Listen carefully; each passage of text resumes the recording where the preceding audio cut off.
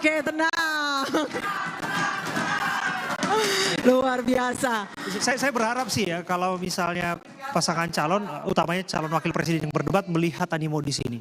Iya. Jadi kalau di sini semangat, harapannya mereka juga semangat nanti. Semangat. Tapi saya minta ini semangatnya sampai jam 12 malam ya. Jangan nanti jam 10 udah pada lapar loh. Oke, nah dalam tema debat hari ini adalah ekonomi kerakyatan dan digital. Kita tadi sudah membahas, nah di segmen ini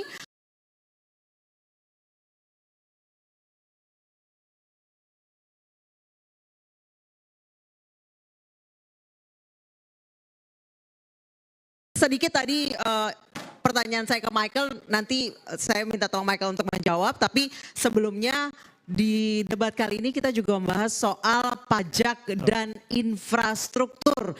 Biasanya para karyawan itu lekat dengan tiap Maret sibuk lapor SPT. Betul, itu.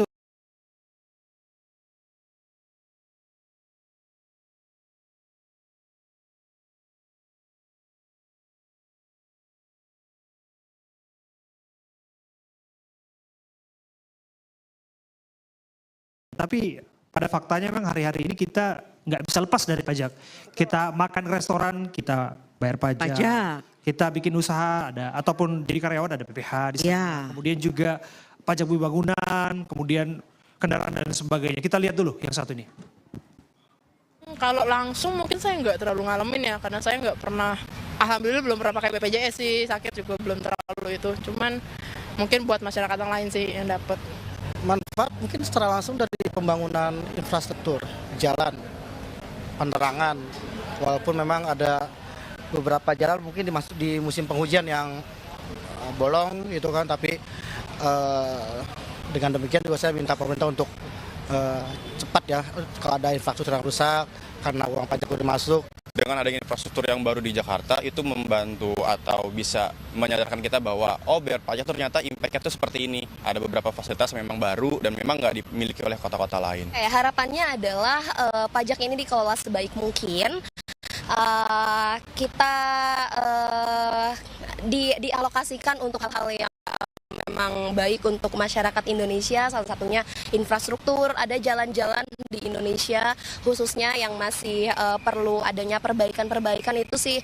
Pajak kayak ini semoga transparan dan digunakan oleh pemerintah benar-benar buat dialokasikan ke yang paling membutuhkan gitu. Kayak misalkan apa nih yang paling membutuhkan, sektor di mana, misalkan sektor pendidikan kah atau sektor kemiskinan kah gitu.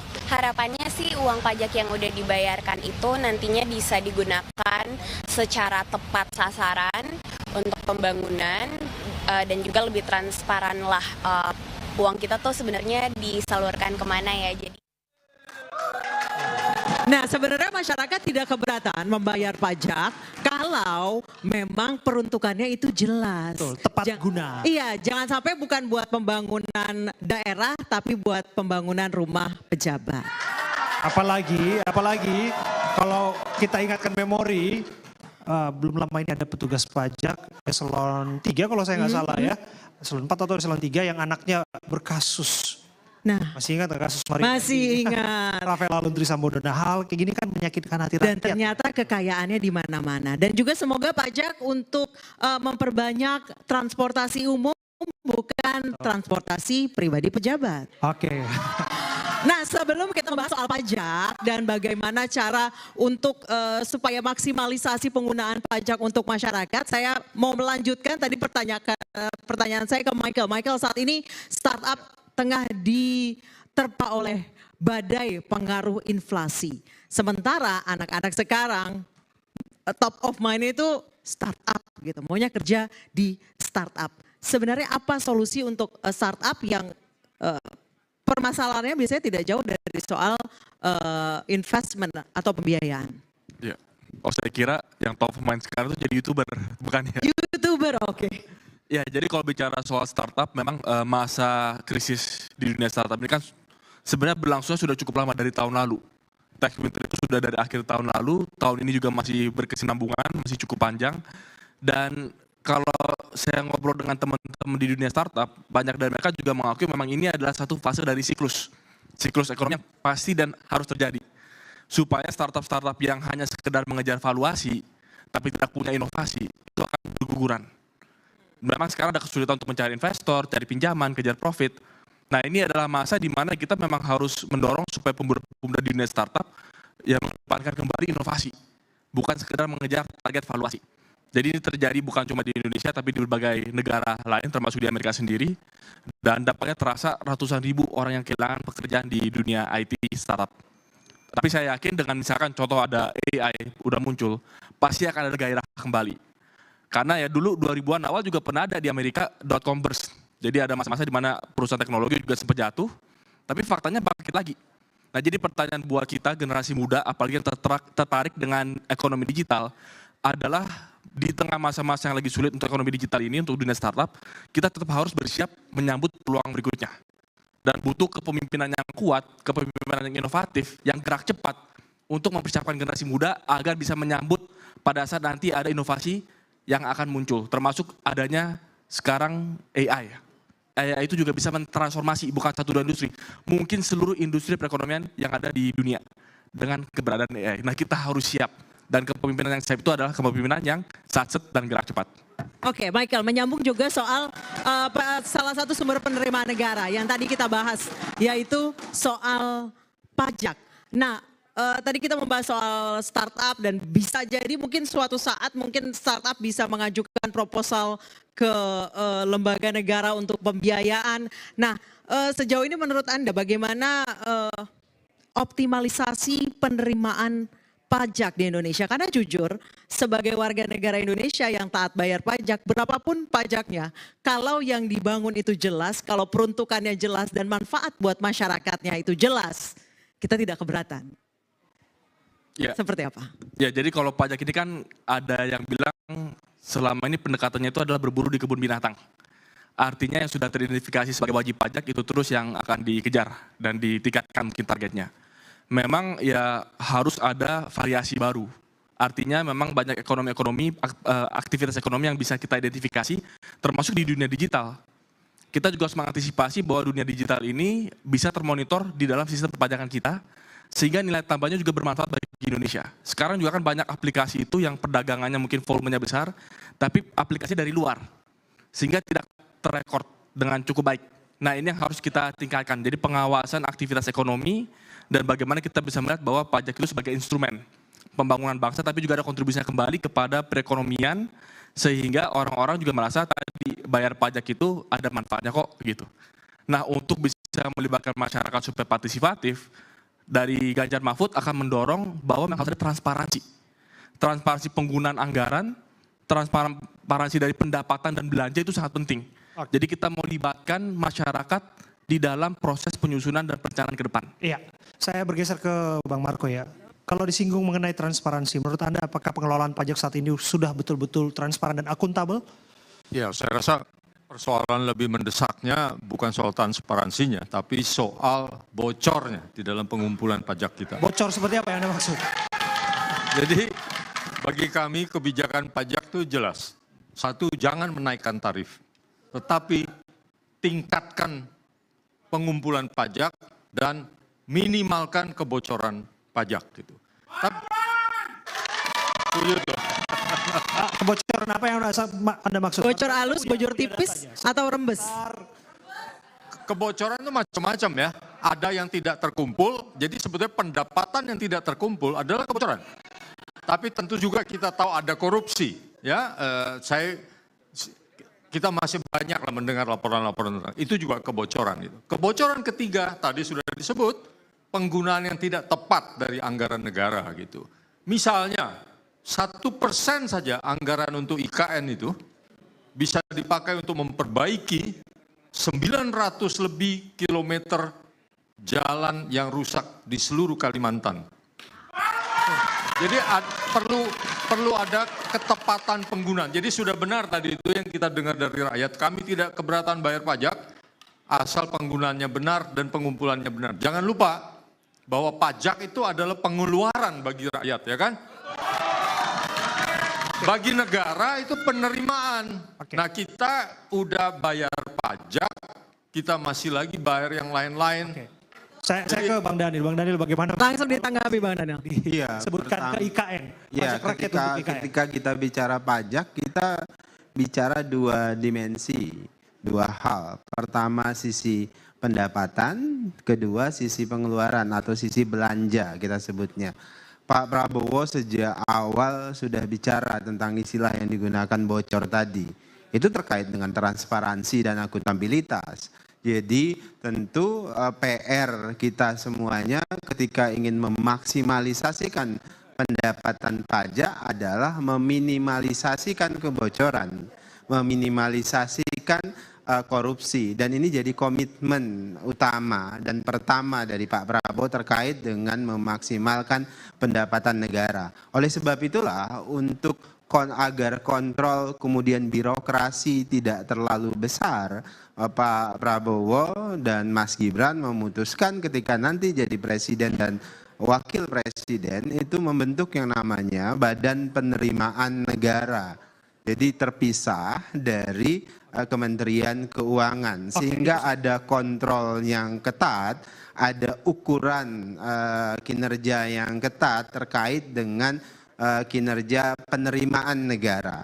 Nah, kedua tentu dari sisi belanja negara, uang pajak yang digunakan harus tentu menggunakan perspektif tiga hal. Pertama dia ekonomis, kemudian kedua efisien, kemudian ketiga efektif. Nah, inilah yang menjadi concern Pak Prabowo, memastikan uang negara itu didapatkan secara maksimal, dibelanjakan secara ekonomis, efisien dan efektif.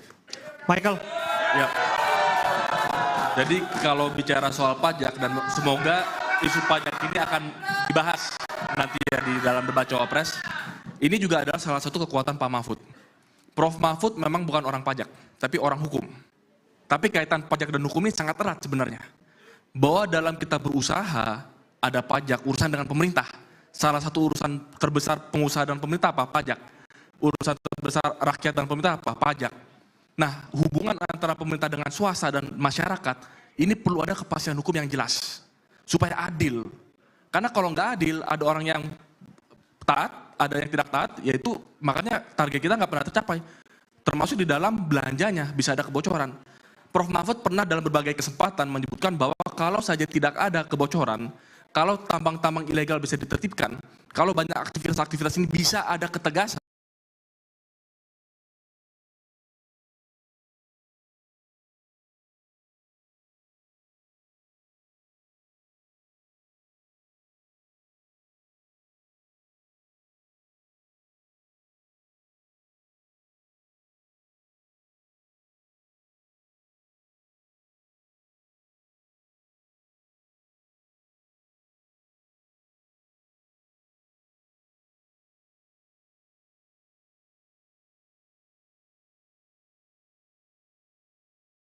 Dan itu yang Prof. Mahfud punya, bahkan warga negara Indonesia bisa punya penghasilan 20 juta rupiah per bulan.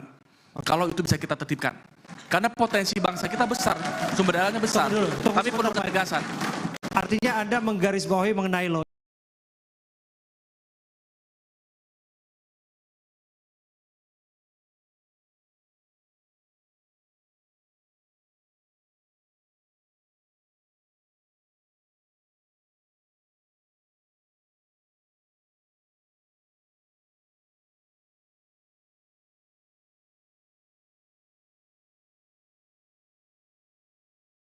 bukankah pada prakteknya Menko Polhukamnya adalah Prof. Mahfud MD yang seharusnya dia bisa menjalankan apa yang tadi Anda sampaikan? Beberapa kalau kita lihat 1 tahun 2 tahun ke belakang, banyak hal yang Prof. Mahfud berani angkat pada saat orang-orang lain masih takut-takut angkat. Termasuk adanya transaksi janggal ratusan triliun, itu Prof. Mahfud yang berani bersuara supaya ditelisik lebih dalam lagi, lebih jauh lagi. Dan di berbagai kesempatan tersebut Prof. Mahfud menunjukkan bahwa ini komitmen yang harus kita utamakan dan kedepankan. Jadi perlu penegakan hukum yang lebih kuat, orang hukum, perspektif hukum untuk menciptakan ekonomi yang kuat. Ada satu buku, kalau saya boleh tambahkan sedikit, Why Nations Fail, itu membahas tentang ekonomi dunia, peradaban dunia. Dan kesimpulan dari buku itu apa? Yang membuat ekonomi bangsa itu bisa maju, bisa kuat. Elemen paling penting adalah institusi. Harus ada institusi yang kuat, kepastian hukum, rule of law. Nah, Prof. Mahfud sudah pernah di eksekutif, pernah legislatif, dan juga pernah 5 tahun menjadi Ketua Mahkamah Konstitusi. Punya pengalaman untuk membangun institusi. Jadi kalau kita bicara ekonomi Indonesia mau kuat ke depan, Indonesia Emas 2045, perlu ada institusi yang kuat. Dan Prof. Mahfud akan bawa itu. Oke, baik. Saya kembali ke Bang Marco. Bang Marco, beberapa waktu lalu Caimin itu sempat ngomong tukang becak tidak bisa menikmati jalan tol. Jadi maksudnya jalan tol tuh nggak berguna atau gimana? Caimin itu. Caimin ya, Caimin. Caimin. Jadi begini, infrastruktur itu adalah alas. Kalau orang tidak punya mobil pribadi dan tidak mampu atau tidak ada angkutan umum, orang nggak bisa pakai jalan tol kan? Karena harus bayar tuh jalan tol itu. Tapi kalau jalan umum, Anda bisa pakai gitu. Apalagi kalau ada angkutan umum. Jadi yang mau ditekan oleh Caimin sebetulnya adalah selain membangun infrastruktur yang kita sebut dalam bahasa Indonesia prasarana, harus dibangun juga sarananya. Dalam misalnya jalan raya, yang harus kita bangun sarananya apa? Angkutan umum yang kita lakukan di Jakarta dan itu harus ditingkatkan di seluruh Indonesia. Tapi kita nggak bisa baca senaif itu dong, multiplier effect dari sebuah ekonomi. Multiplier effect, betul. Kalau kita bicara tukang becak misalnya, saja misalnya mereka mengantarkan penumpang. Saya tahu, full bus, kemudian ini jawabannya saudara Ridwan Kamil kan, bahwa ada multiplier effect. Tidak perlu Betul. Ridwan Kamil untuk membaca teori ekonomi sederhana itu. Tapi Bung, apa yang dinyatakan oleh Ridwan Kamil ternyata tidak terjadi. Mengapa? Karena harga bahan-bahan makanan naik. Jadi yang dia sebut multiplier effect bahwa biaya logistik rendah tidak terjadi. Sebabnya apa? Itu yang akan kita ubah. Sebabnya adalah tarif tol itu tidak ditentukan berdasarkan keadilan, melainkan berdasarkan berat beban.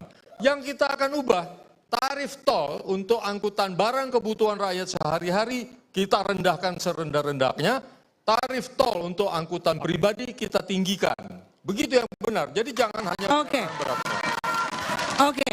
Soal pernyataan dari Caimin ini nanti saya akan tanyakan juga ke Bang Dhanil dan ke Michael, tapi kita harus jeda terlebih dahulu, tetap bersama kami.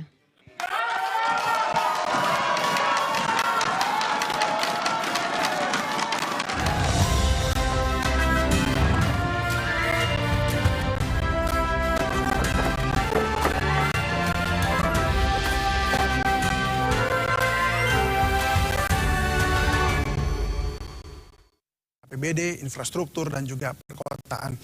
Apa yang menjadi visi misi masing-masing calon? Kami akan mengulasnya bersama juru bicara Timnas Anies Muhaimin yang juga tim kebijakan publik PKB Sugeng Bahagio, Direktur Tim Kampanye Nasional Prabowo Gibran Viva Yoga Mauladi, juru bicara ekonomi Tim Pemenangan Nasional Ganjar Mahfud Nusirwan Suyono. Selamat sore Bapak-bapak. Selamat sore. Selamat sore. Terima kasih. Mas David. Tampaknya semuanya segar ceria ini ya. Segar dan akur. Dan akur ya. Ini gimana? Memangnya sudah sepakat buat ini ya, maksudnya riang gembira, santai-santai begitu tuh? Atau sebenarnya juga deg-degan karena ini yang maju cawapresnya kira-kira bisa nggak nih nanti menjawab pertanyaan? Kan kita kan bukan yang melakukan debat sendiri, tapi kita harus bisa memberi pengantar ya, bisa memberi background, bisa memberi konteks gitu supaya audiens dan publik bisa lebih paham ya. Ini apa yang sedang menjadi perdebatan, apa isu-isu kuncinya dan lain sebagainya. Saya kira jadi kita akur-akur saja. Akur-akur saja. Dari tadi sudah senyum-senyum ya satu dengan yang lain. Tapi nggak apa, kita akan bincang-bincang di sini ya, bicara elaborasi soal visi misi. Kalau dari Timnas Amin, boleh dielaborasi sedikit mengenai misi untuk ekonomi kerakyatan? Ya, jadi pasal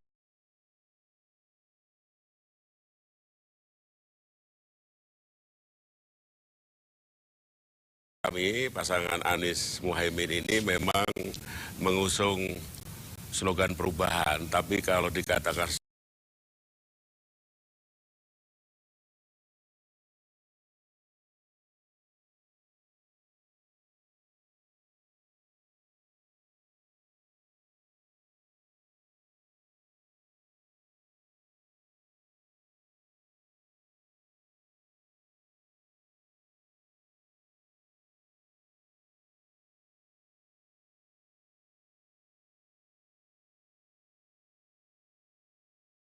positif, kita ingin satu kemakmuran, satu bangsa.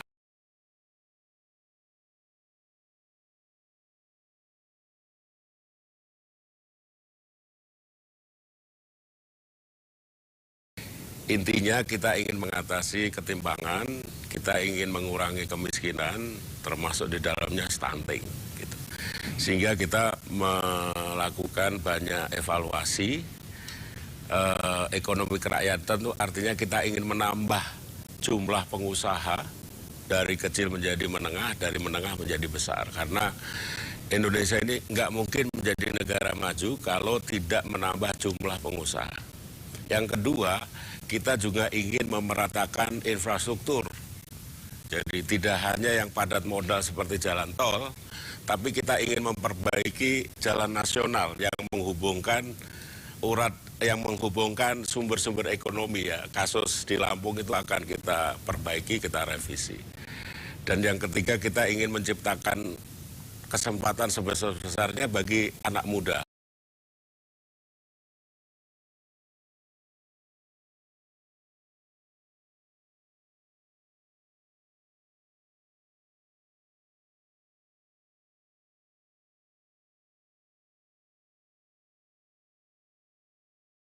Untuk punya rumah, untuk punya pendidikan lebih tinggi.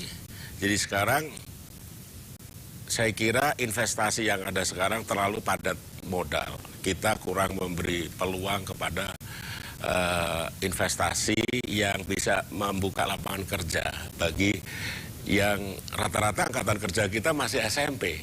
Itu fakta yang harus kita terima. Sehingga oke, padat modal seperti kayak hilirisasi tambang gitu. Nah, kita ingin juga ada hilirisasi yang memang warga bisa, mulai dari coklat, mulai dari kopi, itu perlu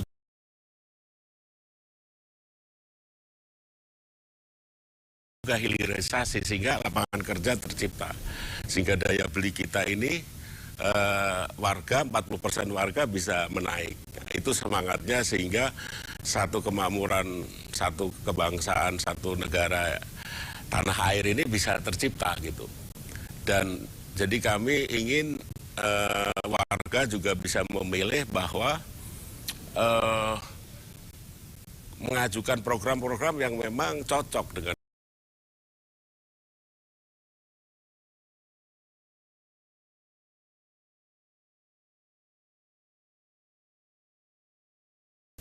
aspirasi dan kenyataan sehari-hari warga. Baik. Itu yang kami ingin sehingga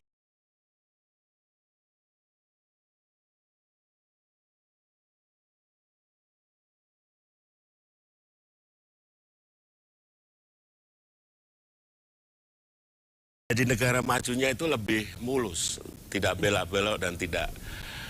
Infrastruktur boleh luas sekarang, tapi kalau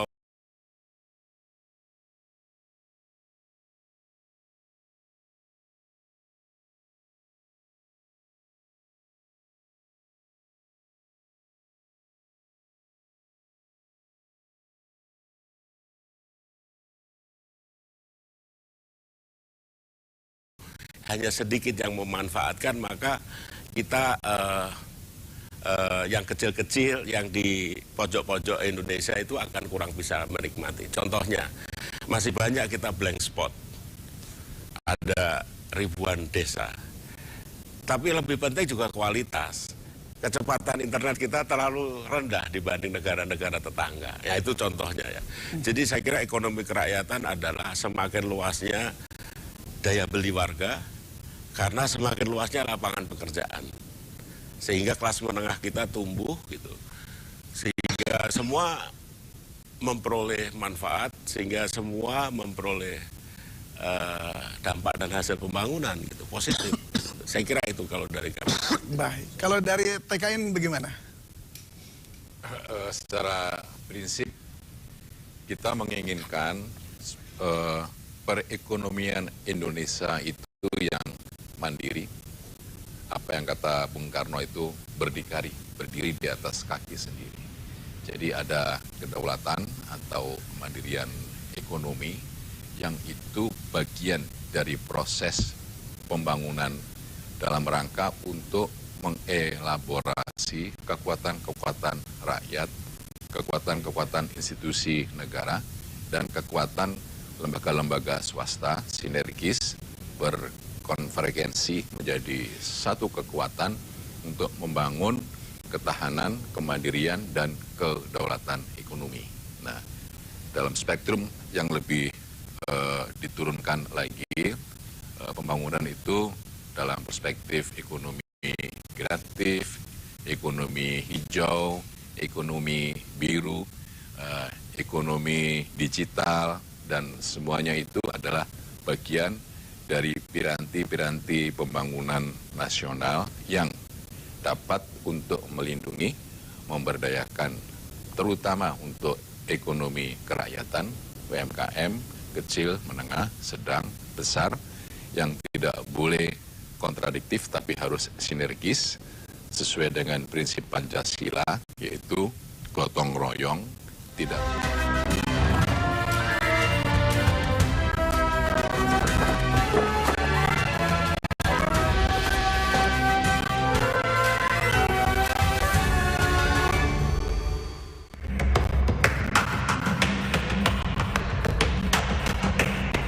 Presiden Joko Widodo menghadiri groundbreaking Nusantara Superblock di Ibu Kota Nusantara, Rabu 20 Desember 2023. Sejumlah bangunan di Nusantara Superblock bakal dibangun, salah satunya Hotel Bintang 5. Jokowi mengatakan investasi pada Nusantara Superblock ini mencapai 3 triliun rupiah. Groundbreaking ini seolah menjawab keraguan berbagai pihak, khususnya investor di IKN. Presiden Joko Widodo memastikan pembangunan sejumlah proyek yang ada di IKN saat ini menunjukkan semakin meningkatnya minat investor. Salah satu faktor pembentukan IKN adalah kondisi Jakarta yang dianggap tidak cocok lagi sebagai ibu kota. Mulai dari kepadatan penduduk, kemacetan Jakarta, hingga permasalahan lingkungan dan geologi yang telah akut. Anggaran Ibu Kota Nusantara total mencapai 466 triliun rupiah dan ditargetkan bisa merayakan HUT ke-79 RI. Pembangunan IKN ini juga diharapkan menjadi tonggak perjuangan pemerataan perekonomian menuju Indonesia Emas 2045.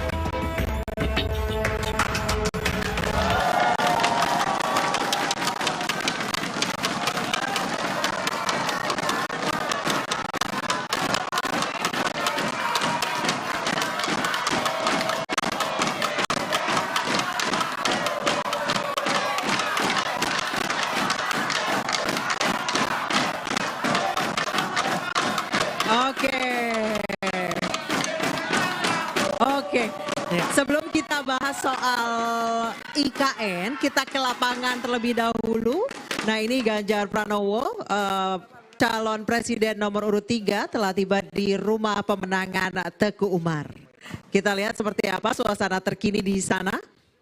Dan tadi sebelumnya Profesor Mahfud MD juga telah tiba di rumah pemenangan di Jalan Teguh Umar Menteng, Jakarta Pusat. Nanti akan bersiap bersama-sama menuju JHCC Jakarta. Ya, bersama dengan istri tercinta ya, Ibu Siti Atikoh. Nah, saya penasaran apakah Alam ada di sana atau Alam Ganjar.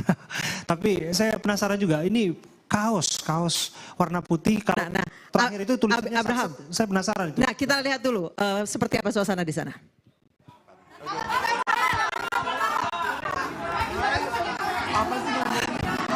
Irit bicara menyesuaikan kondisi nih Pak Ganjar, karena hari ini kan debatnya itu fokus untuk calon wakil presidennya saja. Betul, sebenarnya satu yang saya nantikan adalah outfit dari masing-masing pasangan calon. Setelah kemarin semuanya pakai baju kembaran kan, nah untuk malam ini apakah ada outfit khusus? Coba saya tanya ke Michael dulu deh, ada arti khusus dengan kaos putih yang dipakai oleh Pak Ganjar, Michael? Ya, kalau kita kan mengangkat tema hitam putih ya, bahwa Pak Ganjar ini tegas, bisa membedakan hitam dan putih.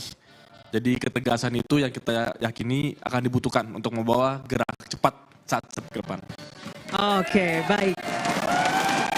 Nah, Nah, di rumah pemenangan Teguh Umar, Ganjar dan Mahfud, pasangan calon nomor urut 3 akan bertemu dengan para pendukungnya sebelum nanti akan bersama-sama ke arena debat di JCC Senayan, Jakarta. Oke, saya kembali melanjutkan soal pernyataan Cak Imin tadi, Bang Dhanil, soal jalan tol. Visiblekah apa yang dikatakan Bang Marco? Tentunya tidak bisa menafikan bahwa itu adalah hal yang sangat ideal. Visible atau tidak? Ya, pertama, jalan tol memang tidak bisa dinikmati langsung oleh abang-abang becak. Betul. Tapi itu keliru, statement itu keliru. Karena tidak berangkat dari pemahaman ekonomi yang baik. Tadi ada istilah multiplier effect, tapi kemudian di sisi lain yang namanya jalan tol itu ya tujuannya untuk konektivitas, menghubungkan, mempercepat jalur distribusi orang, distribusi barang dan sebagainya. Nah, konektivitas itu maksimalisasi pembangunan jalan tol memang harus disertai dan itu sudah dilakukan oleh Pak Jokowi karena komitmen Pak Prabowo dan Mas Gibran itu melanjutkan dan memperbaiki semua yang sudah dimulai oleh Pak Jokowi. Kami menggunakan istilah extensial leap, lompatannya harus semakin jauh. Nah, terkait dengan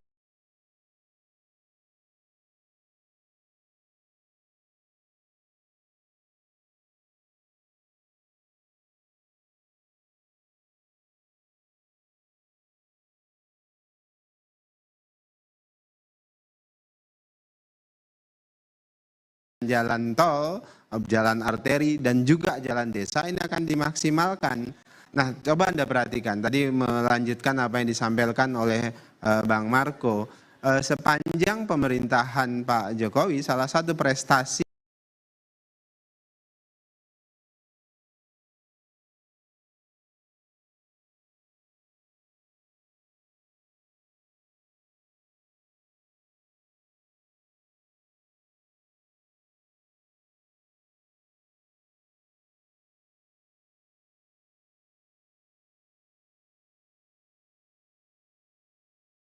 yang harus diapresiasi itu adalah Pak Jokowi yang akan kita lanjutkan ini itu mampu menjinakkan yang namanya inflasi.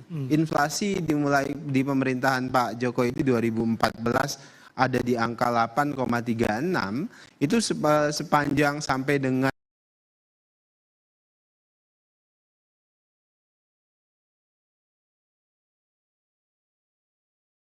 2020 itu rata-rata di bawah 4%, artinya inflasinya rendah. Baru kemudian ketika pandemi terakhir saja 2022 itu di angka 5 karena ada faktor X lainnya, terutama faktor eksternal dari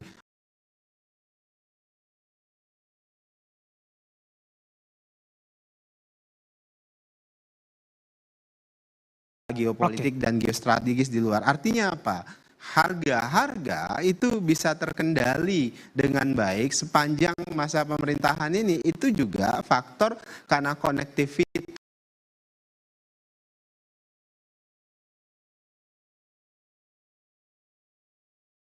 ekonomi kita baik begitu loh. Nah, ini jika konektivitas logistik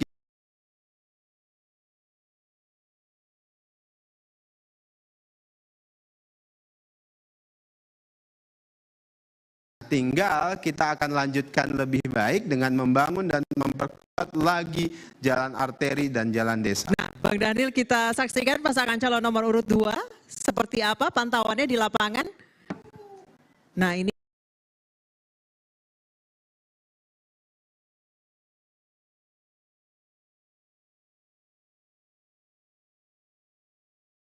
tim liputan kami berada di Jalan Kertanegara. Tadi terlihat ada beberapa pejabat teras Partai pejabat Gerindra, teras, betul. Tim sukses yang ada juga di sana barangkali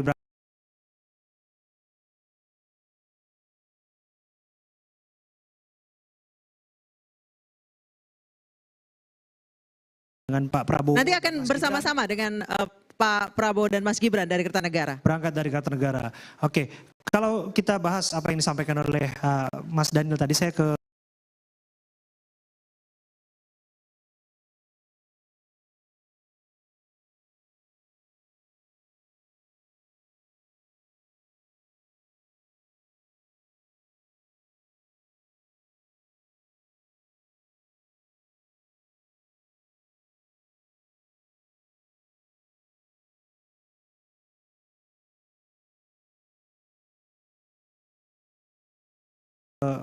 Michael, yang diusung adalah keberlanjutan ekonomi yang sudah dibangun oleh Pak Jokowi. Kalau kemudian dari kubu Ganjar Mahfud sendiri, apakah mirip-mirip atau jangan-jangan ada ruang kritisnya?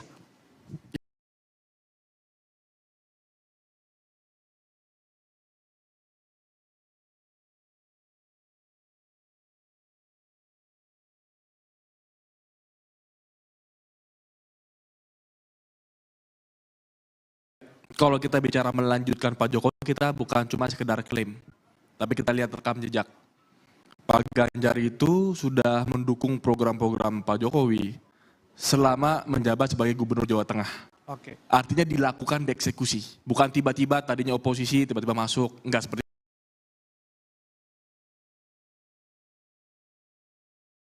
itu.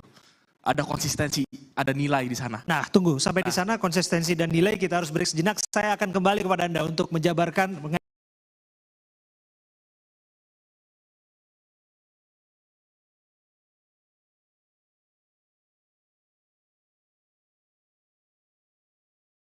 elaborasi mengenai konsistensi dan nilai tersebut. Kita break sejenak.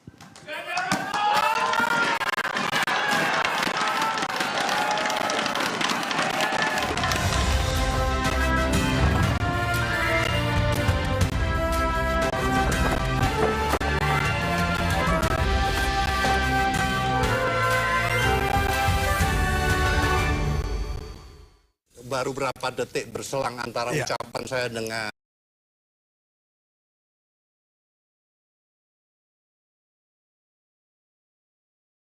Pak Arsyad sebagai ketua tim pemenangan. Saya mengatakan tadi berkaitan dengan target untuk menciptakan lapangan kerja 17 juta. Oke, kalau gitu sekarang kita bicara soal, ini kan tadi sudah sampaikan beberapa elaborasi beberapa visi misi ekonomi kerakyatan, tapi kita akan bicara realisasi ya. Jadi apakah ini realistis atau tidak begitu. Nah, untuk dari TPN Ganjar Mahfud sendiri tadi bicara soal menciptakan 17 juta lapangan kerja. Itu seperti apa strategi menciptakannya begitu? Karena memang menurut penelitian juga dari MNC Capital pun itu dikatakan akan ada 21 jenis pekerjaan yang akan hilang karena masuk masa digital, era digital 5.0, kemudian akan ada penciptaan lagi 22 lapangan kerja dari situ, tapi kebanyakan memang di jasa. Nah sekarang seperti apa konteksnya yang kemudian tadi disampaikan? Tentu pada akhirnya regulator akan memiliki kebijakan-kebijakan ya. Sebuah kebijakan atau katakanlah visi itu tidak akan berdiri sendiri. Jadi kalau berkaitan dengan penciptaan lapangan kerja, itu beberapa persyaratan itu secara terintegrasi. Saya katakan secara terintegrasi, nggak bisa sendiri-sendiri. Itu harus secara bersama-sama mengarah untuk terjadinya 17 juta lapangan kerja. Nah, apa itu saja?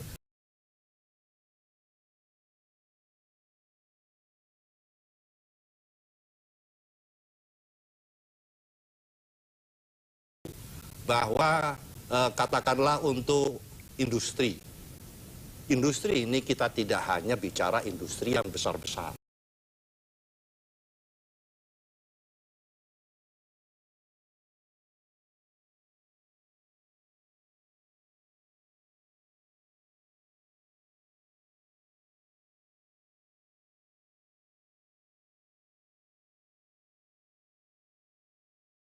Kita punya pertanian, peternakan yang sebetulnya kesempatan dan peluang-peluangnya begitu besar, dan itu berdampingan dengan ketenaga kerjaan.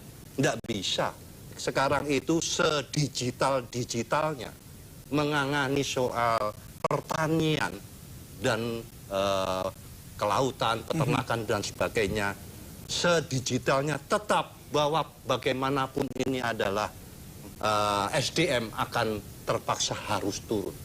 Nah, jadi kalau tidak perlu harus dipertentangkan antara persoalan digitalisasi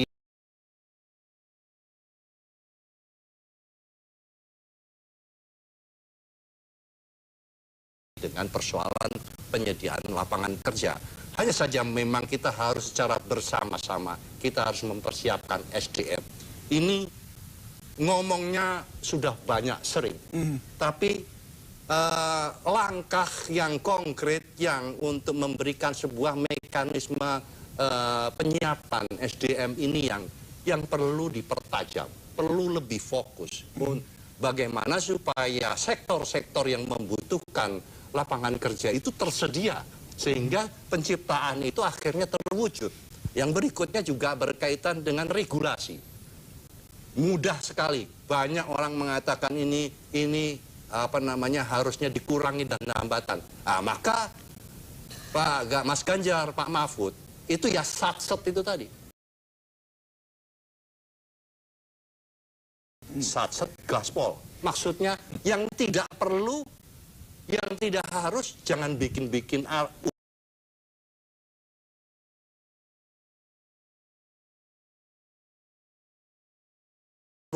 urusan regulasi menjadi berkepanjangan. Karena juga banyak yang berkehendak, ya kalau bisa panjang kenapa harus dikecilin, kan begitu.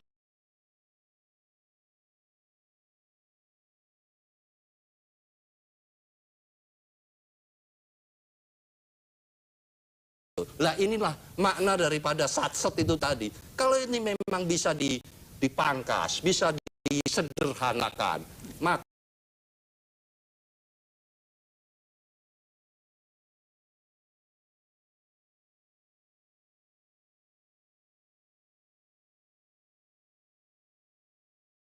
ini harus secara bersama-sama, secara terintegrasi. Program tersebut yang disebut dengan visi misi tadi, itu harus secara terintegrasi dilaksanakan bersama-sama. Dan rakyat perlu tahu pemimpin seperti apa yang cocok bisa menangani secara nasional. Ini kan maka lebih tepat, tepat saatnya, inilah menyampaikan yang disebut dengan program gagasan itu tadi. Kalau nggak ada begini kan tidak tahu. Cuma suruh milih, apalagi didorong-dorong.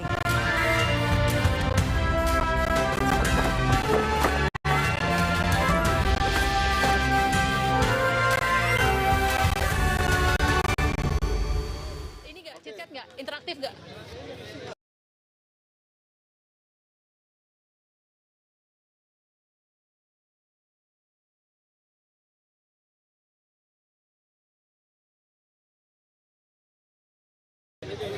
Nanti kita ini ya.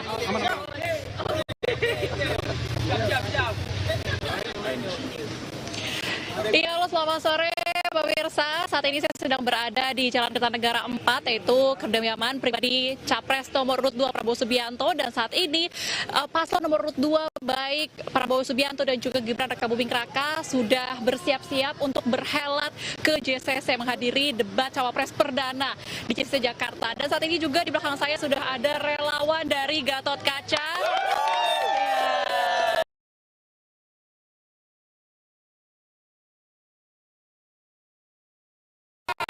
Yang juga meramaikan keberangkatan dari Prabowo Subianto dan juga Gibran Rakabuming Raka di debat Cawapres perdana hari ini.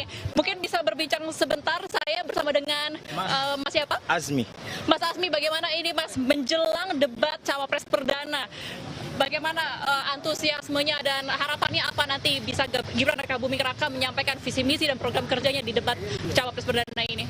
Harapannya malam hari ini Mas Gibran Rakabuming Raka akan menampilkan dengan sosok beliau yang luar biasa fantastis, mewakilkan kami para generasi milenial Gen Z untuk tampil aksi di panggung politik.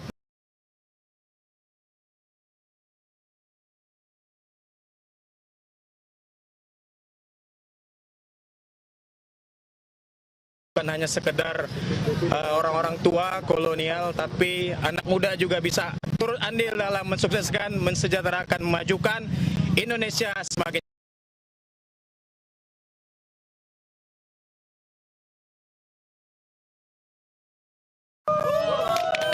Nanti kita tampil juga, kita akan nantikan bersama jalannya debat Cawapres perdana ini. Nanti juga ikut nobar nggak Mas? Nobar dong, pasti dong. Di mana nanti nobarnya? Sekretariat kita di Patimura 11. Baik, ya nanti semoga tetap kondusif dan kita doakan semoga debat cawapres perdana ini lancar. Ketika cawapres bisa adu gagasan, kita akan melihat yang mana yang kira-kira memang gagasannya untuk rakyat, memiliki hati untuk kemajuan bangsa Indonesia. Dan pemirsa, saya akan melempar ke rekan saya, Camar Haenda, di rumah pemenangan paslon nomor urut 3. Silakan Camar. Oke, Camar naik. Selamat sore Abraham, Anissa dan juga pemirsa. Semakin sore ini semakin ramai informasi yang kami dapat di TPN Ganjar Mahfud bahwasanya Ganjar Pranowo dan juga Mahfud MD ini juga sudah hadir bertepatan di Jalan Teguh Umar nomor 9 yang menjadi TPN untuk milenial Ganjar Mahfud. Saat ini masih menunggu kehadiran Ganjar Mahfud menuju ke venue untuk melakukan sesi talk show dan juga menyapa seluruh simpatisan dan juga pendukung Ganjar Mahfud untuk Pilpres 2024. Informasi yang berhasil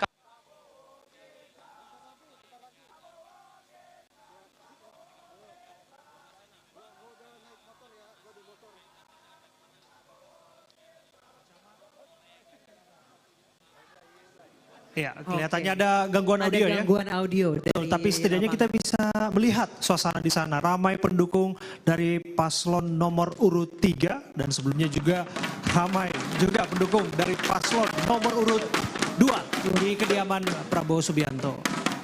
Oke. Sebelum kita melihat bagaimana suasana di rumah pemenangan pasangan nomor urut 1. Tadi Camar di nomor urut 3. Ya. Sebelumnya Baby Kristami Ya. nomor urut 2. Kita masih Dua-duanya sama-sama menunggu. ramai. Iya. Betul. Dan sekarang kita lanjut kembali berdialog ya. Oke, kita kembali berdialog. Saya ke Bung Michael. Bung Michael, tadi ada bicara soal konsistensi. Konsistensi yang ingin saya tanyakan kepada Anda adalah bagaimana kemudian Pak Mahfud nanti menjelaskan pembangunan ekonomi yang akan dibawanya. Apakah ini kemudian tetap mengutip apa yang sudah dibangun oleh Pak Jokowi atau barangkali ada kritis-kritisnya? Ya, mungkin tadi saya selesaikan jawaban saya dulu ya, bicara soal Pak Ganjar dan nanti Prof Mahfud juga. Jadi Pak Ganjar ini kan Gubernur Jawa Tengah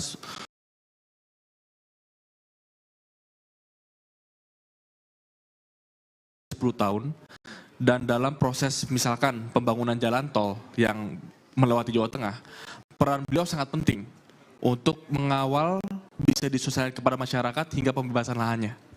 Dan juga selama 10 tahun menjabat sebagai gubernur, Pak Ganjar juga membangun hampir 11.000 km jalan sampai ke pedesaan. Kenapa ini penting? Karena seringkali kalau pemerintah pusat bangun suatu program yang besar, tapi tidak didukung oleh pemerintah daerah, ya mungkin dampaknya juga nggak terlalu dirasakan. Nah, ini yang akan kita lanjutkan ke depan. Nah, ini nyambung tadi, apa yang akan kita bawa kelanjutan ekonomi? Iya, banyak program-program fondasi-fondasi yang sudah dibangun 10 tahun terakhir, di mana Pak Ganjar punya peran juga di dalam situ dan Prof Mahfud juga. Kita lanjutkan, tapi lebih dari itu pengalaman Pak Ganjar pernah memimpin daerah, itu akan membuka kesempatan lebih luas supaya ke depan pembangunan pusat dan daerah ini Lalu bisa gimana bedanya dilanjutkan. dengan pasangan nomor urut 2? Bedanya yang tadi saya sebutkan, kalau Pak Prabowo ini kan tadinya dari oposisi, akhirnya baru gabung. Tapi kalau bicara soal konsistensi dan pengalaman, lebih memahami, ikut serta, ya Pak Ganjar sudah lebih teruji. Jadi dua-duanya sama-sama memboncengi pembangunan ekonomi yang saat ini diorkestrai oleh Pak Jokowi ya. Ini seru. Pertama begini, dalam politik itu konsistensi itu dinilai dari kontribusi. Kalau kemudian kita dibutuhkan, kemudian bisa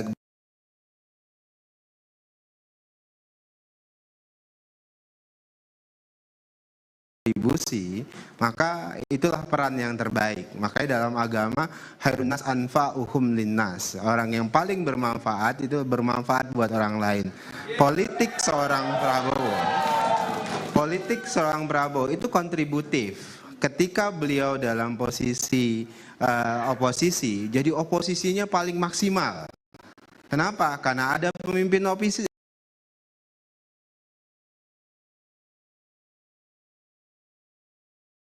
pada saat itu namanya Pak Prabowo Subianto. Ketika dan berkontribusi di situ, ketika dibutuhkan Pak Jokowi di dalam pemerintahan, beliau masuk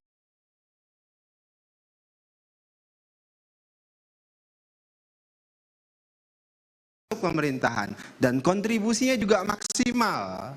Dan oposisinya sepi karena nggak ada Pak Prabowo. Dan yang oposisi nyariin Pak Prabowo, makanya tarik-tarikin. Nah, saya mau katakan dimanapun seorang Prabowo, kontribusinya pasti jauh lebih baik dibandingkan yang Jadi lain. singkat kata, Jadi saya mau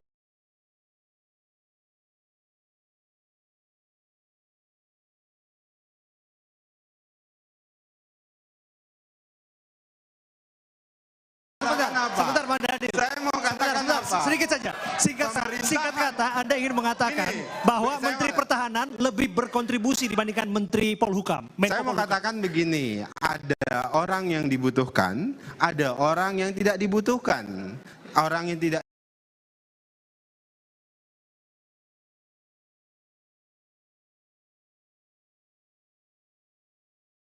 dibutuhkan pasti disilahkan Anda berkontribusi di tempat lain. Kalau Pak Prabowo ini selalu dirundukan,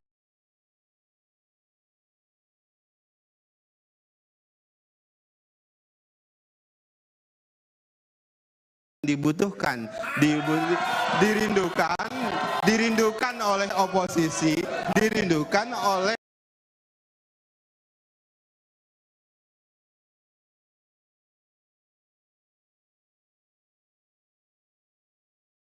yang ruling party. Jadi Pak Prabowo ini dibutuhkan dimanapun. Takaran kontribusi Menko Polhukam di bawah Kementerian Pertahanan, betul demikian. Michael silakan. Ini menurut saya perspektif yang harus diluruskan. Pak Ganjar sebagai Gubernur Jawa Tengah ini kan memimpin satu provinsi besar. Dan peran dari gubernur, wakil wali kota, dan bupati itu sangat besar untuk pembangunan Indonesia ke depan. Jadi itu yang akan kita bawa, bahwa kalau kita mau melanjutkan program-program Pak Jokowi, bukan cuma perspektif dari pemerintah pusat, tapi pengalaman memimpin daerah besar ini yang akan sangat penting untuk menentukan program pusat sama daerah nyambung atau enggak. Dan itu nggak sembarang orang punya pengalamannya.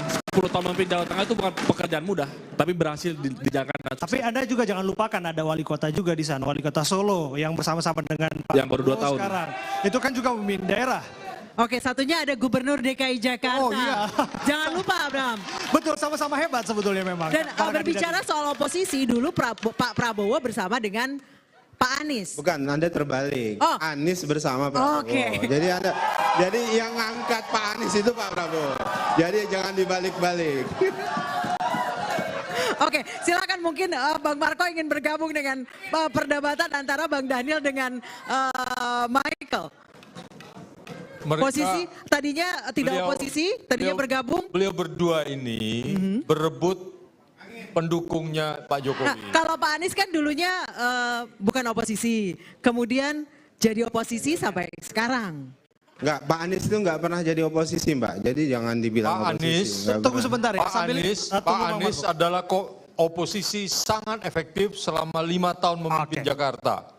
Oke, sebelum kita lanjutkan kita lihat dulu ini. Di layar kaca Anda pemirsa Anda bisa menyaksikan. Ini adalah suasana terkini di lokasi debat, di arena debat di Jakarta Convention Center, di JCC. Ya, ini adalah suasana terkini di sana. Di Jakarta Convention Center. Oke, silakan Bang Marco dilanjutkan.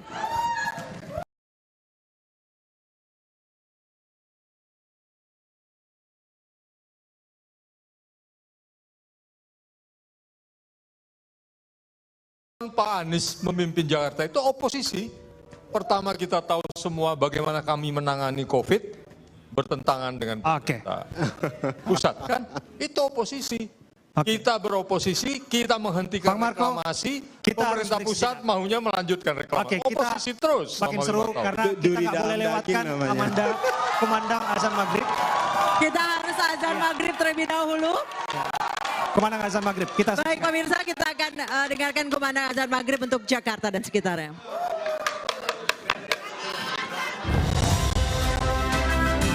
Itu bagaimana realisasinya? Ya, salah satu program prioritas yang dipercepat adalah memberikan makanan gratis kepada murid dan santri serta ibu hamil dalam rangka untuk penurunan stunting, dan juga efeknya adalah untuk peningkatan pertumbuhan ekonomi rakyat. Jadi kalau menurut hitung-hitungannya itu kita akan bisa untuk melakukan mobilisasi terhadap proses-proses produksi dengan adanya makan siang gratis kepada murid dan santri serta ibu hamil. Nah, itu diambil dari swadaya masyarakat sendiri. Untuk program misalnya ya, ini saya tidak hafal betul, biar saya tidak salah gitu ya. Biar saya tidak salah, untuk program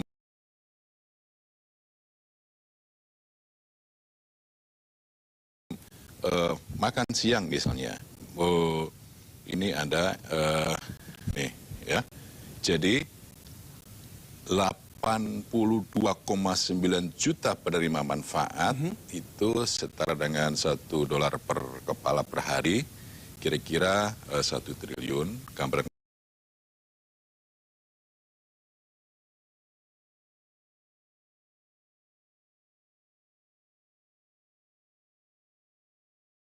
besarnya kita akan berbicara kebutuhan daging, ayam, sapi, protein, dan yang lainnya. Ini adalah dalam rangka untuk menggerakkan ekonomi rakyat. Oleh ekonomi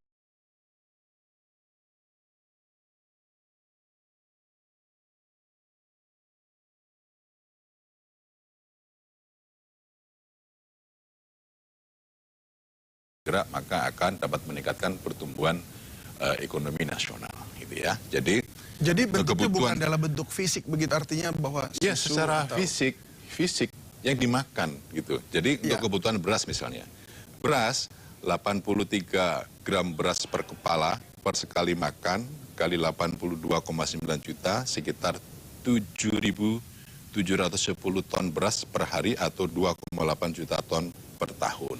Jadi secara detail angka per angka sudah kita hitung semuanya.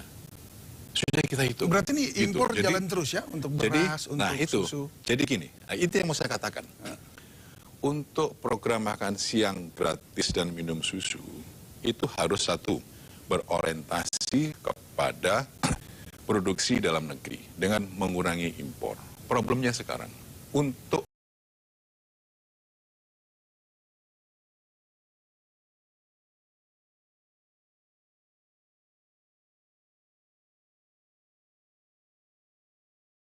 susu.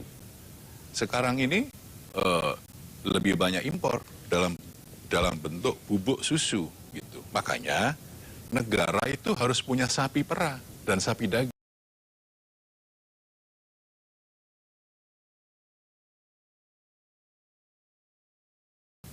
Yang punya sapi itu bukan negara, tapi rakyat. Rakyat itu memotong sapinya kalau lagi ada kebutuhan, anaknya lagi menikah, anaknya lagi hitan, anaknya lagi mau sekolah, itu baru dijual. Jadi program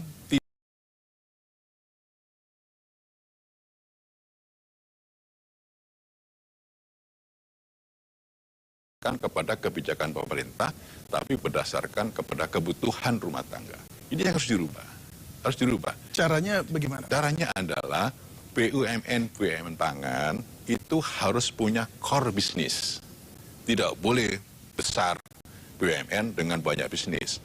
Jadi BUMN pangan itu harus serba spesialistis yang punya core bisnis. Dulu ada salah satu BUMN beberapa puluh tahun yang lalu sudah mengusahakan punya sapi potong, tapi kemudian tidak berhasil karena memang tidak serius. Nah, oleh karena itu dalam kerangka untuk menggerakkan ekonomi rakyat dalam program makan siang gratis dan pada murid dan santri serta ibu hamil, yang diperlukan itu adalah bahan pangan dan susu. Pemenuhan, satu lagi, pemenuhan kebutuhan karbohidrat C6H12O6 itu tidak hanya semata-mata beras. Bisa juga orang tahun berapa tuh duitnya? Nah, ya. Secara fiskal. Secara fiskal ini ada nih, ada semuanya di sini. Saya yang bicara umum aja ya. Ini sudah ada detail yang tadi saya bicarakan tadi, ada semuanya, sudah terdelivery semuanya. Jadi ada program penganekaragaman makanan. Jadi program diversifikasi pangan itu juga harus berjalan. Sekarang kurang berhasil. Orang mengurangi makan beras, nasi, tapi beralih ke roti gandum. Nah, semestinya ini ya, kalau kemudian ada orientasi membangun ekonomi kerakyatan, bisa ke singkong, ke ubi, ke tela, kembili, ganyong, sukun. Seperti saya sejak tahun 2019 sampai sekarang, saya tidak makan nasi. Saya tidak makan nasi, tapi badan saya masih begini. Karena pemenuhan karbohidratnya dari apa? Dari jagung, dari singkong, dari ketela.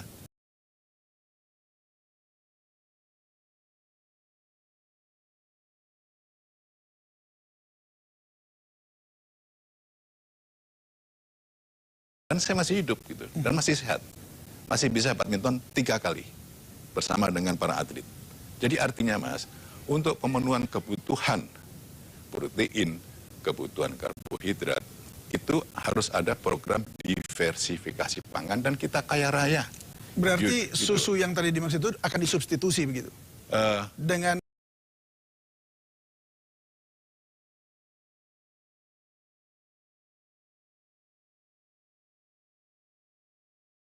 bisa saja dalam skala tertentu, ya kita akan melakukan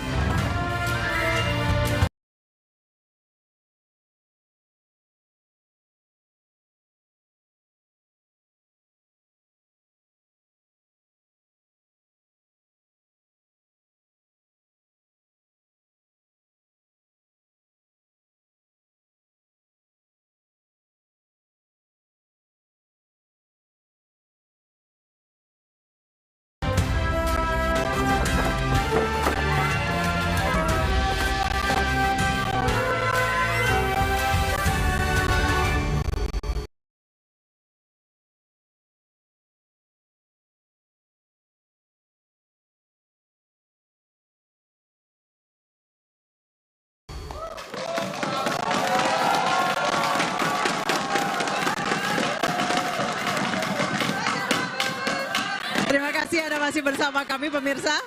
Dan kita lanjutkan bincang-bincang dengan para jubir di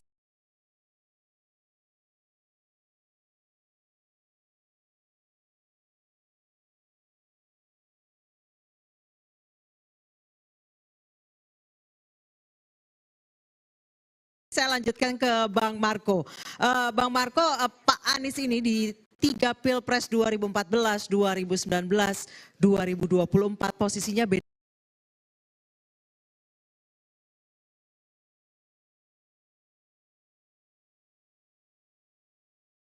Beda. 2014 bersama Pak Jokowi, 2019 bersama Pak Prabowo, 2024 solo karir. Akhirnya nyalon.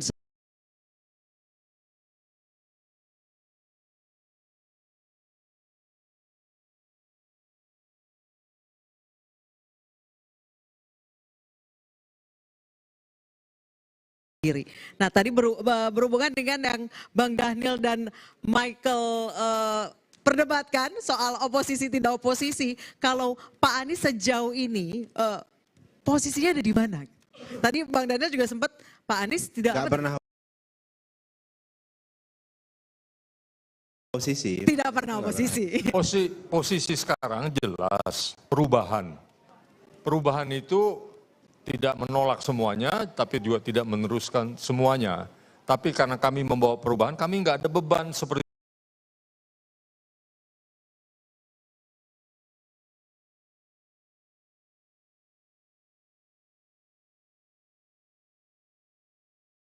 dua orang ini yang berdebat berebut suaranya Pak Jokowi. Kami punya konsep yang jelas, yang baik.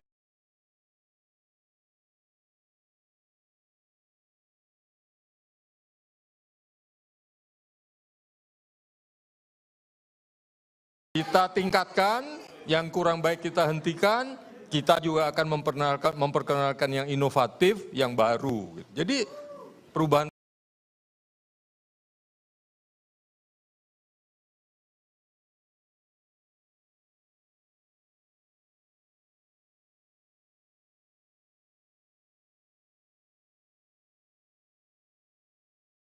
ada 4 kategori, jadi kita tidak ada beban. Yang baik-baik kita teruskan, yang tidak baik kita kita hentikan, sesederhana itu. Jadi oposisi tidak dalam pengertian hitam putih, tapi dalam pengertian tetap ada konsistensi nilai kebangsaan itu tetap kita pegang. Tapi mengenai konsistensi, apakah konsisten akan melanjutkan atau tidak melanjutkan IKN?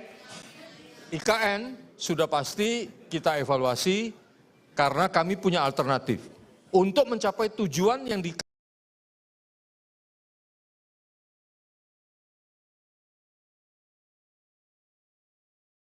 kan mau dicapai oleh IKN, ya kan? Pemerataan. Kalau untuk pemerataan itu yang benar adalah membangun belasan kota yang sudah ada. Itulah tempat pertumbuhan. Kalau kita cuma bikin IKN, kita cuma mindahin pusat yang berkembang cuma satu itu. Jangan lupa dengan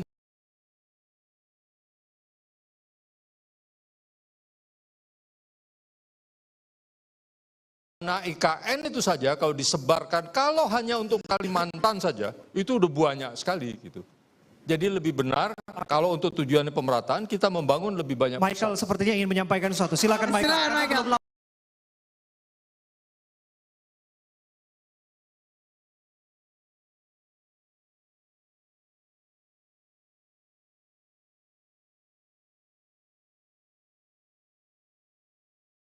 Ini Pak Ganjar malah menuju ke IKN. Ya, kalau kita konsisten bahwa IKN ini harus dituntaskan dan kita harus tingkatkan, sempurnakan. Kenapa? Karena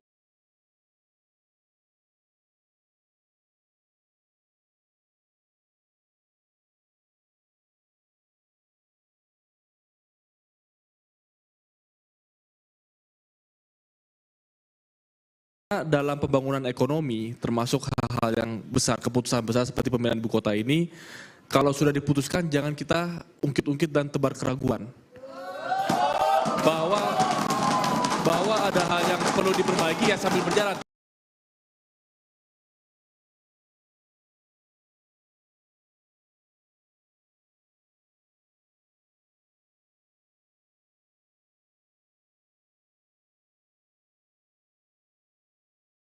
Jangan sampai ada kesan, ada ketidakpastian. Nah ini kenapa bicara ekonomi, tadi saya sempat bilang di awal, ekonomi tidak lepas dari hukum, selalu. Karena untuk ekonomi yang kuat harus ada kepastian hukum. Yang lebih dulu ditetapkan itu adalah Jakarta ibu kota, kok itu diubah? Masa ketetapan nggak boleh diubah? Undang-undang tentang umur wakil presiden diubah? Oke.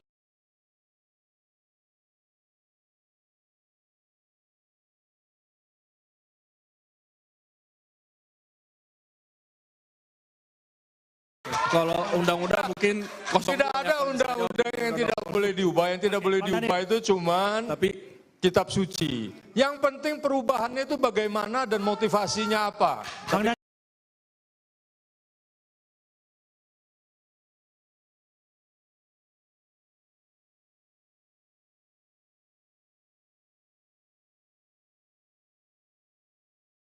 Tanggapan Anda? Ya, bagi kami IKN itu keharusan untuk dilanjutkan. Kenapa?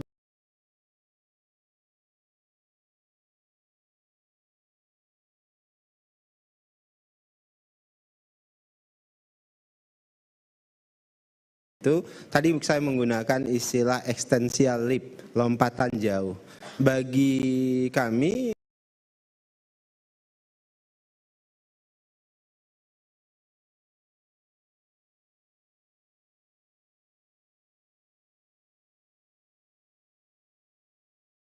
apa yang dilakukan Pak Jokowi ini lompatan jauh. Kenapa? Pertama, IKN atau sebutlah pemindahan ibu kota itu sudah menjadi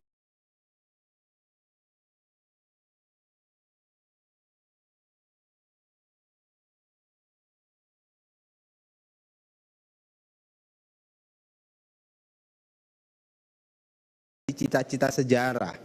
Bung Karno bahkan sejak awal itu sudah mau mulai memikirkan itu. Ada buktinya nggak Bang? Ada buktinya nggak? Bahwa coba Bung tunjukkan. Karno itu bicara dan mendiskursuskan terkait bagaimana caranya kita bisa memindahkan ibu kota agar pemerataan luar biasa. Kedua, Pak Harto itu sudah mendiskursuskan dan mengkaji itu juga. Kemudian ketiga, sejak presiden-presiden selanjutnya termasuk Pak SBY itu sudah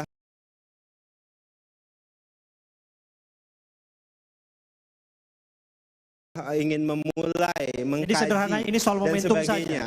Kemudian akhirnya dilakukan oleh Pak Jokowi, harus dimulai. Jadi menurut Anda ibu kota pindah itu sebuah keniscayaan? Iya, ini dari sejarah. Tidak benar, Kedua, tidak benar. Dari sisi Bung Karno ekonomi, akhirnya memutuskan dari sisi tidak jadi ekonomi. pindah. Karena Bung Karno mengatakan yang itu paling tepat sebagai ibu kota adalah Jakarta, karena Jakarta Bung Karno sudah memulai kajiannya. Itu pertama. Kemudian kedua dari sisi ekonomi, ramalan forecasting terhadap potensi bencana demografi dan bencana geologi di Jakarta dan sekitarnya itu sudah banyak disampaikan. Ya, bencana demografi yang mungkin terjadi kita di 2030, 2040 penduduk Jakarta dan Bandung itu bisa sampai 95 juta dan itu ada potensi bencana demografi. Di sisi lain bencana geologi yang bisa mungkin terjadi dan itu ramalannya sudah masif sekali. Betul, nah, untuk mencegah itu harus ada essential lift. Langkah yang konkret, artinya apa? Ini mencegah bencana masa depan. Itu pertama. Kedua, ketiga jangan lupa juga kita harus melakukan pemerataan ekonomi. Nah, pusat-pusat pertumbuhan, hub itu harus muncul di seluruh Indonesia. Makanya kami menggunakan istilah Indonesia sentris, bukan Jawa sentris. Jadi kita ingin mengembangkan pemerataan di seluruh Indonesia. Makanya kota-kota maju akan juga dibuat oleh Pak Prabowo dan Mas Gibran. Bang Marco, jika tadi Anda sempat mengatakan bahwa kajian itu atau Bung Karno akhirnya membatalkan kalau ibu kota negara silakan sebentar, saya belum selesai. Ketika itu mungkin tahun 50, 60-an. Sekarang kan sudah 2023 menuju 2024. Bukankah terjadi perubahan yang masif di Jakarta? Jumlah penduduknya sudah berkali lipat, kepadatan kotanya pun sudah jauh. Namun sebelum dijawab Bang Marco. Kita mau lihat ada pasangan calon presiden, calon wakil presiden nomor urut 3 Pak Ganjar Pranowo bersama dengan Profesor Mahfud MD kelihatannya akan segera menuju ke lokasi debat di kawasan Senayan di JCC. Nah ini nampak dari jauh, kami sebenarnya tidak terlalu terlihat. Saya bisa minta diputar di sini. Nah, menggunakan baju daerah yang digunakan ya. Michael, ini pakaian dari Nusa Tenggara Timur. Barangkali Michael bisa menjelaskan di balik pemilihan ini. Karena ini penting sekali karena kita kan bicara soal ekonomi. Seringkali perspektif pembangunan ekonomi itu dari pusat, dari ibu kota, dari Jakarta. Kita tadi juga banyak diskusi soal IKN, soal ekonomi Jakarta dan IKN saja. Tapi Pak Ganjar, Pak Mahfud memulai masa kampanyenya dengan berkunjung Sabang sampai Merauke. Jadi dengan simbol seperti ini kita menunjukkan bahwa ekonomi kita bangun bukan cuma ekonomi besar, tapi seluruh Indonesia harus adil dan merata. Oke, Michael, kita dengarkan seperti apa suasana terkini di sana. Kami siap di sini untuk mendukung dan mendoakan Bapak untuk malam hari ini. Mohon izin Bapak, mungkin ada yang ingin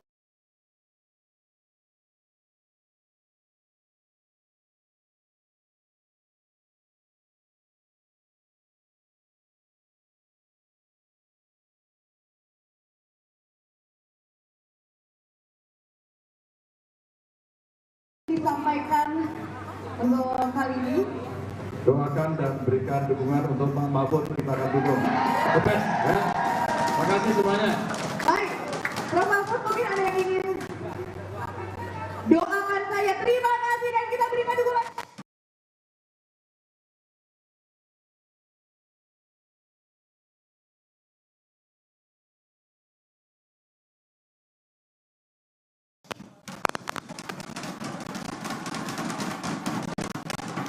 Oke, baik. Baik, saya lanjutkan ke Bang Marco dengan jawaban Anda, silakan. Alasan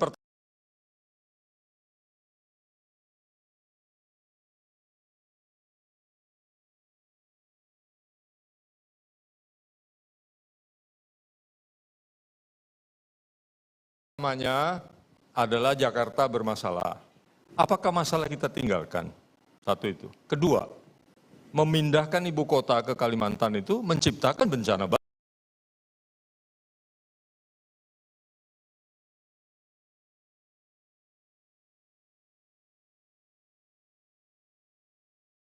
terhadap lingkungan. Alasan ekonomi pemerataan sudah saya jelaskan, kita akan alternatif kita membangun banyak pusat, bukan memindahkan pusat dari Jawa.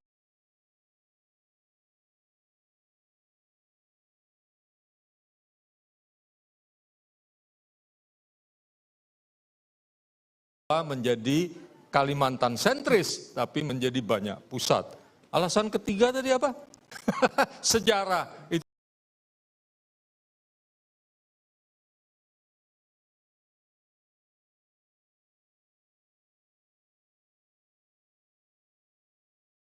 tidak benar. Bung Karno memutuskan tidak mendirikan, tidak pindah, karena dia mengatakan justru Jakarta paling tepat sebagai ibu kota, karena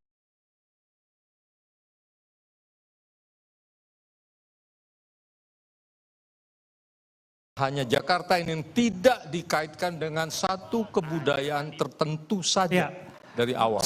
Sambil kita berdiskusi di sini,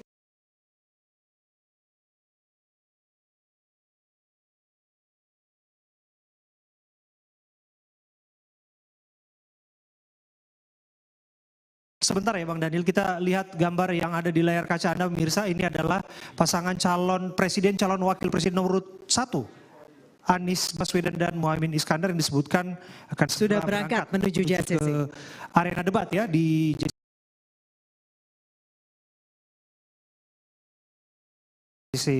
kawasan Senayan. Apakah kita bisa melihat gambarnya lagi? Dibuka lagi gambarnya? Baik, sambil kita menunggu visual Anies dan Muhaimin dan perjalanan. Oh, ini ketiga pasangan calon. 3 pasangan calon sudah kita hadirkan saat ini. Bagaimana persiapan untuk menuju ke arena debat? Yang paling atas kelihatannya di Kartanegara ya. Iya, barangkali bisa. Nah, di sini kita bisa terlihat. Oke, kita dengarkan apa yang disampaikan oleh Pak Anies. Pak Anies dan Pak Muhaimin, silakan. Silakan, kita ke lapangan. Kemarin kan yang jadi sorotan Pak Anies ketika berani mengkritik pemerintah, nanti akan dilancarkan juga serangan kritikan pemerintah nggak Gus? Amin. Gus, ada gimmick-gimmick Wakanda lagi nggak Gus? Gimana Gus? Nanti kita lihat lah, kita lihat. Ngomong nggak bahaya ta gitu Gus? Kita lihat.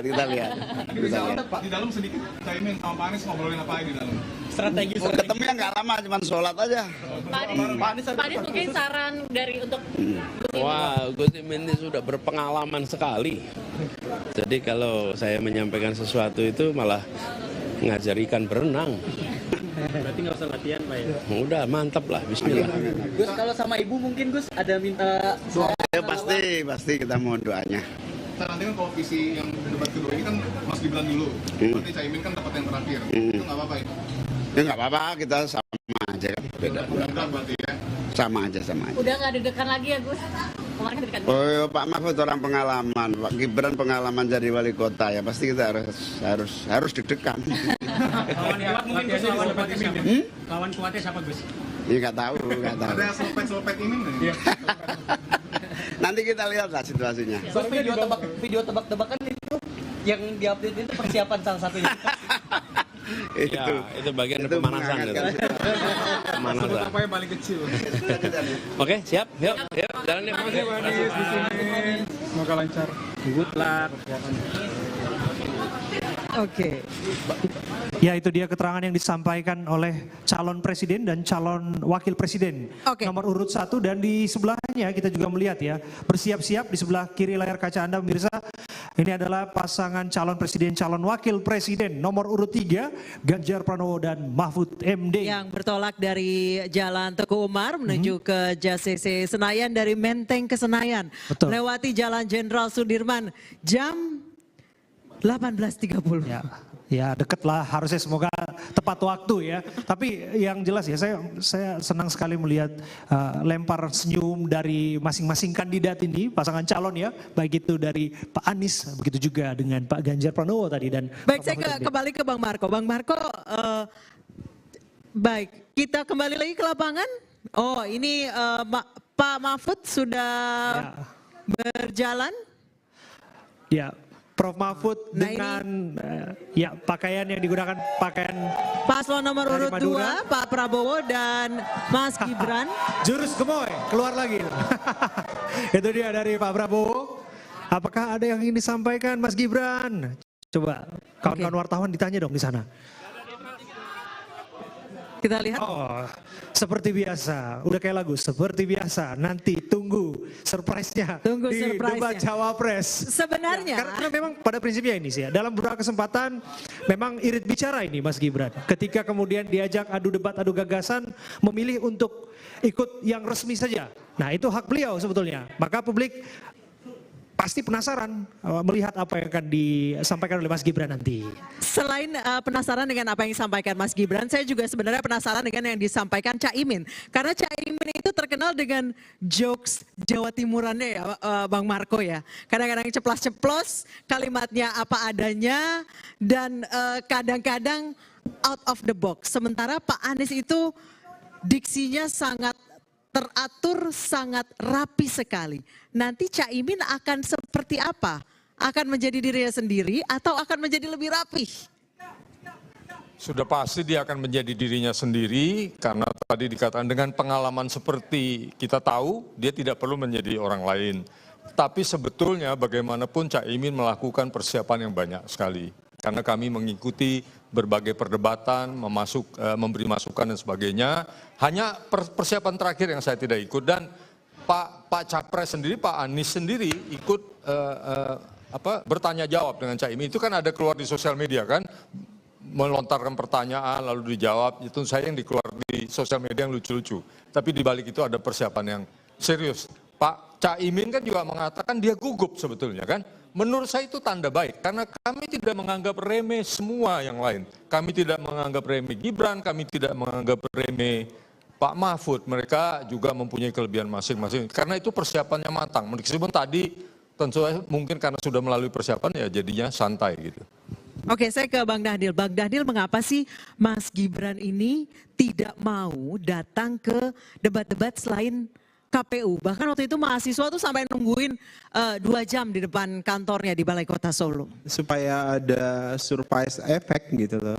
Ada apa ini sebenarnya strategi marketingnya Gibran atau gimana? Pertama gini Mbak Gibran, Mas Gibran itu sekarang itu seperti dilakukan oleh pendukung 3 itu kan diremehkan, dihina. Itu barusan kan dengar pendukung 3 ngejek, menghina, kemudian merendahkan.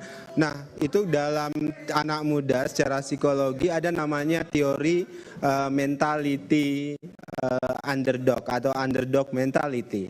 Orang-orang yang direndahkan, orang-orang yang sering diejek, orang-orang yang dianggap remeh, itu seringkali dia akan menunjukkan kapasitas sesungguhnya.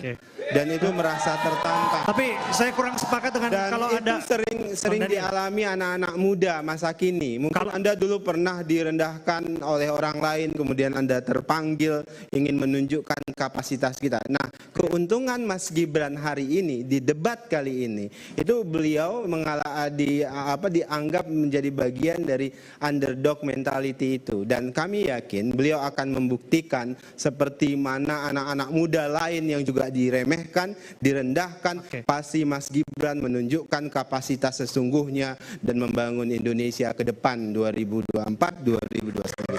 Oke, sambil kita melihat lagi ya di layar kaca Anda pemirsa, kami ingatkan di sebelah kiri atas layar kaca Anda, ini adalah suasana terkini di JCC Senayan Jakarta di arena debat.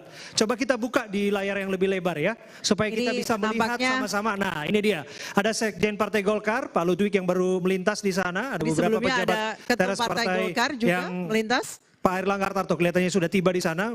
Ekstra pengamanannya tentu saja karena hari ini jutaan pasang mata akan menyaksikan adu gagasan calon wakil presiden Republik Indonesia. Kalau misalnya dilihat dari venue ini juga nampak lebih tertutup dibandingkan waktu di KPU ya. Oke, sip. Di sebelah kanan atas layar ini adalah iring-iringan dari Pak Ganjar Pranowo ya bersama dengan Prof Mahfud MD. Dan kemudian di sebelah kiri bawah, nah yang paling kelihatan jelas itu Pak Anies Baswedan dan juga dan Pak Muhaimin Iskandar. Dan paling bawah adalah di sebelah kanan bawah. Nah, ini adalah Pak Prabowo. Pak Prabowo dan Mas Gibran. Mas Gibran. Kira-kira ini bukan balapan, ini bukan racing ya. Tapi kira-kira siapa yang akan tiba pertama gitu? kalau menurut saya yang akan tiba pertama Pak Prabowo dan Mas Gibran. Karena dari Kebayoran Baru ke Senayan nggak terlalu jauh. Oke. Tapi muter dia nih. Kalau menurut saya justru yang tiba pertama barangkali Ganjar Pranowo dan Prof Mahfud MD. Kita lihat, jangan-jangan. Karena tinggal lurus doang ya, Jalan Sudirman. Dia tinggal lurus. Terus lihat sudah. Oke, tadi menanggapi jawaban dari Bang Daniel, nampaknya Michael sudah angkat mic nih. Langsung Michael, silakan. Ya, dari Prof Mahfud juga kita sudah bersiap dan persiapan terbaik adalah pengalaman. Jadi kita persiapkan dengan baik, kita tidak pernah menganggap remeh lawan tanding kita. Justru dalam perdebatan ini adalah adanya kita adu gagasan. Dan kami sangat berharap setelah debat ini Mas Gibran akan lebih sering tampil.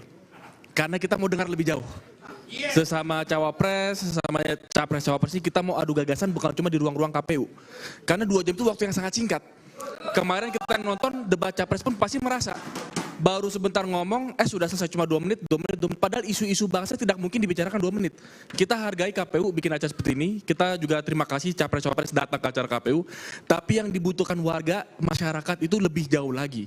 Jadi semoga dengan Mas Gibran sudah menunjukkan surprise-nya pada malam ini. Besok-besok kalau diundang debat, datang. Oke, Daniel silakan. Saya harus ini. Begini, dalam hidup itu, dalam komunikasi itu ada komunikasi verbal, tapi juga ada komunikasi action. Mas Gibran ini man of action. Ya, salah satunya beliau ingin menjadikan 2 komunikasi itu jadi proporsional. Jangan terlalu banyak cakap, kata anak Medan, nggak baik. Kerja saja, buktikan. Kalau banyak cakap, biasanya kalau istilah orang di kampung saya itu omdo jadinya, omong doang.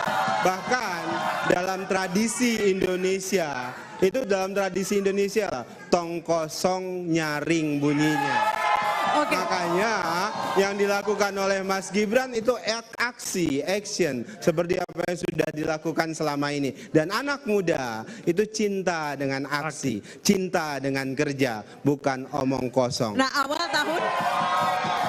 tahun 2023 saya sempat mewawancara Mas Gibran ketika itu di Solo. Saya bertanya bagaimana perkembangan Solo di masa kepemimpinan Anda. Bang Daniel tahu apa jawaban Mas Gibran? Apa? Jangan tanya saya, tanya aja masyarakat Solo. Ya betul dong, itu jawaban yang paling betul.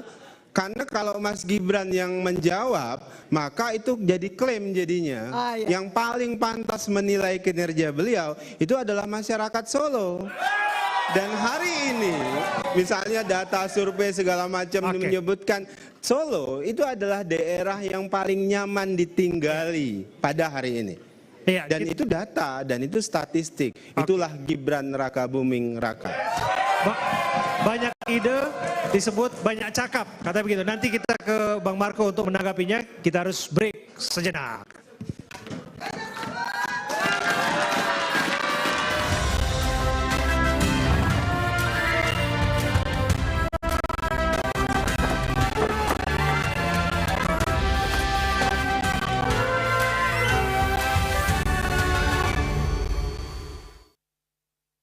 Zulkifli Hasan juga sudah tiba. Zulkifli Hasan Ketua Umum PAN yang kemudian mendukung Prabowo Gibran sudah tiba di Jakarta Convention Center. Tampak sedang berbincang-bincang dengan jurnalis senior juga dan juga mantan anggota DPR RI juga dari fraksi PAN.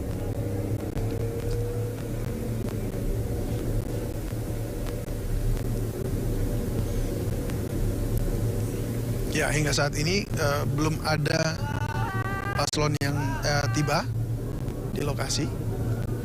Semua masih dalam perjalanan.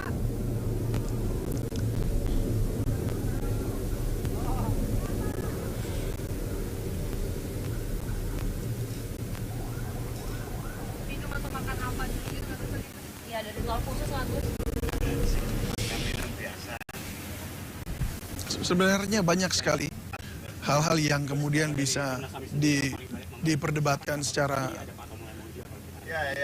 logis begitu, dan harus bisa dipertanggungjawabkan. Di antaranya bagaimana dengan utang pemerintah Indonesia yang juga sudah mencapai 8.000 triliun. Itu juga harus menjadi pertanyaan dari mana juga pembiayaan untuk pembayaran utang tersebut jika memang program-program yang ditawarkan oleh para tiga paslon ini sebenarnya sangat menyerap modal yang besar sekali. Sehingga ini perlu dipikirkan oleh para pemilih, pemirsa khususnya, apakah mungkin program-program yang ditawarkan tersebut bisa terrealisasi. Kita juga melihat bahwa utang luar negeri Indonesia pada triwulan 3 2023 ini posisinya mencapai 393,7 miliar dolar Amerika Serikat. Ini juga menjadi PR besar bagi para paslon ini. Bagaimana mereka menjelaskan pembayaran utang ini jika dengan program-program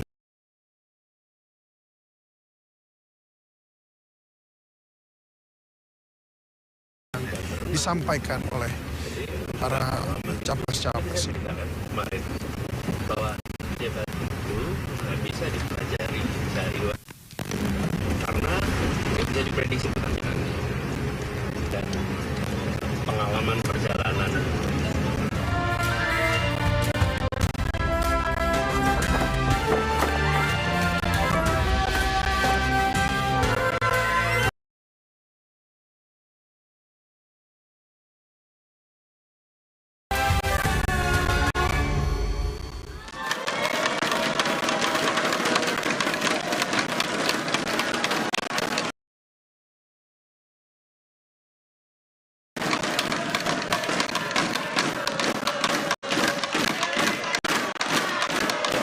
Anda kembali bersama kami dalam debat Cawapres 2024.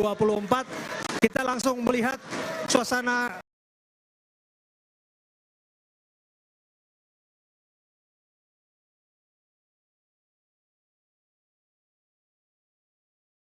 berbagai lokasi. Kita akan melihat suasana terkini di JCC. Kita akan melihat bagaimana iring-iringan kendaraan pasangan calon yang menuju ke arena debat, ke lokasi debat. Kalau tadi tebak-tebakan saya, barangkali paslon nomor 3 yang akan tiba duluan. Kalau Anissa sebut yang dari Kartanegara akan tiba duluan.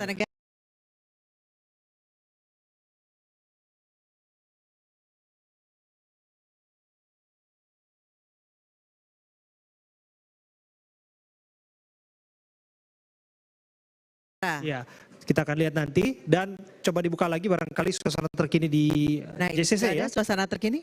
Baik, dan satu lagi suasana di JCC. JCC. Oke, nampaknya belum ada yang tiba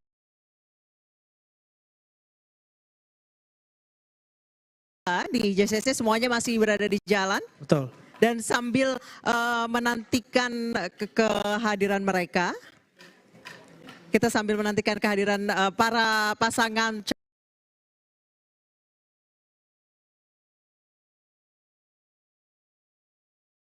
Presiden dan Wakil Presiden di JCC. Kita lanjutkan bincang-bincang tadi. Bang Sambil kita Marco melihat ya. sudah gatel sekali jawab Bang Daniel. Silakan Bang Marco.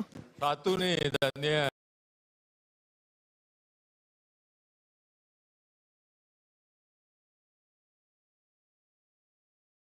Daniel Bang, saya Daniel.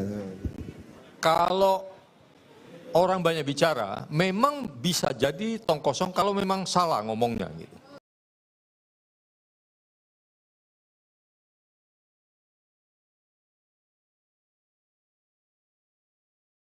Kalau salah ngomongnya jadi kosong.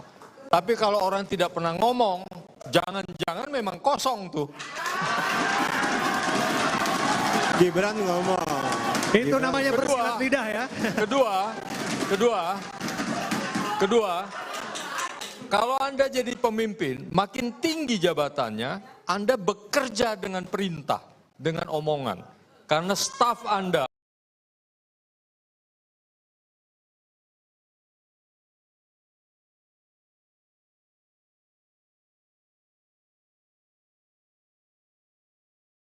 perlu petunjuk yang jelas dan arahan yang jelas. Jadi bicara itu sangat penting. Ketiga, semua yang diomongin Pak Anies, janji politiknya di Jakarta, 23 janji politik dilaksanakan. Jadi, dan dilaksanakan dengan baik menurut saya. Ada yang belum selesai, ada yang selesai. Jadi Anies pintar kerja dan pintar bicara. Silakan, Bang. Iya.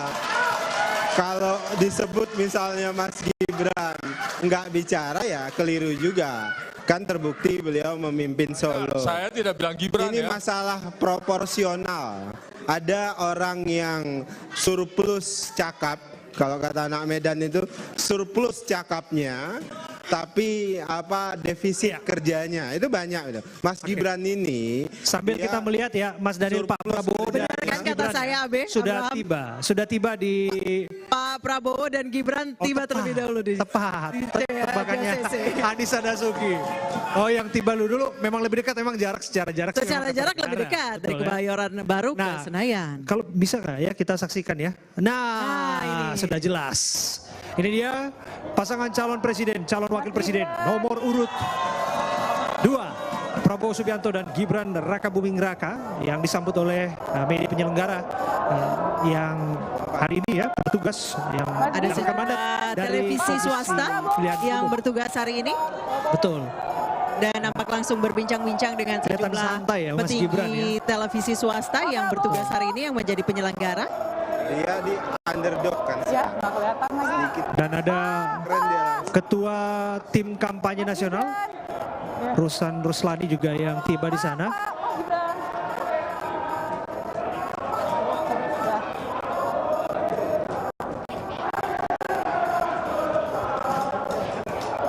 Iya. Bisa dipastikan bahwa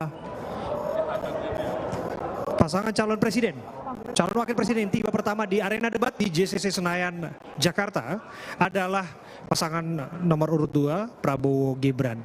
Kita akan lihat yang siapa yang tiba selanjutnya, karena tadi memang pasangan Muhaimin dan Pak Anies dan Pak Muhaimin itu dengan Pak Ganjar dan Pak Mahfud itu berangkatnya hampir bersamaan. Betul. Dengan jarak yang sebenarnya tidak terlalu jauh ya wilayahnya. Nah, di sebelah kanan layar kaca Anda, pemirsa, kami ingatkan kembali, ini adalah iring-iringan kendaraan dari pasangan calon presiden, calon wakil presiden nomor urut 3, Ganjar Pranowo, Profesor Mahfud MD. Dan di sebelah kiri layar kaca Anda, saya tidak perlu jelaskan kembali karena sudah jelas, itu ada Pak Anies Baswedan bersama dengan Bapak Muhaimin Iskandar yang bersama-sama di sana. Dan sebelah kanan layar kaca Anda, ini adalah suasana di arena debatnya. Jadi sudah ada semacam hiburan di sana barangkali ya, yang dipentaskan di sana untuk menghibur hadirin yang sudah terlebih dulu. Ini nampaknya pasangan Anies Baswedan dan Muhaimin Iskandar telah tiba di arena debat JCC.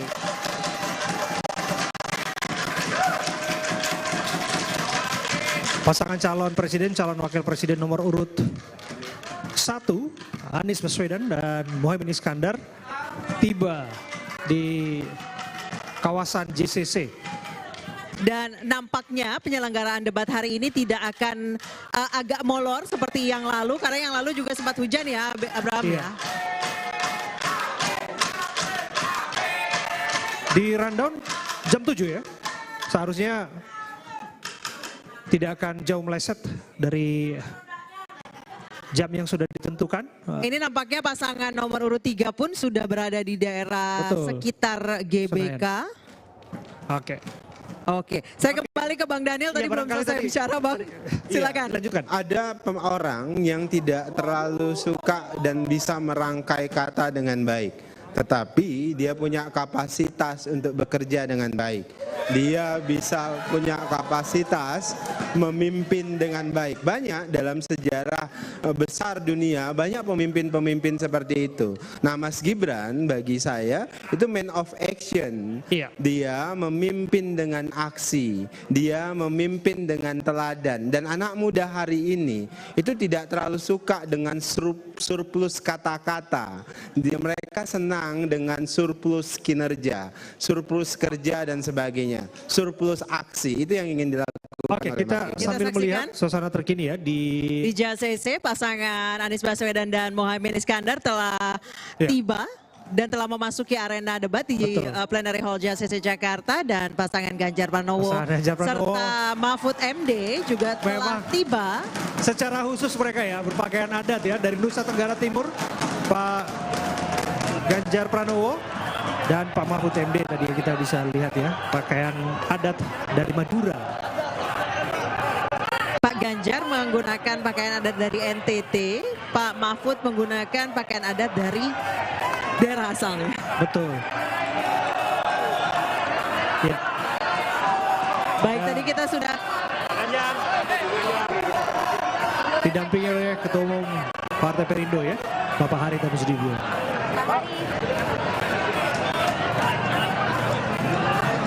Baik, tadi sebelumnya pasangan Anies Baswedan dan Muhaimin Iskandar telah memasuki arena debat dan kita akan saksikan bersama-sama pasangan Ganjar Pranowo dan Mahfud MD juga bersiap untuk memasuki arena debat. Nah ini pasangan Anies Baswedan dan Muhaimin Iskandar sudah disambut oleh petinggi televisi penyelenggara. Didampingi oleh istri tercinta ya.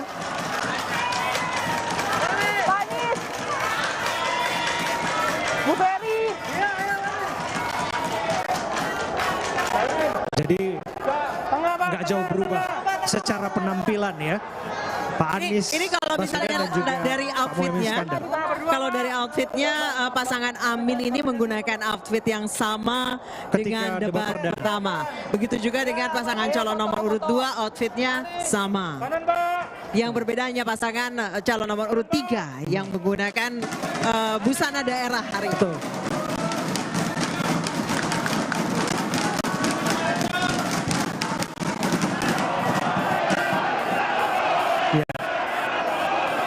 Nah ini karena datangnya hampir berbarengan, jadi suasana di depan plenary hall JCC ini heboh sekali. Betul.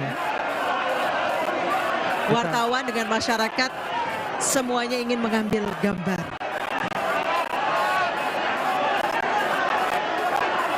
Ya akan seru sekali tentu saja. Kalau kita lihat pengamanan tentu harus dilakukan bagaimanapun untuk memastikan calon presiden, calon wakil presiden tiba dengan aman, dengan selamat di arena debat sebelum kemudian beradu gagasan. Kalaupun ada riak-riak sedikit seperti apa yang kita saksikan saat ini, pemirsa, barangkali ini gesekan ataupun riak-riak yang terjadi dalam pengamanan yang harus dilakukan kepada pasangan calon presiden dan calon wakil presiden. Karena bagaimanapun mereka adalah orang yang dinantikan oleh jutaan pasang mata hari ini. Anissa, jutaan pasang mata akan menyaksikan visi misi gagasan yang akan dibawa untuk memimpin Republik ini 5 tahun ke depan. Sebenarnya akan ada segmen yang seru yaitu saling bertanya dan saling menjawab kemudian ditanggapi. Pada debat perdana pun itu menjadi segmen yang sangat menarik karena ada terjadi saling sindir, saling selepet kemudian dengan bahasa-bahasa yang satir gitu. Kita akan nantikan malam hari ini apakah juga akan terjadi perdebatan yang seru seperti yang terjadi pada debat pertama. Dan biasanya apa yang terjadi dalam kontestasi debat itu tidak hanya berhenti di situ, tapi juga menjadi percakapan publik. Bahkan warganet, bahkan udah ada yang siap potong-potong tuh kutipan-kutipannya tuh masing-masing tuh biasanya. Oke, barangkali Michael, apa yang ditanggapi mengenai persiapan Prof. Mahfud tadi dan juga Pak Ganjar yang sudah tiba di arena debat? Ya, saya rasa sudah menunjukkan kepercayaan diri. Jadi sampai pun tadi menyempatkan waktu untuk bertemu dengan masyarakat yang ada di sekitar. Jadi kita juga tidak lupa untuk menyapa bahwa banyak pendukung-pendukung kita yang menantikan. Dan kita akan buktikan, akan tunjukkan kualitas dari Prof. Mahfud nanti. Ini yang sangat kita nantikan. Gini, ini publik penasaran sebetulnya. Kita harus bersepakat bahwa Prof. Mahfud adalah seorang profesor hukum, pendekar hukum yang marang melintang, banyak sekali memang pengalamannya, eksekutif, legislatif, bahkan yudikatif ya. Apakah kemudian ini membuat Prof. Mahfud di atas angin, yang kemudian nanti dalam gaya komunikasinya akan menyerang, atau seperti apa? Ya, beliau kan punya banyak pengalaman ya, berhadapan dengan DPR sebagai menteri pernah dan selalu lugas. Dan di Mahkamah Konstitusi juga pada saat beliau memimpin Mahkamah Konstitusi bisa dengan tenang. Jadi Pak Mahfud ini orang yang pandai berkata-kata dan bekerja. dan tahu bagaimana menyampaikan pesan-pesan tersebut di suasana apapun. Iya. Nah ini yang kita mau lihat pada saat nanti debat, dalam konteks debat adu gagasan antar cawapres, Prof. Mahfud akan menunjukkan hasil pemikiran dan pengalaman yang sudah diakumulasikan itu. Oke. Oke, selanjutnya saya ke Bang Daniel. Ya, sebelum kita lanjutkan berdiskusi, Anissa Dasuki, kita ingatkan kembali ya, pemirsa, untuk melihat antusiasnya pemirsa saat pasca debat nanti, iNews TV akan mengadakan polling dan kami akan mengajak keikutsertaan pemirsa di rumah untuk ikut berpartisipasi untuk memilih jawaban dari pertanyaan yang akan kami berikan nanti di layar kaca Anda, dan itulah nanti akan kita tampilkan siapa kira-kira yang nanti dirasa memikat hati publik ya. Betul, siapa kira-kira yang akan menjadi jawara pada debat kali Betul. ini. Saya ke Bang Daniel. Bang Daniel, jangan-jangan Gibran ini irit bicara sebenarnya adalah strategi marketing, benar nggak? Yang jelas tadi saya sebutkan bahwasannya Mas Gibran hari ini itu tadi saya sebutkan istilah underdog mentality. Jadi dianggap remeh, dihina, diejek ya oleh pendukung lain, oleh capres yang lain, cawapres yang lain. Nah, itu adalah momentum. Bahkan anak-anak muda itu sering mengalami hal yang serupa seperti yang dialami oleh Mas Gibran. Dianggap remeh, dianggap nggak mampu. Tapi kemudian ketika mereka diberikan kesempatan, mereka melakukan yang terbaik, mereka memberikan yang terbaik, dan mereka bisa berkontribusi lebih baik dibandingkan yang lain. Dan saya yakin Mas Gibran akan melakukan itu hari ini. Sambil kita melihat ya, di layar kaca sudah tiba pasangan calon presiden nomor 3, calon wakil presiden nomor 3, Ganjar Pranowo dan Profesor Mahfud MD. Dengan luar biasa ya, atribut daerah yang dikenakan saat ini. Jawara Madura. Sebutkan yang bersangkutan sebagai pendekar hukum. Nah, apakah kemudian ini akan menjadi kekuatan beliau untuk nanti berkontestasi gagasan? Dan di sana juga ada partai pendukung ya, ada didampingi oleh Ketua Umum dan juga Sekjen Partai Pendukung. Iya.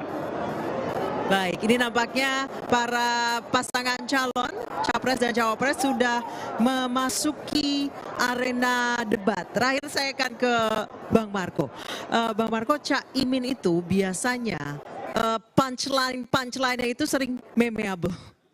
Bahkan sering jadi memeable, bukan berarti buruk ya, tapi kadang-kadang memang celetukan-celetukannya itu mengundang komentar dan menjadi punchline. Apa yang dipersiapkan Caimin? Apakah akan ada celetukan-celetukan lagi yang kocak, mungkin memeable dan lain sebagainya? Pertama, kami akan fokus pada memaparkan program kami dan visi itu. Bahwa kemudian nanti ada yang lucu-lucu itu pinggiran lah. Tapi kami menganggap ini peristiwa sangat penting, resmi, menyampaikan, lebih menekankan pada menyampaikan apa yang akan dilakukan oleh pasangan ini kalau menang gitu. Kalau terjadi nanti meme ya kita syukurilah, itu kan pembawaan pribadi ya, tapi bukan fokus itu gitu. Karena itu juga kami menganggap serius perdebatan ini, persiapannya matang, lebih di substansi, bukan di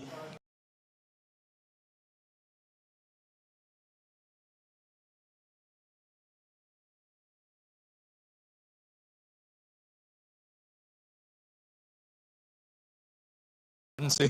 Meskipun mungkin saja itu terjadi, kita lihat aja kalau itu. Iya, kita masih menanti ya sambungan dengan JCC Senayan. Kita masih berhitung ini, hitung mundur sebetulnya ini, Anissa Dasuki, untuk kita segera masuk nanti ke sana. Dan sebelum kita bergabung ke JCC, barangkali Mas Gibran, saya balik ke Mas Gibran. Apa yang akan disiapkan nanti? Dioptimalkan betul, karena Mas Gibran tadi disebut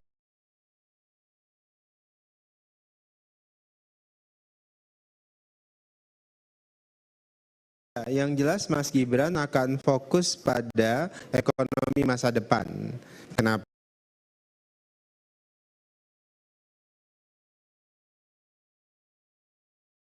Karena kita bicara masa depan, kita bicara tentang anak muda, kita bicara tentang 61% ekonomi kita dibangun dari UMKM.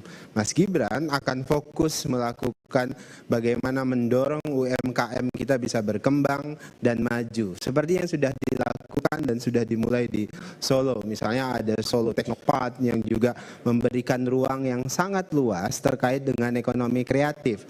Dan itulah nanti menyambung dengan komitmen Pak Prabowo pasangan ini terkait dengan hilirisasi yang sudah dimulai oleh Pak Jokowi. Kenapa? Karena hilirisasi itu adalah jalan untuk meninggikan added value. Ketika added value dalam ekonomi itu maksimal, maka secara otomatis tadi kita bicara pajak kita bisa dimaksimalisasikan juga. Nah, itu akan buat banyak orang mungkin tidak menduga pemahaman Mas Gibran terkait dengan ekonomi dan sebagainya. Dan kami yakin banyak kejutan nanti disampaikan oleh Mas Gibran dan banyak hal-hal dalam ekonomi yang aplikatif dan pro masa depan, pro anak muda itu akan disampaikan oleh Mas Gibran. Oke, saya ke Michael. Michael, kalau misalnya dilihat terkait dengan ekonomi sebenarnya bukan specialties-nya Pak Mahfud. Kalau Caimin pernah menjadi Kemenaker Trans, Mas Gibran pernah menjadi kepala daerah yang tentunya lekat dengan pertumbuhan ekonomi dan lain sebagainya. Sementara ini soal ekonomi, pertumbuhan ekonomi, digital dan sebagainya yang bukan specialties-nya Pak Mahfud. Seperti apa persiapan atau pembelajaran atau dialog yang dilakukan dengan Pak Mahfud untuk mempelajari debat ini? Ya, jam terbang beliau kan sudah panjang. Pernah jadi menteri di zaman Presiden Gus Dur dan juga sebagai Menko Polhukam. Ikut rapat kabinet, pasti menyimak semua perkembangan dan tugas Prof. Mahfud sebagai Menko Polhukam apa? Prioritas pemerintah kan untuk menjamin ekonomi tumbuh. Tapi tugas Menko Polhukam itu juga sangat penting untuk menjamin itu, yaitu perlu ada stabilitas politik dan juga kepastian hukum. Jadi kalau kita bicara ekonomi kuat, Pak Ganjar bawa perspektif daerah, bukan cuma bicara program pusat tapi daerah juga harus relevan. Prof. Mahfud bawa penambahan dari sisi kepastian hukum. Kita harus bicara ke depan ini ekonomi yang kuat dibangun dengan institusi yang kuat, dengan negara hukum yang kuat. Nah, ini perspektif yang akan memperkuat jalan Indonesia bisa mencapai 7% pertumbuhan ekonomi yang kita targetkan dengan menciptakan 17 juta lapangan pekerjaan di ekonomi hijau, ekonomi biru, ekonomi digital, dan berbagai bidang-bidang ekonomi lainnya. Oke, sebelum kita sudah menunggu detik-detik menuju KPU, Bang Marco, Bang Daniel, Michael, singkat saja apa kejutan nanti yang akan disampaikan oleh Caimin? Apa kejutan yang akan disampaikan oleh Caimin? Satu boleh, kata ya? boleh dikasih kisi-kisi, satu kata saja. Saya rasa akan ada solusi-solusi yang sangat kena terkait dengan masalah pembangunan ekonomi dan perpajakan. Kita lihat. Oke, Bang Daniel. 19 juta lapangan kerja untuk anak muda, kemudian ekonomi masa depan untuk anak muda, dan jaminan kesehatan makan yang bergizi untuk anak muda dan lansia. Michael. Indonesia Emas bukan proses instan, tapi harus dilakukan dengan kerja keras. Bukan sekedar kerja lagi, tapi kita tingkatkan kerja keras. Kita capai itu. Luar biasa. Mana suaranya para pendukung yang hadir di sini? Bersiaplah. Saya ingin mendengar pendukung di sini menyemangati jagoannya yang akan segera berlaga.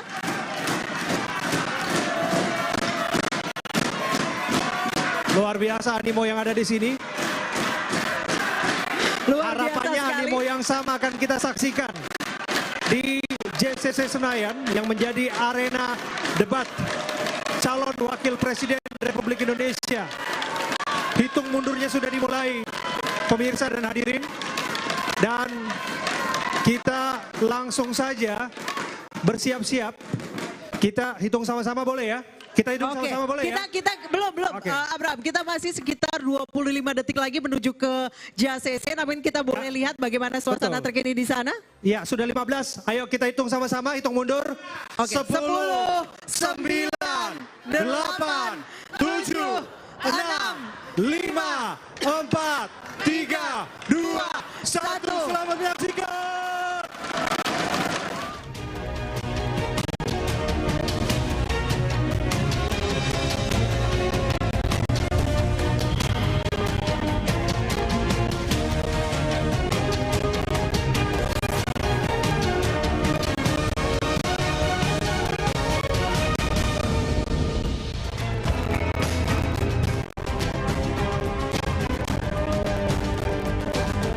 disiarkan secara langsung.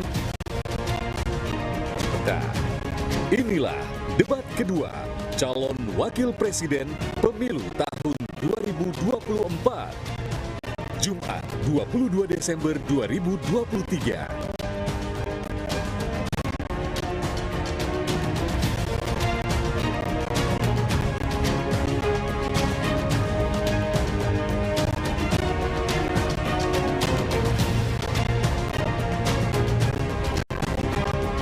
Hadirin sekalian, inilah moderator debat malam ini, Alvito Deanova Gintings dan Liviana Cerlisa.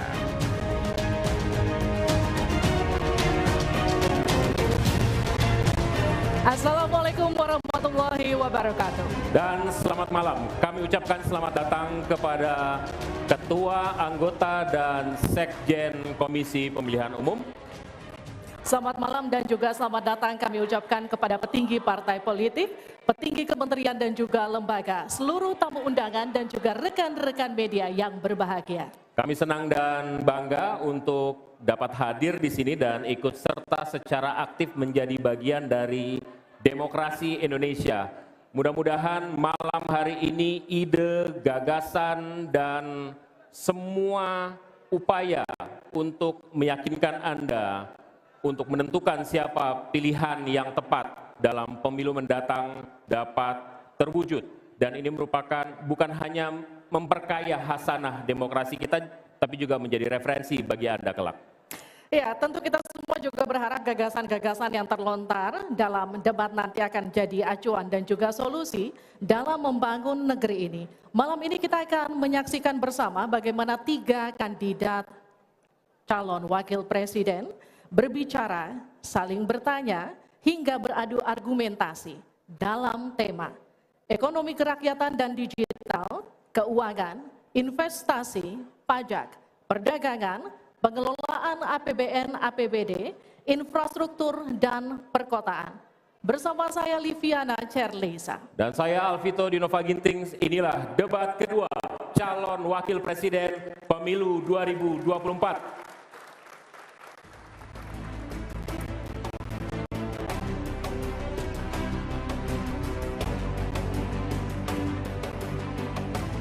Baik, Bapak, Ibu, dan hadirin serta pemirsa sekalian, kita akan mengundang pasangan calon presiden dan calon wakil presiden pemilu 2024. Inilah pasangan calon presiden dan calon wakil presiden nomor urut 1, Bapak Haji Anies Rashid Baswedan, PhD, dan Bapak Dr.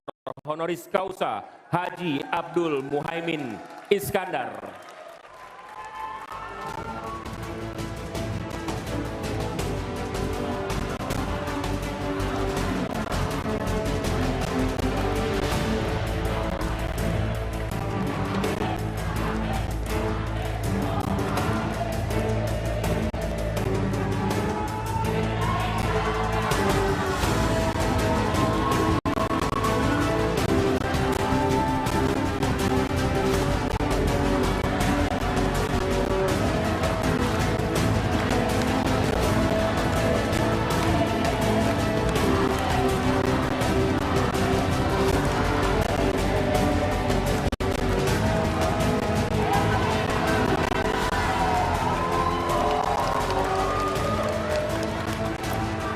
Selanjutnya inilah pasangan calon presiden dan calon wakil presiden nomor urut 2, Bapak Haji Prabowo Subianto dan Bapak Gibran Rakabuming Raka.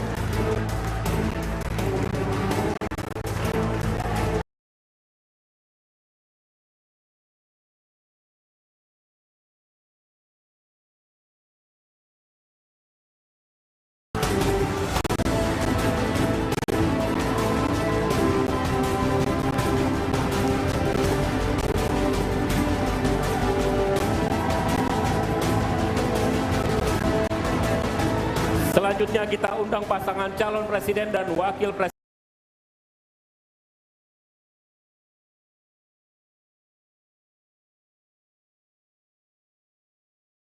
nomor urut 3, Bapak Haji Ganjar Pranowo SHMIP dan Bapak Profesor Dr. Haji Muhammad Mahfud MD.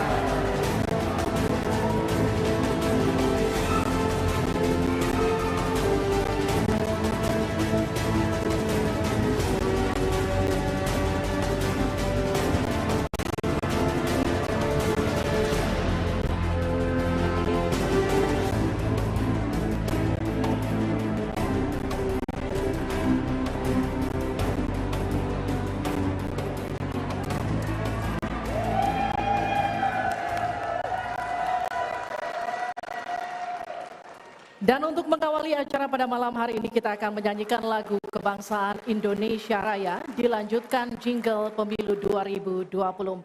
Bapak Ibu yang kami hormati dimohon untuk berdiri.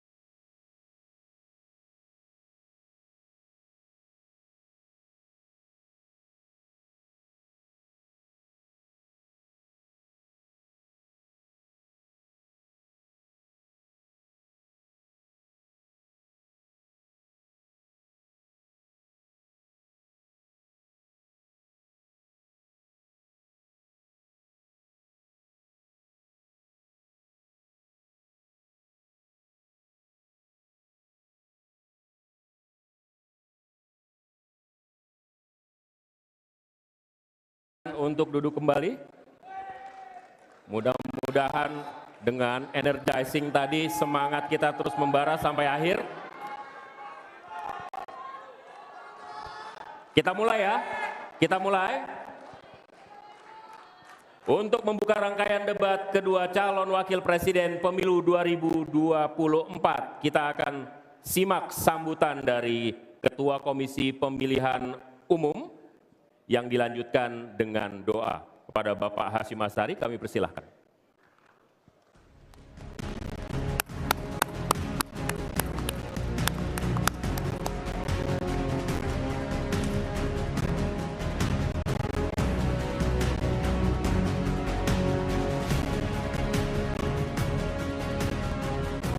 Assalamualaikum warahmatullahi wabarakatuh. Selamat malam dan salam sejahtera untuk kita sekalian.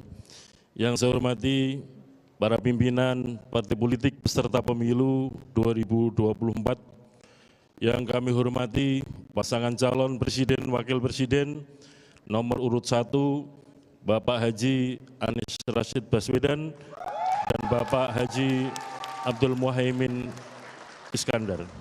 Yang kami hormati pasangan calon nomor urut 2 Bapak Haji Prabowo Subianto dan Bapak Gibran Rakabuming Raka. Yang kami hormati pasangan calon presiden wakil presiden nomor urut 3 Bapak Haji Ganjar Pranowo dan Bapak Haji Muhammad Mahfud MD. Yang kami hormati para anggota KPU beserta Sekjen KPU dan jajaran, yang kami hormati Ketua dan anggota Bawaslu, yang kami hormati Ketua dan anggota DKPP, yang kami hormati para panelis yang telah memberikan dukungan kepada KPU untuk menyusun daftar pertanyaan untuk debat kali ini. Pertama-tama marilah kita memanjatkan puji syukur kepada Allah SWT, Tuhan yang Maha Kuasa, yang senantiasa melimpahkan rahmat dan nikmat kepada kita, terutama nikmat sehat walafiat, sehingga pada malam hari ini kita dapat bertemu di sini, silaturahim kepemiluan dalam rangka debat kedua calon wakil presiden pemilu 2024.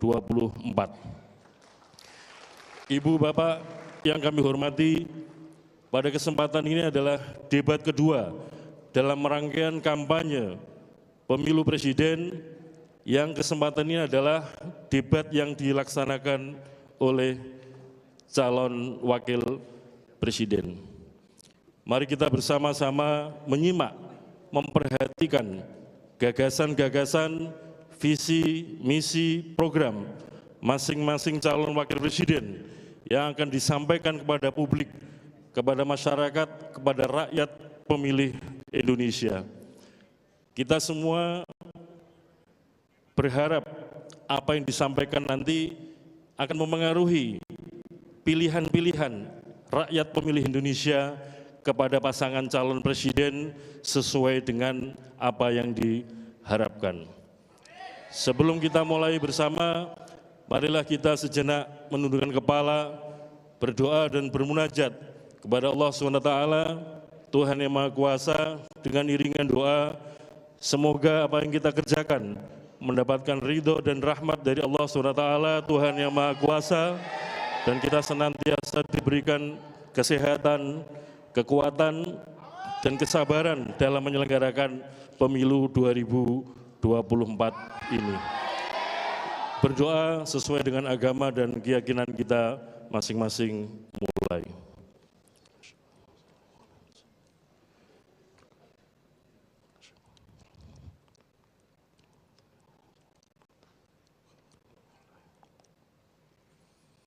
Berdoa selesai, kami ucapkan terima kasih kepada saudara moderator yang akan memimpin, memoderasi debat pada debat yang kedua ini. Kami ucapkan terima kasih kepada stasiun televisi yang menyiarkan debat kedua calon wakil presiden untuk pemilu 2024.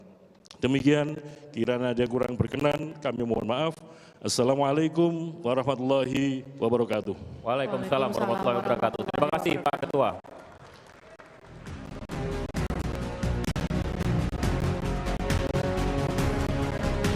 Bapak Ibu hadirin yang kami hormati, pada debat kedua calon wakil presiden pemilu 2024 terdapat 11 panelis. Kami mohon berkenan para panelis untuk berdiri ketika kami sebutkan namanya. Yang pertama Bapak A. Alamsyah Saragih, anggota Ombudsman RI periode 2016-2021.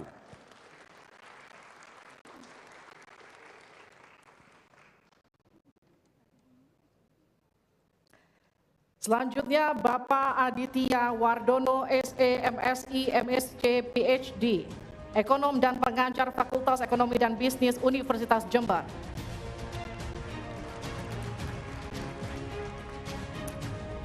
Dr. Agustinus Prasetyaktoko, Ekonom dan Rektor Universitas Katolik Indonesia Atmajaya tahun 2015-2023.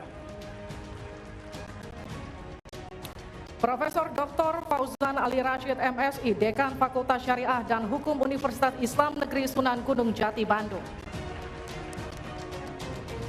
Henry Saparini, PhD, pendiri dan ekonom Core Indonesia. Profesor Dr. Dr.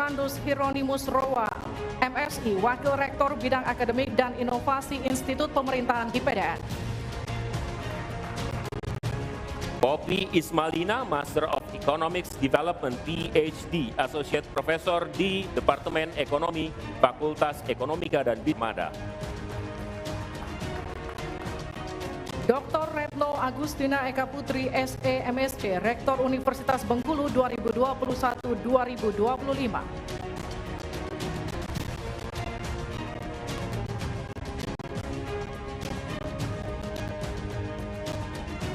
Profesor Dr. Suharnomo, SE, MSI, Dekan Fakultas Ekonomika dan Bisnis Universitas Diponegoro.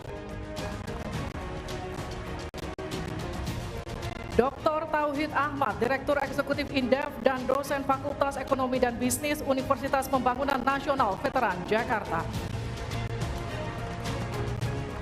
Jose Rizal Damuri, PhD, Executive Director Center for Strategic and International Studies, CSIS.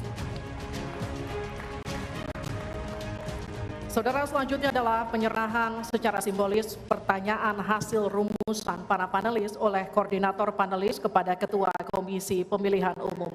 Untuk itu kami persilakan Ketua Komisi Pemilihan Umum Bapak Hashim Asyari untuk naik ke atas panggung dan koordinator panelis Ibu Retno Agustina Eka Putri untuk menuju ke panggung.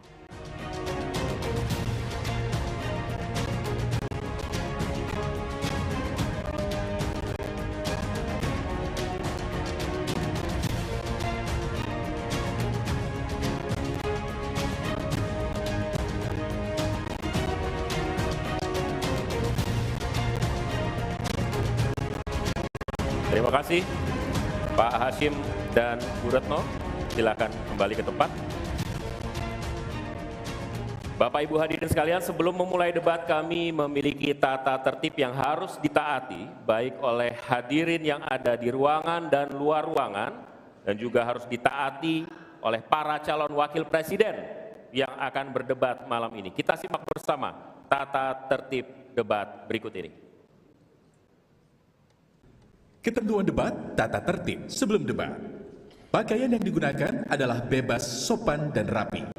Setiap tamu undangan harus menjaga ketertiban, keamanan, serta kebersihan dan tidak membawa barang-barang yang dilarang serta dapat membahayakan orang lain di lokasi debat. Yang dapat memasuki area debat hanya nama-nama yang sudah terdaftar dan memiliki undangan debat.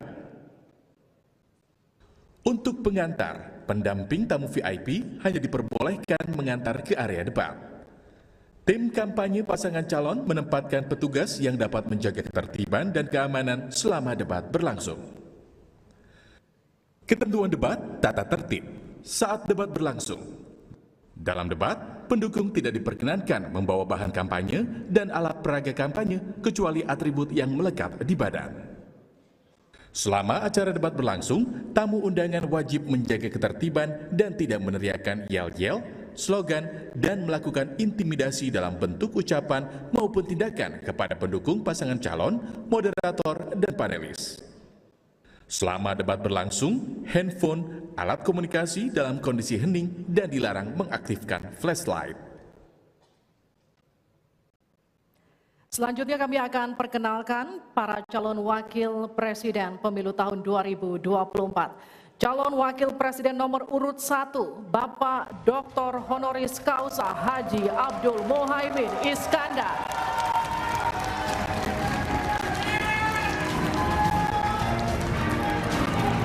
Selanjutnya calon Wakil Presiden nomor urut 2, Bapak Gibran Raka Buming Raka.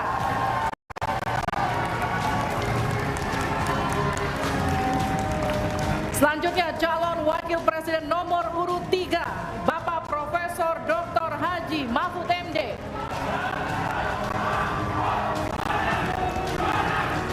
Baik, harap tenang. Terima kasih. Mohon tenang, kita sudah dengar tadi tata tertibnya ya. Oke. Dan langsung saja kita mulai debat calon Wakil Presiden Pemilu 2024. Pada sesi pertama, kita akan mendengarkan visi, misi, dan program kerja masing-masing pasangan calon yang akan disampaikan calon Wakil Presiden 2024. Jika pada debat pertama sebelumnya penyampaian visi misi dimulai dari paslon nomor urut 1, maka debat kali ini kami persilahkan calon Wakil Presiden nomor urut 2, Bapak Gibran Raka Buming Raka, untuk menyampaikan visi misi dan program kerja. Kami persilahkan, Pak.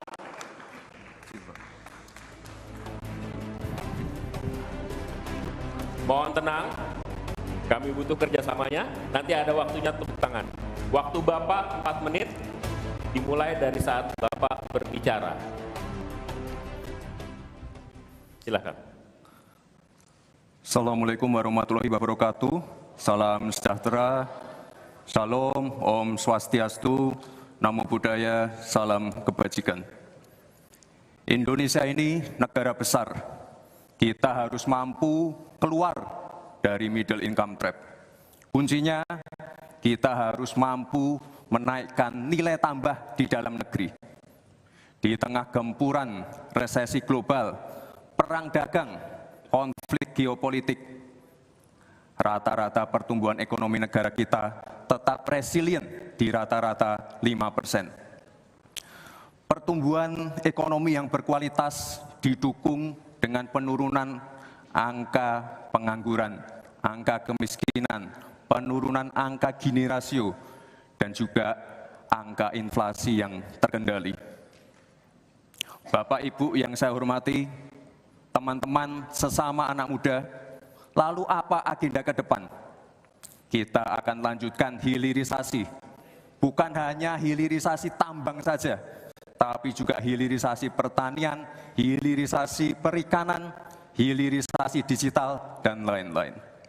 Kita lanjutkan juga pemerataan pembangunan yang tidak lagi Jawa sentris. Kita genjot terus ekonomi kreatif dan juga UMKM. Kita punya 64 juta UMKM yang menyumbangkan 61% untuk PDB kita. Jika 4 langkah tadi bisa kita penuhi, insya Allah akan terbuka 19 juta lapangan pekerjaan. Pemerataan pembangunan itu wajib. Sekarang investasi yang ada di luar Jawa sudah ada 53%.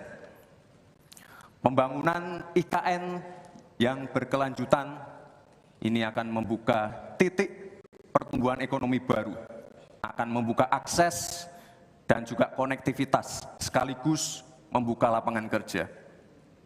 IKN ini bukan hanya saja membangun bangunan pemerintahan, tapi juga sebagai simbol pemerataan pembangunan di Indonesia, dan juga sebagai simbol transformasi pembangunan Indonesia.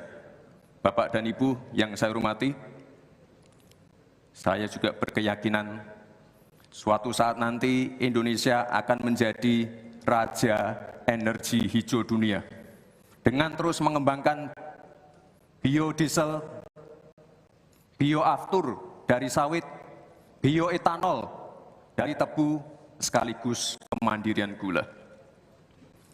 Untuk menuju Indonesia emas dibutuhkan generasi emas. Kita harus mampu merubah future challenge menjadi future opportunity. Kita harus punya future talents yang dilengkapi dengan future skills.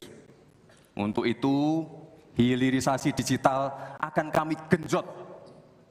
Kita akan siapkan anak-anak muda yang ahli artificial intelligence, anak-anak muda yang ahli blockchain, anak-anak muda yang ahli robotik, anak-anak muda yang ahli perbankan syariah, anak-anak muda yang ahli kripto. Bapak dan Ibu yang saya hormati, narasi besarnya di sini adalah keberlanjutan, percepatan, dan penyempurnaan. Terima kasih. Wassalamualaikum warahmatullahi wabarakatuh. Selamat Hari Ibu, selamat untuk kaum perempuan hebat di Indonesia. Terima kasih. Baik. Waktu habis. Terima kasih.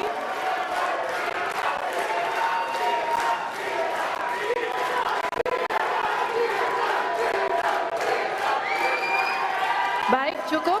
Boleh tenang. Kita lanjutkan. Cukup ya. Terima kasih Bapak Gibran Raka Buming Raka. Kami persilakan Pak Gibran untuk kembali ke tempat. Kembali dulu Pak. Harap tenang, kita lanjutkan.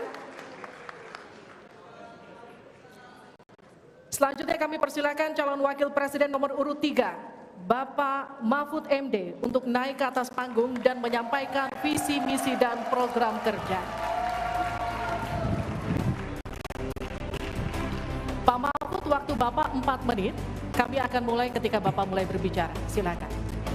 Assalamualaikum warahmatullahi wabarakatuh. Mari kita bersujud semuanya, saudara-saudara seluruh Indonesia, kepada Ibu kita dalam rangka mengucapkan selamat Hari Ibu 22 Desember 2023 ini. Dan sesudah ini kita lanjutkan pengabdian kita kepada Ibu Pertiwi. Ada yang bertanya kepada kami, mungkin tidak Anda mentargetkan mendapat pertumbuhan ekonomi 7% di dalam 1 tahun. Karena di dalam sejarah reformasi tidak pernah sampai tumbuh sebanyak 7%. Dulu hanya itu dicapai pada tahun 89 sampai 91 di era Orde Baru. Lalu pertanyaan itu saya sampaikan kepada beberapa orang ahli, lalu mereka mengatakan hanya karena kebodohan kita ini tidak bisa menaikkan pertumbuhan ekonomi menjadi 7% karena kita ini kaya raya dengan sumber daya alam dan sumber daya manusia yang hebat. Masalahnya apa? Masalahnya banyak korupsi dan inefisiensi di sektor-sektor pertumbuhan ekonomi, yaitu di sektor konsumsi, belanja pemerintah, ekspor impor, dan investasi. Jadi dengan demikian karena banyak korupsi, dan itu memang betul terjadi. Coba lihat, berdasar hasil SIGI, Transparansi Internasional, korupsi terjadi di lembaga legislatif, eksekutif, dan yudikatif secara besar-besaran. Korupsi juga terjadi di 3 metra alam kita ini. Kita menginjak bumi, ada korupsi di tanah dan pertambangan. Kita ke laut, ada korupsi di masalah kelautan. Kita melihat udara, pesawat terbang kita, ternyata di udara juga banyak korupsi. Akibatnya apa? Rakyat miskin. Saya ketemu dengan seorang bernama Teddy dan Joni di Padang, seorang atau 2 orang pegawai angkutan perusahaan truk, menyatakan tidak pernah bisa mendapat subsidi minyak yang disediakan oleh negara karena tidak pernah sampai di korupsi. Saya juga ketemu dengan seorang Sri Wulan, anak kecil di Parongpong, Bandung Barat. Dia mengajak saya main layang-layang, katanya, "Bapak, saya ingin terbang seperti layang-layang meraih kita, tapi saya tidak dapat." Kemudian saya ingat pulau saya Madura. Di Madura itu kaya dengan gas alam, tetapi sampai sekarang tidak pernah dioptimalkan untuk dimanfaatkan. Maka kuncinya adalah bagaimana kita memberantas korupsi. Lalu ada yang tanya kepada saya, Bapak, kalau Bapak jadi wakil presiden orang takut ditangkap.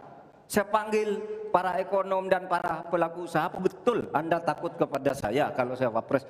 Tidak Bapak, justru kami perlu seorang penegak hukum seperti Bapak. Karena apa? Kami kalau mau investasi di Indonesia ini diperas, mau berusaha ini diperas. Kalau kami bayar padahal diperas, lalu ketahuan kami ditangkap katanya kami menyuap. Itulah Indonesia ini pada saat ini. Oleh sebab itu, saudara sekalian, kita harus lawan korupsi. Menimbang istilah anak muda, hai koruptor, kutabrak kau. Hai wir, mundur kau wir. Nah korupsi, setabrak. Saudara sekalian, ini semua dalam rangka agar terjadi pemerataan seperti ketentuan pasal 3 Undang-Undang Dasar. Di Al-Quran disebut kaila yakuna dolatan bainal yang. Jangan biarkan kekayaan itu hanya beredar di antara orang kaya. Waktu Bapak selesai. Baik, terima kasih Pak Mahfud. Silakan kembali Pak. Baik. Oke, mohon tenang. Selanjutnya kami akan berikan kesempatan kepada calon wakil presiden nomor urut 1, Bapak Muhaimin Iskandar, untuk naik ke atas panggung, menyampaikan visi misi dan program kerja. Mohon tenang. Waktu Anda 4 menit Pak, dimulai dari Anda menyampaikan.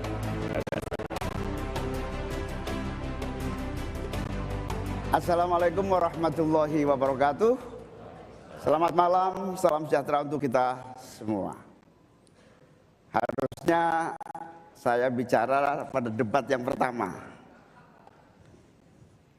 Tapi hari ini saya sungguh bersyukur akhirnya bisa bertemu. Tapi jangan salah paham, bukan karena saya ambisi jadi presiden, tapi karena saya punya pelajaran yang penting selama saya berjuang di politik.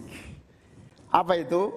Saya menyaksikan dan menjadi bagian dari adanya pemerintah yang memiliki kewenangan mutlak, terutama pimpinan tertinggi, untuk bisa menghadirkan keadilan dan rakyat.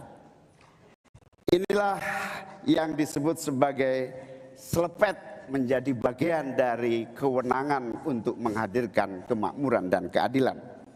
Selepet itu seperti sarung yang saya bawa ini. Bisa di kalangan santri, bisa membangunkan yang tidur, menggerakkan yang loyo, dan sekaligus mengingatkan yang lalai. Alhamdulillah, Gusti Allah memberi kesempatan saya untuk bersama-sama Mas Anies yang memiliki pemikiran yang sama untuk terwujudnya perubahan dan perbaikan. Bahkan kami berdua seperti botol dengan tutupnya. Jangan salah, selepet itu disrupsi. Disrupsi itu adalah awal dari perubahan. Bayangkan, 100 orang Indonesia kekayaannya di atas 100 juta jumlah penduduk Indonesia. Artinya ini keadaan yang tidak adil. Ini harus kita selepet. Kita juga harus punya keyakinan bahwa 100 orang yang kaya ini kita pajakin bersamaan dengan kita turunkan pajak kelas menengah di Indonesia. Hari ini cabai mahal, telur mahal, beras mahal, barang-barang mahal, tengkulak jahat, mafia penguasai dan merajalela di mana-mana. Padahal rakyat sudah kerja. Ini harus kita selepet. Angka pengangguran sudah 8 juta, 80 juta memang bekerja, tetapi di sektor informal. Mereka tidak mendapatkan penghasilan yang pasti dan bahkan dompetnya dipastikan tipis. Ini yang harus kita selepet.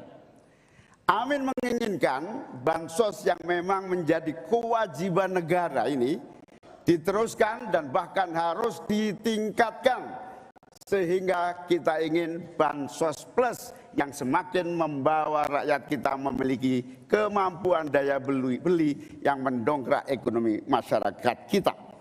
Insya Allah, Amin akan memastikan 5% anggaran dari APBN atau sekitar 150 triliun kita khususkan untuk kamu kaum muda Indonesia. Kamu yang memiliki energi besar untuk menjadi bagian terdepan bagi kemajuan bangsa kita. Salah satunya adalah kamu, kredit usaha anak muda yang diberi kesempatan untuk mengakses sebanyak-banyaknya menjadi pelaku ekonomi yang baik. Kita akan hadirkan bagaimana agar desa-desa tumbuh berkembang. Insya Allah 5 miliar per desa akan kita wujudkan tiap tahun bagi pembangunan nasional kita. Kita juga akan siapkan seluruh bantuan-bantuan yang memungkinkan tumbuh menjadi maju. Waktunya. Mohon maaf, waktu Anda habis, Bapak. Terima kasih, Pak. Kembali ke tempat. Terima kasih.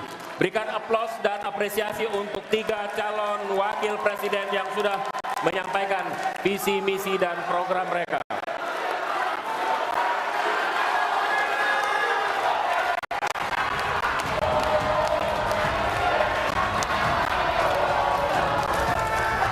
Baik, cukup. Oke. Cukup, tahan dulu. Saudara, kita akan jeda sejenak. Dan usai jeda, pada segmen berikutnya kita akan memperdalam visi misi dan program kerja para calon wakil presiden yang telah disampaikan tadi. Untuk itu tetap bersama kami di debat kedua calon wakil presiden pemilu 2024.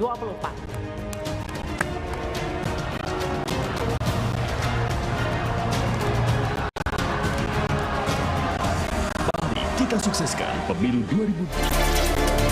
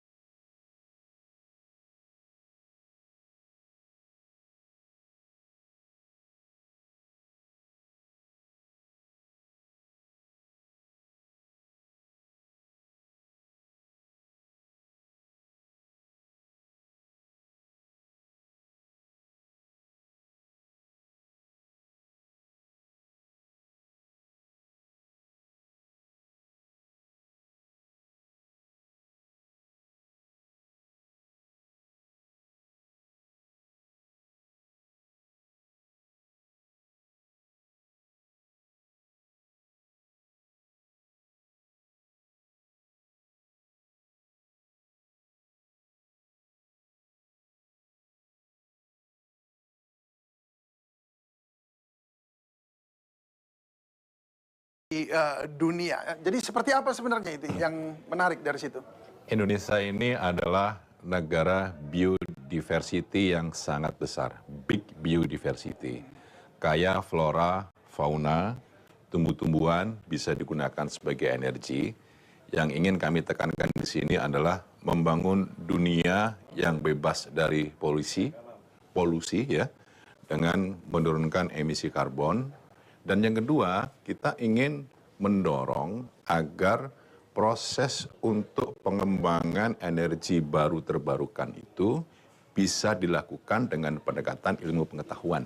Misalnya untuk etanol, aftur, pengembangan produk-produk industri yang lainnya yang berasal dari industri dalam negeri melalui proses hilirisasi, pertambangan, perikanan, peternakan, pertanian, dan sebagainya sebagai bagian yang integral di dalam membangun ekonomi hijau, ekonomi biru, itu akan kami tekankan di situ. Caranya adalah kita juga membangun studi dan riset-riset dengan dana yang relatif cukup bagus dalam rangka untuk menemukan ide, gagasan, penemuan-penemuan baru yang mengembangkan link match antara perguruan tinggi dengan lapangan kerja. Nah, yang kedua soal mengembangkan inovasi kreasi dari anak muda. Baik, jadi apa-apa.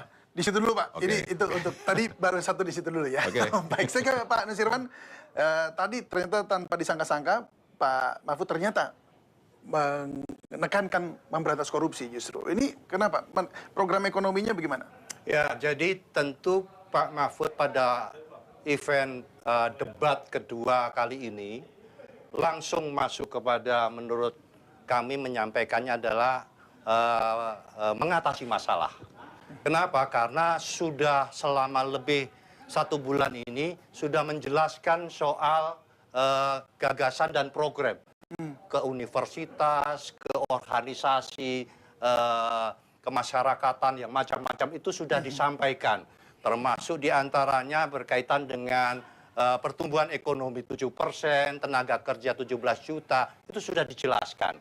Maka sebetulnya ini apa yang disampaikan, mohon maaf, kecuali kalau yang calon yang lain mungkin tidak tampil di beberapa undangan debat, mungkin rakyat tidak mengetahui. Tapi kami, Pak Ganjar, Pak Mahfud itu sudah menyampaikan di seluruh undangan-undangan berkaitan dengan program dan gagasannya. Maka Pak Mahfud langsung masuk kepada inti apa yang menjadi persoalan begitu ya. Untuk menyampaikan. Mohon maaf Pak Nusirwan, ternyata kita harus gabung lagi KPU karena sudah dimulai lagi, kita langsung saksikan bersama-sama. Nanti kita lanjutkan lagi setelah ini. Baik pemirsa, kita lanjutkan.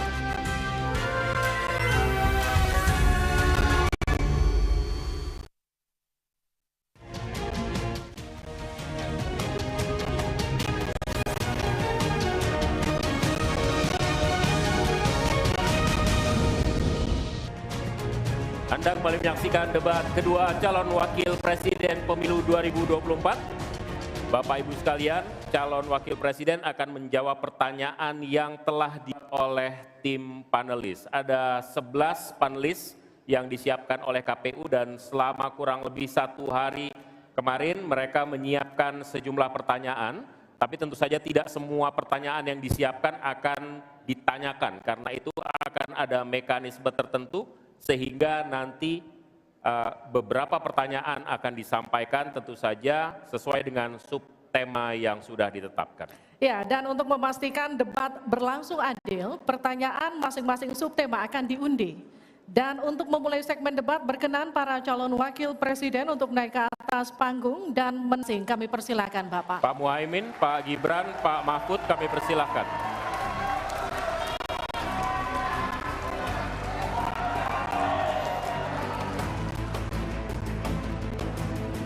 Pada segmen pertama penyampaian visi misi dimulai dengan calon wakil presiden nomor urut sesi ini kita mulai dengan calon wakil presiden nomor urut 3. Dan untuk itu kami persilakan panelis Alamsyah Saragi untuk mengambil subtema pertanyaan di dalam fishbowl, kemudian silahkan diperlihatkan ke calon wakil presiden dan juga moderator.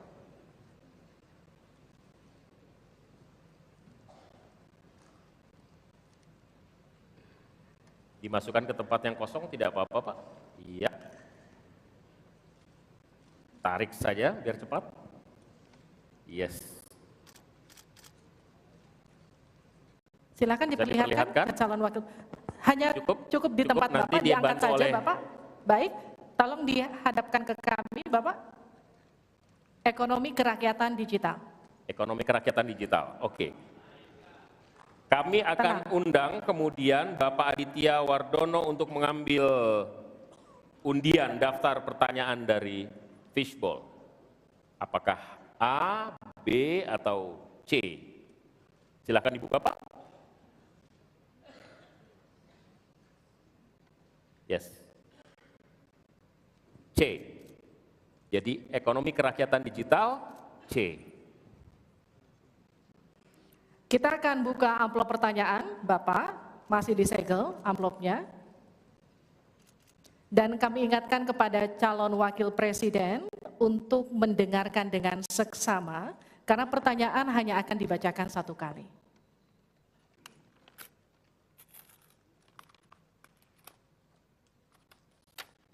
Pertanyaan untuk calon wakil presiden nomor urut 3, Bapak Mahfud MD. Terkait ekonomi kerakyatan dan digital. Digitalisasi membuka akses pasar yang lebih luas, tetapi juga berpotensi merugikan usaha mitra dan konsumen melalui penyalahgunaan data digital. Pertanyaannya, bagaimana kebijakan paslon untuk mengatasi hal tersebut? Waktu untuk menjawab 2 menit, dimulai sejak Bapak menjawab. Kami persilakan. Baik. Kalau kebijakan data digital, yang terakhir ini kita sudah punya 2 undang-undang yang baru, yaitu Undang-Undang PDP dan Undang-Undang ITE yang baru saja diresmikan. Tapi lebih dari itu, menurut saya digital atau ekonomi digital ini tidak bisa dihindarkan oleh siapapun. Oleh sebab itu, ya kita tidak bisa menolaknya, tetapi harus berhati-hati karena terjadi disrupsi yang luar biasa dalam perkembangan digital ini. Saya menangani kasus misalnya pinjol, di mana rakyat menjadi korban dari kegiatan ekonomi digital. Ada kripto misalnya. Kasus pinjol itu sendiri sungguh sangat problematik. Kenapa? Karena dia dibuat secara hukum perdata melalui gadget. Rakyat yang tidak tahu langsung bilang, kamu mau pinjam uang sekian? Yes. Bunganya sekian? Yes. Kalau tidak bayar sekian? Yes. Itu perdata. Dan itu banyak yang menjadi korban. Banyak yang sampai bunuh diri. Ada seorang dari Semarang, seorang guru, meminjam hanya 500.000, kemudian hutangnya menjadi 240 juta karena selalu bertambah bunganya.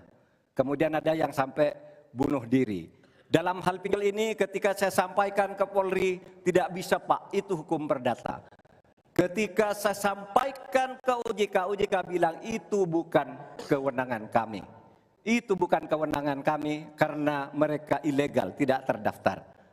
Berkali-kali saya panggil, kemudian saya undang dalam rapat bersama gabungan di Menko Polhukam. Kita nyatakan bahwa itu tindak pidana dan harus segera ditangkap. Itulah dalam sehari kemudian ditangkap 144 orang di hari itu juga. Sekian. Baik, tepat waktu. Selanjutnya kami berikan kesempatan kepada calon wakil presiden nomor urut 1 untuk memberikan tanggapan atas jawaban yang disampaikan oleh Pak Mahfud tadi. Silahkan Pak Muhaimin, waktu Anda 1 menit. Ya, benar sekali bahwa antara perkembangan teknologi digital dengan kemampuan UMKM kita masih terjadi gap. Oleh karena itu harus ditindaklanjuti Pak Mahfud. Selain pemberantasan pinjaman online, judi online, ini pun masih harus diselepet lagi. Karena tidak komprehensif di dalam menangani ini. Sehingga pinjol masih merajalela, judi online masih merajalela. Yang lebih penting dari itu Pak Mahfud bahwa sebetulnya kemampuan untuk masuk pada dunia digital membutuhkan bantuan dari pemerintah untuk turun tangan. Menangani apa? Mulai dari literasi digital untuk UMKM. Yang kedua membantu push pemasaran bagi keberlangsungan UMKM menghadapi persaingan yang sangat ketat. Di sisi yang lain, kita juga membutuhkan kapasitas teknologi kita supaya lebih bisa membantu, seperti kecepatan dari internet yang sedang ada di masyarakat kita masih sangat rendah. Baik, harap tenang. Selanjutnya kita akan beralih ke calon wakil presiden nomor urut 2, Bapak Gibran Raka Buming Raka untuk menanggapi. Waktu Bapak untuk menanggapi 1 menit, kita mulai sejak Bapak mulai berbicara. Baik, terima kasih. Mungkin kita juga harus hati-hati selain pinjol dan judi online, kita juga harus hati-hati untuk masalah pencurian data. Untuk itu harus kita kuatkan cyber security dan cyber defense kita. Itu sudah kita lakukan di Solo Technopark, ada sekolah cyber security. Dan yang perlu ditekankan lagi adalah bagaimana para e-commerce ini bisa comply dengan regulasi kita. Jadi sudah tidak ada lagi nanti ke depan yang namanya shadow banning, yang namanya price dumping, yang namanya barang-barang cross border yang membunuh UMKM kita. Kita ke depan harus melindungi UMKM dan kita ingin sekali lagi, karena tadi Cak Imin bicara masalah literasi keuangan dan literasi digital, ke depan yang kita siapkan harus ada penguatan SDM, penguatan manusia digitalnya. Karena itu kita ingin anak-anak muda untuk ikut andil dalam hilirisasi digital yang akan kita canangkan sebentar lagi. Mohon tenang, mohon tenang. Saya hargai jika kita semua kooperatif. Terima kasih. Saya berikan kesempatan kepada Pak Mahfud kembali untuk memberikan tanggapan atas tanggapan dari jawaban Bapak yang sudah disampaikan oleh Pak Muhaimin dan Pak Gibran. Waktu Anda 1 menit untuk menanggapi, dimulai dari Bapak menyampaikannya. Alhamdulillah, apa yang diusulkan, ditambahkan oleh Cak Imin dan Mas Gibran itu sudah ada di visi misi kami semuanya. Tinggal baca itu. Misalnya kalau bicara infrastruktur agar bisa merata tapi aman, kadang-kala kita bicara infrastruktur itu hanya jembatan, rumah, gedung, dan sebagainya. Padahal ada 3 infrastruktur yang harus dibangun. 1 infrastruktur fisik seperti yang sekarang ada, lalu infrastruktur regulasi, kemudian infrastruktur digitalisasi. Itu penting dibangun ke depan. Sama terkait dengan itu sudah ada juga cyber security. Bahkan saya sendiri yang memimpin rapat di Menko Polhukam dengan memanggil pihak-pihak yang terkait dengan tugas-tugas ini agar cyber security ke depan ditegakkan dengan sebaik-baiknya agar kita tidak selalu kecolongan. Selesai. Mohon tenang. Harap tenang. Belum selesai. Belum selesai. Harap tenang. Oke, kita lanjut ya. Kita lanjutkan. Selanjutnya kita beralih ke pertanyaan kedua untuk calon wakil presiden nomor urut 1, Bapak Muhaimin Iskandar. Untuk itu kami persilakan panelis Bapak Agustinus Prasetyantoko untuk mengambil subtema pertanyaan. Bapak, di dalam fishbowl silakan diperlihatkan selanjutnya ke calon wakil presiden dan ke moderator.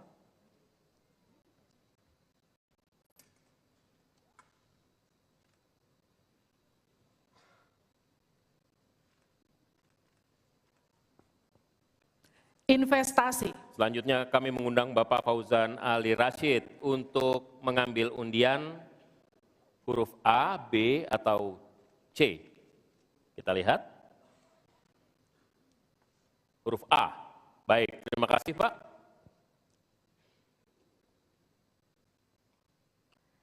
Kita buka amplop sesuai dengan undian yang didapat dan kita lihat masih tersegel Bapak. Kami ingatkan kembali untuk mendengarkan dengan seksama karena kami hanya akan membacakan pertanyaan 1 kali.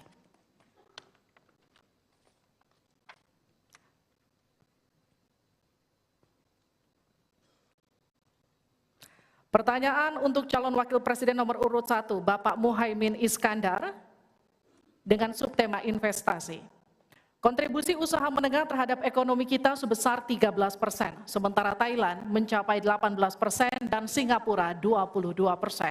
Pertanyaannya, bagaimana strategi paslon meningkatkan investasi untuk usaha menengah dan mendorong usaha kecil naik kelas? Waktu Bapak untuk menjawab 2 menit dimulai sejak Bapak berbicara. Silakan. Terima kasih. investasi salah satu yang paling penting buat pertumbuhan ekonomi kita.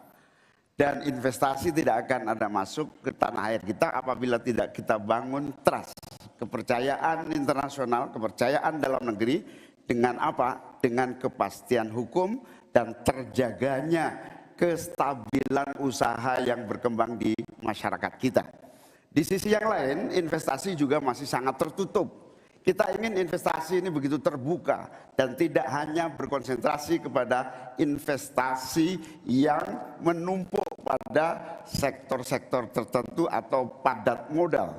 Kita perlu menggeser investasi ini menjadi padat karya yang bisa melibatkan seluruh anak bangsa ini mendapatkan pekerjaan. Di sisi yang lain, di lain halnya investasi yang transparan akan membuka akses usaha kecil dan menengah untuk terlibat di dalam proses investasi yang masuk ke dalam negeri maupun yang ada di masyarakat. Kedua, agar investasi ini bisa masuk buat kalangan UMKM dan seluruh pelaku usaha kecil, maka kita harus kuatkan kapasitas dan kualitas produksi dari UMKM kita, sekaligus tanggung jawab pemerintah ini meyakinkan sekaligus memberi fasilitas kemampuan pemasaran untuk meyakinkan para calon investor baik di dalam negeri maupun dari luar negeri. Yang lebih penting dari itu adalah kepastian hukum. Termasuk di dalamnya adalah jaminan akan investasi tidak akan disalahgunakan atau tidak menjadi beban baru, dalam artian investasi mengandung kecurigaan kerugian yang itu diakibatkan kepercayaan yang menurun. Kredibilitas pemerintah harus ditegakkan untuk membangun trust agar semua yang investasi merasa aman. Cukup, waktu Anda habis. Terima kasih, mohon tenang. Kita mulai untuk meminta tanggapan dari calon wakil presiden nomor urut berapa. Silakan. Baik, terima kasih Gus Muhaimin. Mungkin PR kita ke depan adalah bagaimana kita bisa menurunkan indeks ICOR kita. Kita ingin indeks ICOR kita turun ke angka 4 atau 5%, sehingga investasi akan naik dan akan menumbuhkan trust juga dari para calon-calon investor. Lalu ini yang perlu kita garis bawahi. Kita ingin akses untuk logistik harus terkoneksikan, sehingga distribusi bisa menurun. Lalu untuk UMKM, ini memang PR kita ke depan juga. Kita ingin memperbanyak inkubasi sehingga UMKM kita bisa naik kelas. Kita dampingi dari A sampai Z. Kita dampingi dari packagingnya, dari brandingnya, dari marketing ownernya. Setelah selesai, kita dampingi lagi permodalannya. Setelah selesai, kita dampingi lagi untuk bisa mendapatkan off-taker. Terima kasih. Waktu Anda masih... Mohon tenang. Cukup? Cukup? Baik. Selanjutnya saya berikan kesempatan kepada calon wakil presiden nomor urut 3, Pak Mahfud. Caimin, calon wakil presiden paslon 1. Begini, yang Bapak sampaikan itu tadi saya kira itu sangat normatif. Seharusnya begitu.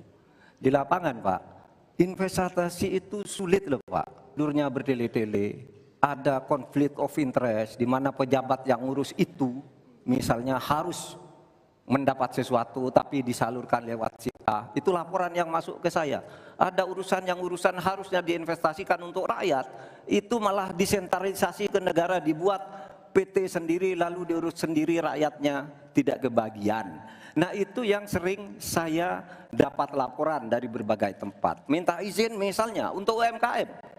Untuk UMKM misalnya, berapa? Perlu 24 meja Pak untuk mendapat izin UMKM. Pertanyaan saya, instrumen hukum apa yang Pak Imin bisa sediakan untuk jawab itu semua? Selesai. Baik, terima kasih. Tenang, nanti ada saatnya untuk memberikan aplaus.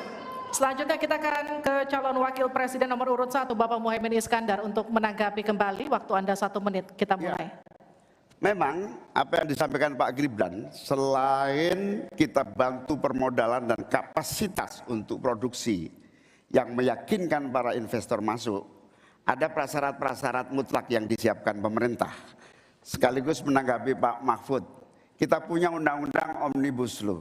kita punya sistem baru yang lebih efektif dan ramah lagi, pemerintah terlampau lambat dalam mengimplementasikan itu semua, sehingga harus kita selepet supaya lebih cepat lagi menyediakan sarana dan prasarana bagi percepatan izin. Berbelit-belitnya izin saya setuju, menjadi penyebab utama trust itu hilang. Nah, kita harus membenahi pada wilayah pemerintahan kita yang harus memberikan satu sarana infrastruktur yang memadai. Saya setuju, logistik menjadi salah satu kunci pentingnya. Logistik yang menyambungkan antara kebutuhan murahnya angkut barang sehingga investasi Cukup, waktu Anda habis. Harap tenang, kita lanjutkan. Kita masih lanjut.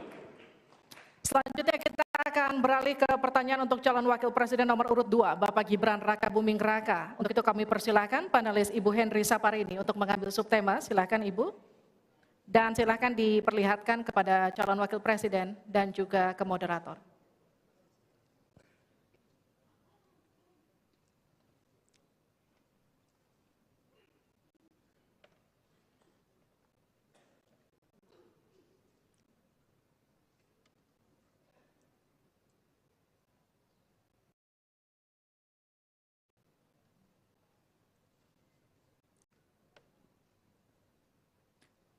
Keuangan, pajak, dan tata kelola APBN, APBD. Baik, untuk selanjutnya Pak Hieronymus Rowa, kami mohonkan untuk mengambil undian untuk mengetahui huruf apa yang akan muncul.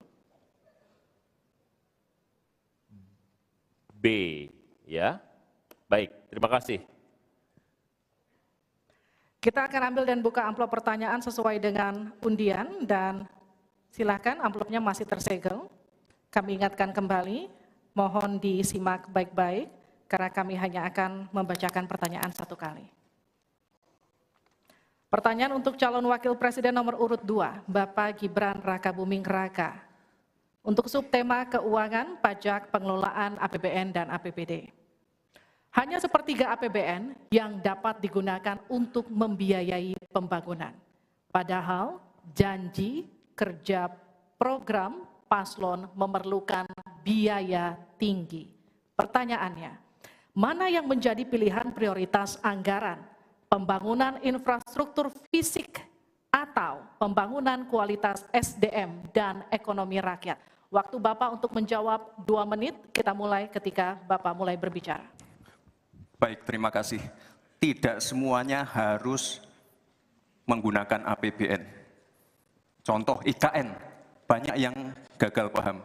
Tidak 100% pembangunan IKN itu menggunakan APBN. Yang digunakan hanya 20%. Sisanya adalah investasi dari swasta dan investasi dari luar negeri. Ini yang banyak yang gagal paham. Lalu kita mengacu ke pertanyaan, infrastruktur fisik atau SDM, dua-duanya penting.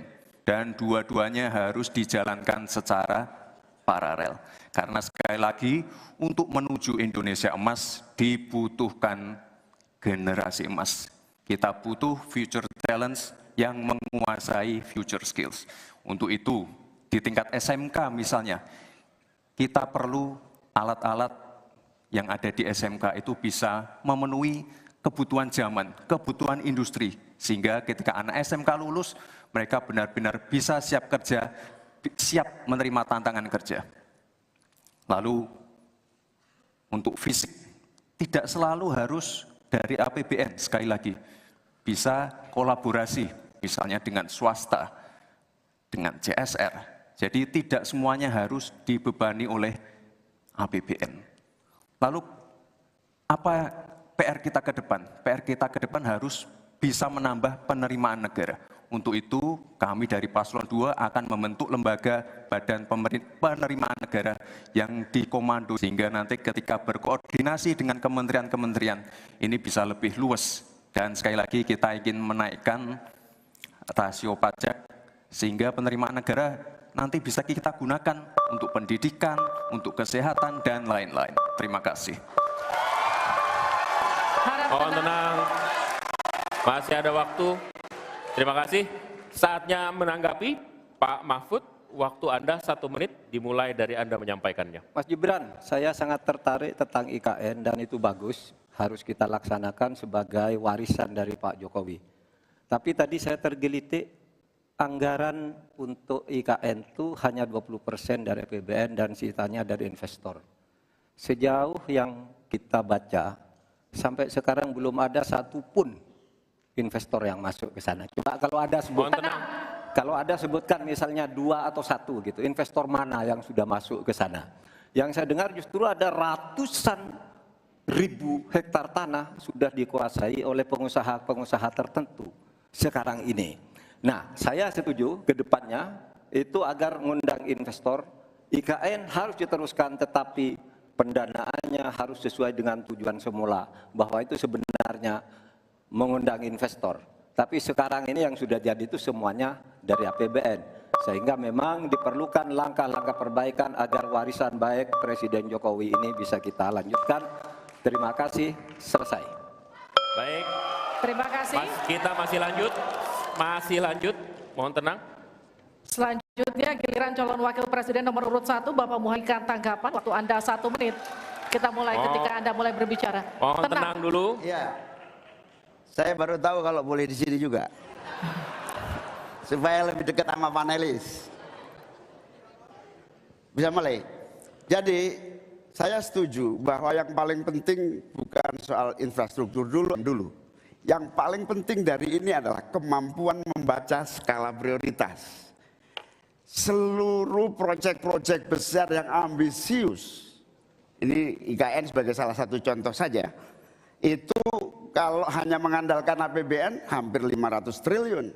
Padahal 1% saja dari 400 sekian triliun itu untuk bangun jalan seluruh Kalimantan beres, membangun seluruh kota-kota di Kalimantan beres. Dan yang paling penting infrastruktur yang untuk SDM 3% aja dari seluruh anggaran IKN itu bisa membangun sekolah dengan baik di seluruh Kalimantan. Itu contoh kemampuan mengambil skala prioritas. Oleh karena itu skala prioritas sangat penting. Mohon tenang kita berikan kesempatan kepada Pak Gibran untuk menanggapi atas tanggapan yang sudah disampaikan. Silakan.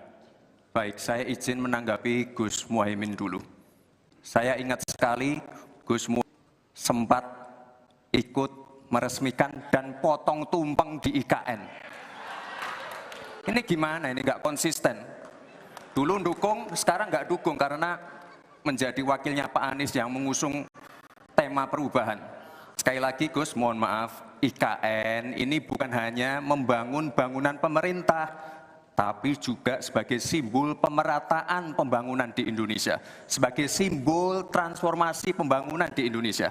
Dan untuk menanggapi Prof. Mahfud, Prof, mungkin nanti setelah pulang dari debat bisa di Google, sudah banyak yang masuk Mayapada, Agung Sedayu. Dan nanti akan tambah lagi mungkin setelah Pilpres, karena mereka pasti akan wait and see melihat stabilitas politik di Indonesia. Terima kasih Prof.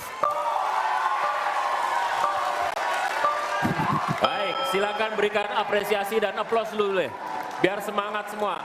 1, 2, 3 pendukung-pendukungnya silakan bersemangat memberikan apresiasi.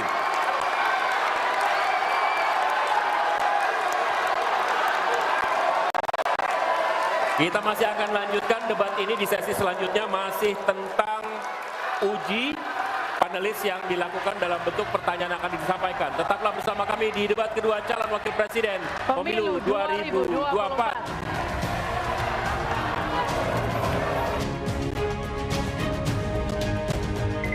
RT, nama saya udah terdaftar belum sebagai pemilih? Cek dulu, dicek dptonline.kpu.go.id. Caranya, masukin NIK kamu. Kalau belum terdaftar,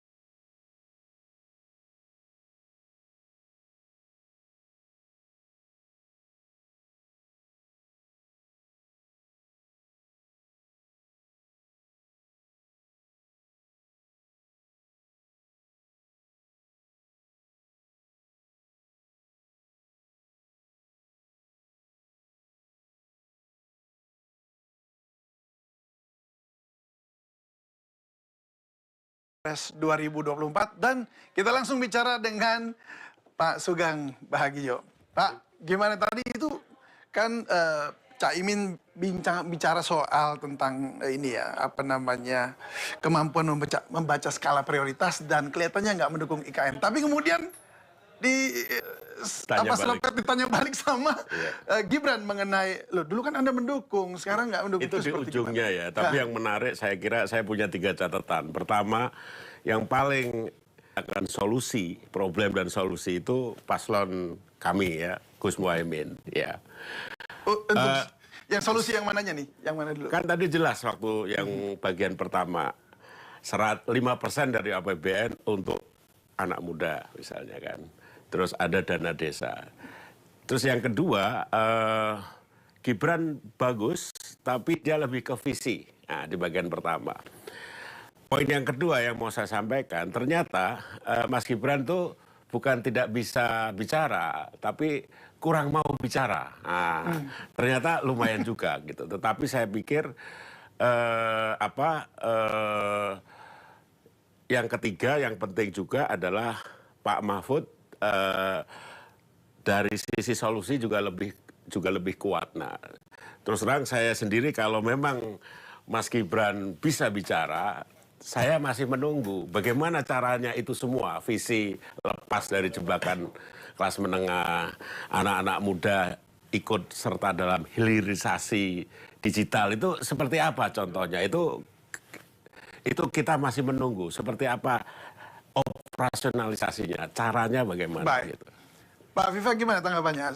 Setuju dengan itu tadi? Ya, saya rasa bukan hanya soal visi, tapi itu adalah program yang implementatif. Kalau nanti ditakdirkan oleh Tuhan mendapatkan amanat dan mendapatkan mandat dari rakyat. Ya. Jadi sebenarnya dari sisi argumentasi dan dari sisi pengetahuan soal ekonomi kerakyatan, ekonomi digital, Mas Gibran lebih paham dan lebih mengetahui karena itu adalah bagian dari dirinya yang selama ini setiap hari selalu terlibat di dalamnya. Baik, Pak Viva, terima kasih. Kita potong dulu sejenak. Kita akan mengetahui bagaimana suasana di Jakarta Convention Center di lokasi nobar pasangan, maksud kami lokasi nobar pasangan nomor urut 3. Ada Ulia Zain di sana. Zain, bagaimana keseruan nonton bareng di sana? Lebih smooth, lebih segar. Le mineral memang berbeda. Setiap tetesnya mengandung. Ya, David dan juga pemirsa, jadi antusias untuk nobar debat cawapres pada malam hari ini tidak hanya di pusat-pusat kota saja ya nobarnya, tapi juga di wilayah-wilayah lain di Jakarta. Seperti saat ini saya sedang berada di Kelurahan Jatinegara, Kecamatan Cakung, Jakarta Timur. Saat ini di sini antusias warga juga sangat terasa. Di sini ada nobar atau nonton bareng Aiman Wicaksono yang juga merupakan juru bicara TPN Ganjar Mahfud dan juga merupakan caleg DPR RI Dapil Jakarta Timur. Sejak tadi warga sudah berkumpul mengenakan kaos berseragam yang menyatakan dukungannya kepada pasangan calon nomor urut 3 Ganjar Mahfud. Dan untuk mengetahui keseruannya lebih lanjut, kami langsung tanyakan saja kepada sang inisiator dari nobar malam hari ini. Kita langsung saksikan Jakarta Convention Center ke depan. Antusias warga di sini untuk nobar debat cawapres. Ya, saya bersyukur ya, alhamdulillah ya.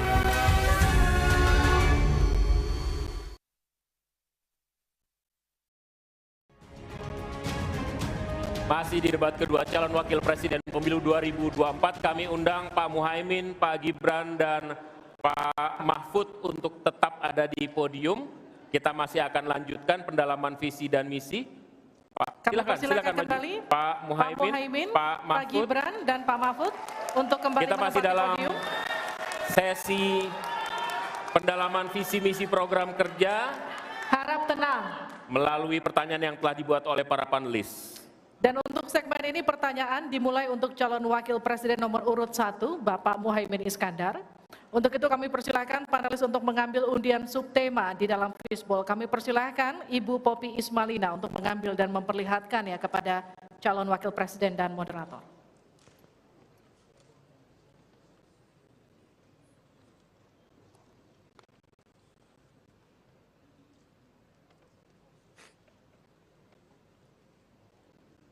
Silakan diperlihatkan. Oke. Perkotaan.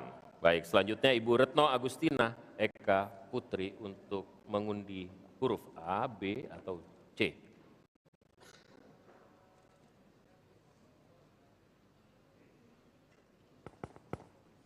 Silahkan diperlihatkan huruf B. Perkotaan huruf B. Perkotaan huruf B.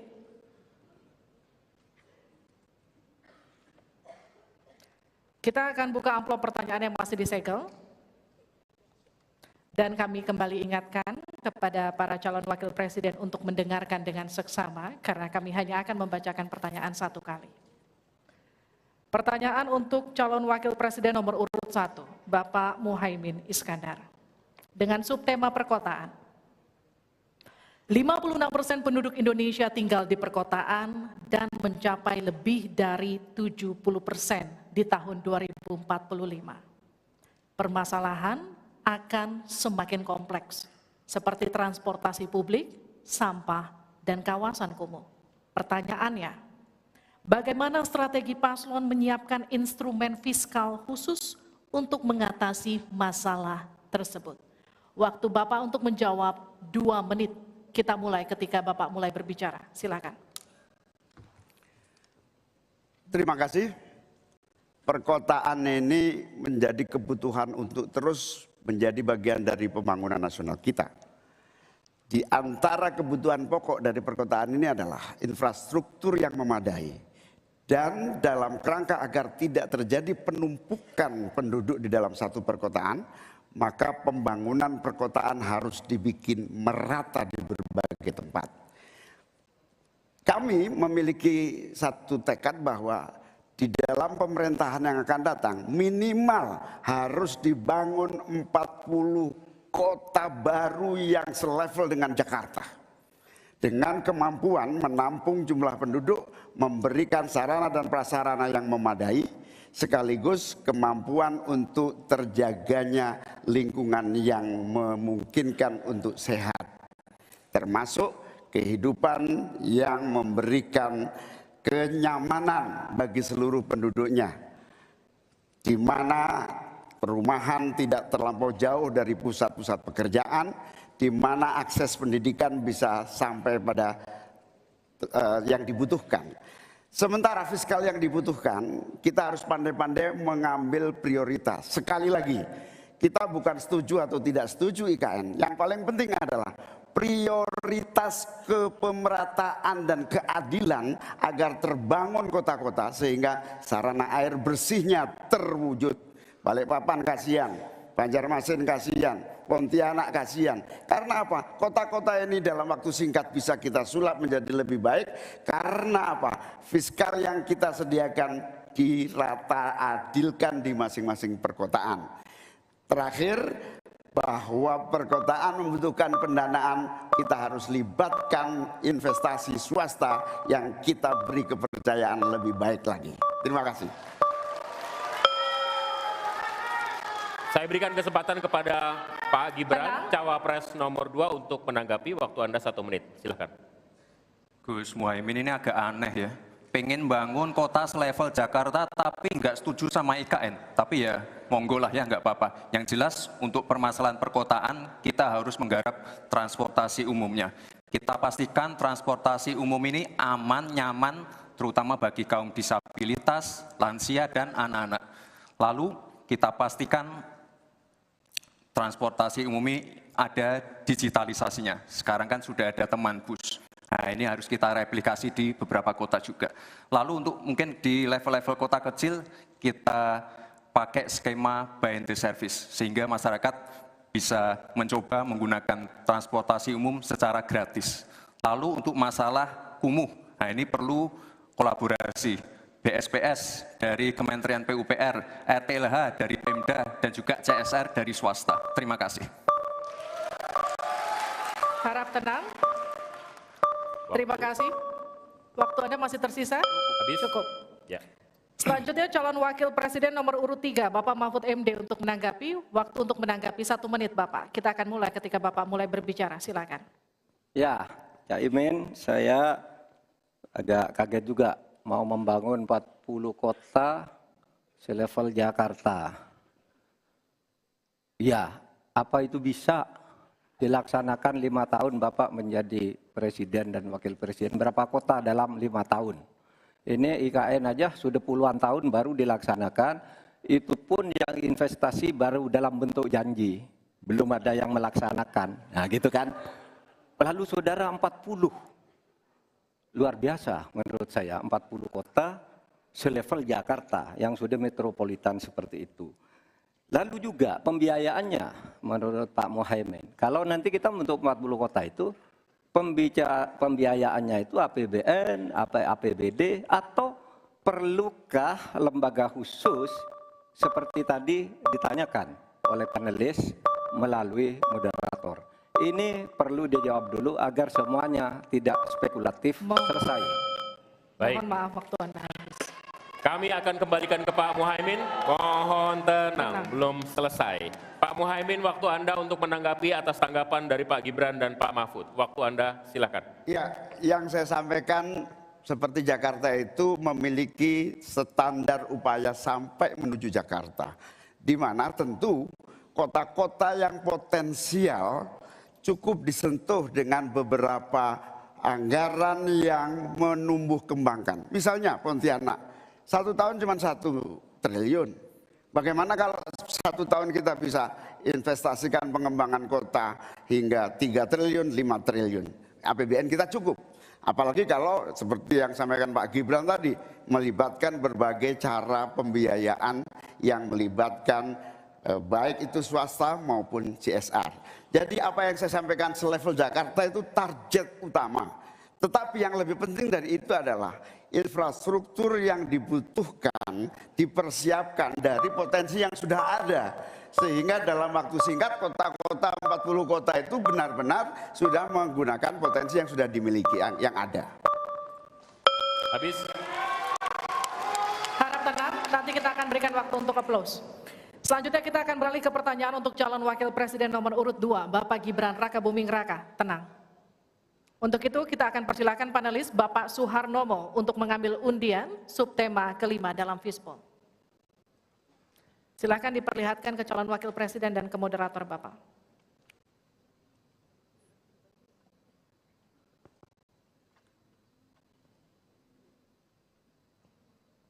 Infrastruktur.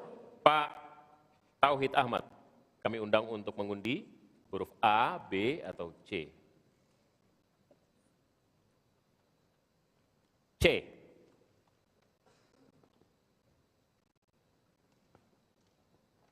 Infrastruktur huruf C. Masih tersegel Bapak.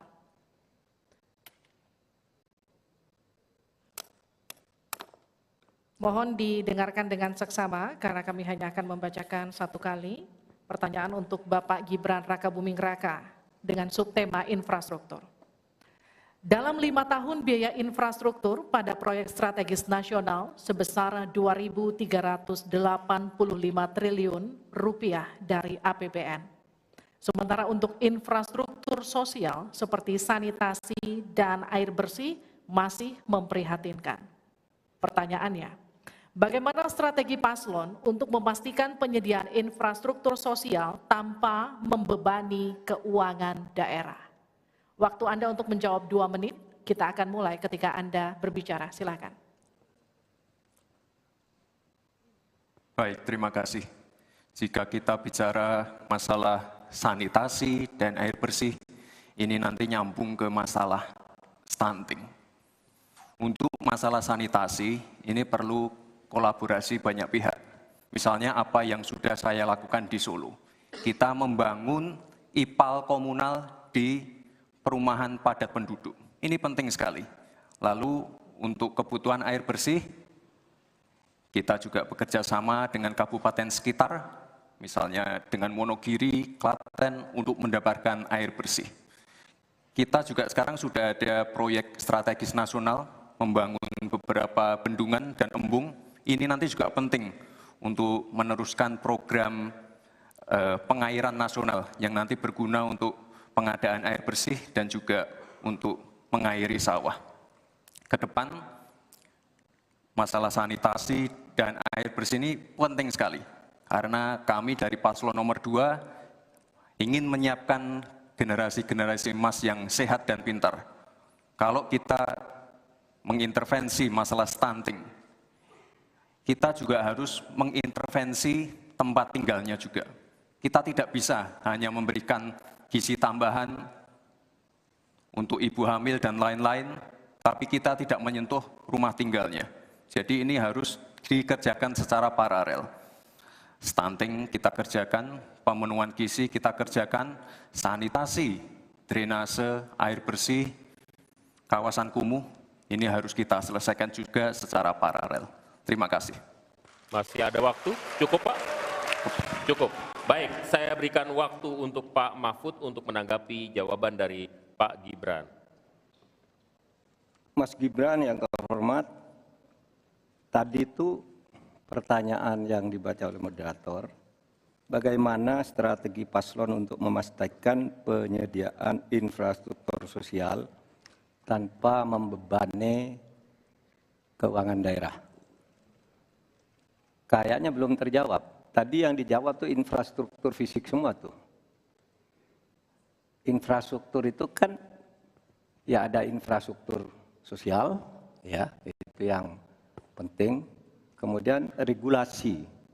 Bagaimana Anda menyiapkan regulasi sekarang ini agar semua itu bisa berjalan dengan baik?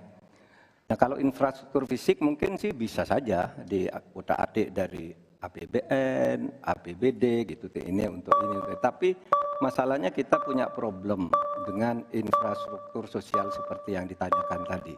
Nah, itu saya kira yang perlu dijelaskan lebih jauh. Selesai. Waktu Anda habis, Pak. Baik, kita akan ke calon wakil presiden nomor urut 1, Bapak Muhaimin Iskandar untuk menanggapi. Waktunya 1 menit. Infrastruktur yang disampaikan Pak Gibran menjadi bagian dari yang perlu disediakan. Tapi infrastruktur sosial atau infrastruktur kerakyatan, pada dasarnya kita bisa melibatkan semua pihak untuk hadir dan memberikan solusi. Contohnya infrastruktur gedung-gedung sekolah yang memberikan kesehatan, kecerdasan bagi masa depan anak didik kita. Apa yang bisa kita lakukan? Misalnya, kita bebaskan pajak buat seluruh penyelenggara pendidikan supaya fiskalnya terpenuhi, supaya pendidikan bisa terjangkau, sehingga semua bentuk pendidikan, semua bentuk yang berkaitan dengan pencerdasan kehidupan masyarakat kotanya, maka dibebaskan pajaknya. Ini seperti yang sudah dilakukan di Jakarta, yang ini bisa kita tarik ke tingkat nasional. Infrastruktur sosial tercipta dengan pemerintah memberi fasilitas yang memadai. Cukup, Pak? Bapak? Cukup. Baik. Kita stop, countdown. Tenang. Saya berikan kembali waktu untuk Pak Gibran untuk menanggapi atas tanggapan dari Pak Mahfud dan Pak Muhaimin. Baik, terima kasih. Mungkin Prof. Mahfud dan Gus Muhaimin kurang paham dengan apa yang sudah saya paparkan. Saya tadi juga bicara masalah infrastruktur sosial, stunting itu loh Pak. Ya, tapi nggak apa-apa, saya perjelas lagi. Kita punya program makan siang gratis. Banyak yang nyinyir, tapi sekali lagi Pak, program makan siang gratis ini adalah investasi menuju Indonesia emas. Program makan siang gratis 400T ini adalah stimulan untuk ibu-ibu, warteg-warteg, warung-warung, catering-catering yang ada di daerah. Bayangkan 400T mengucur ke daerah-daerah. Semua ibu-ibu ikut memasak makan siang untuk anak-anak kita. Itu Pak yang saya maksud dengan infrastruktur sosial. Program makan siang gratis, investasi ke depan untuk menuju Indonesia emas. Terima kasih. Tenang. Baik, kita masih lanjut. Harap tenang, kita akan lanjutkan. Selanjutnya kita akan beralih untuk pertanyaan calon wakil presiden nomor urut 3, Bapak Mahfud MD. Untuk itu kami persilakan panelis Bapak Yose Rizal Damuri untuk mengambil undian subtema ke-6 dalam Fispol.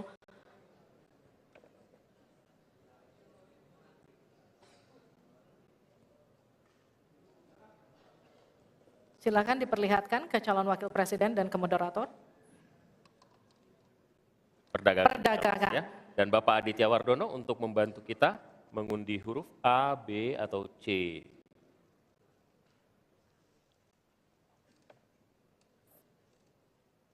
perdagangan C.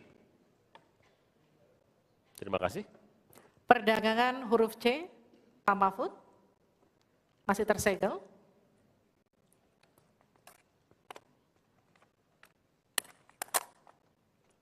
Mohon didengarkan dengan seksama karena kami hanya akan membacakan satu kali. Pertanyaan untuk Bapak Mahfud MD dengan subtema perdagangan. Untuk meliberalisasi perekonomian, Indonesia telah meratifikasi lebih dari 25 perjanjian perdagangan bebas. Tetapi pemanfaatannya belum optimal untuk mendorong ekspor dan investasi. Pertanyaannya, bagaimana strategi paslon untuk mengoptimalkan pemanfaatan perjanjian-perjanjian tersebut guna meningkatkan ekspor dan memperkecil defisit neraca perdagangan? Waktu Bapak untuk menjawab 2 menit, kami persilakan ketika Bapak mulai berbicara. Baik, menurut saya untuk mengoptimalkan pemanfaatan perjanjian-perjanjian, kebetulan Ganjar Mahfud ini sudah berdiskusi lama tentang ini. Sekurang-kurangnya ada 3 hal yang menjadi strategi kami. Pertama, mengutamakan diplomasi ekonomi. Sehingga para duta besar yang ada di luar negeri itu, menurut Pak Jokowi pada saat awal-awal kami dilantik, duta besar itu adalah duta ekonomi. Optimalkan diplomasi ekonomi dengan negara-negara lain. Yaitu. Kemudian yang kedua, juga kami akan melakukan perdagangan untuk mengintegrasikan perdagangan nasional kita ini ke perdagangan global. Sehingga memenuhi standar-standar internasional untuk setiap apa yang kita punyai mau dimasukkan ke dunia global itu sudah jelas standarnya bisa diterima gitu. Dan kita juga membuat regulasi di sini agar tidak misalnya upaya perdagangan kita lalu atau dicurangi oleh teman-teman kita sendiri, pelaku-pelaku ekonomi di dalam yang berintegrasi atau berkoalisi dengan pejabat-pejabat publik.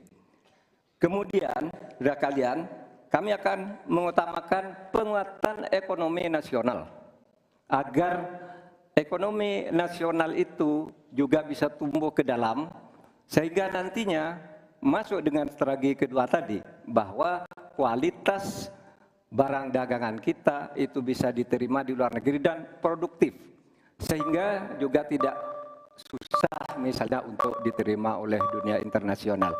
Saya kira itu bagian strategi yang sudah kami diskusikan dan selesai.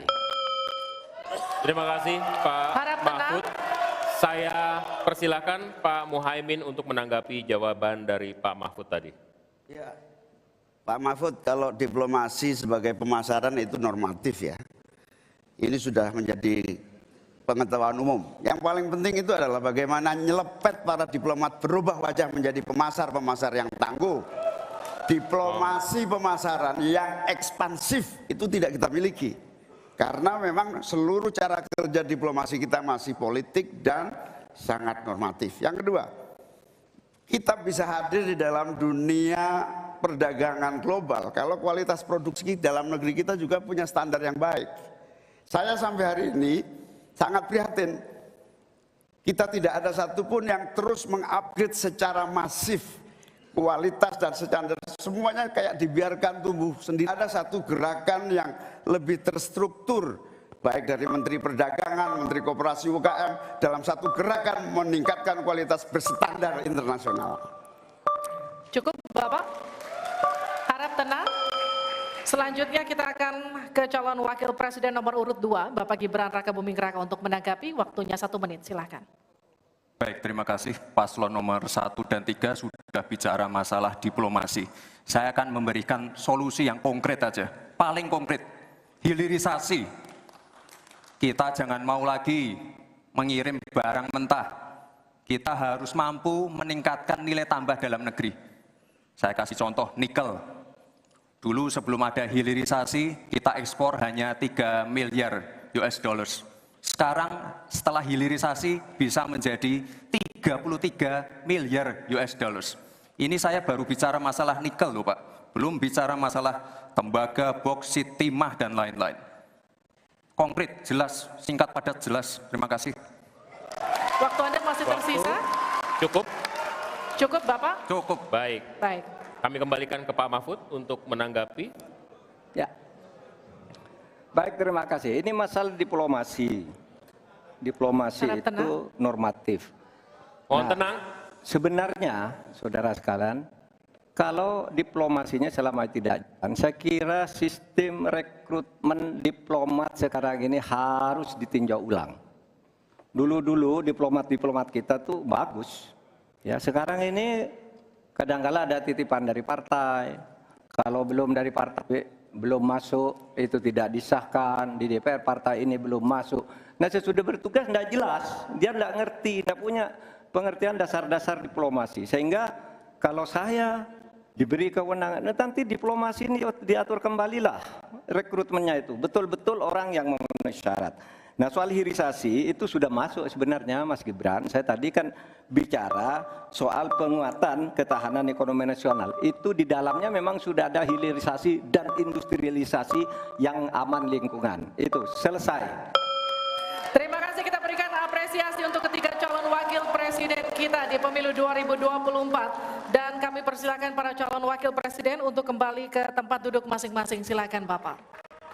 Di segmen selanjutnya, ini seharusnya segmen yang kita tunggu-tunggu karena setelah ini mereka akan saling bertanya dan memberikan tanggapan. Interaksi antar kandidat akan dapat Anda saksikan di segmen selanjutnya dalam debat kedua calon wakil presiden pemilu 2024.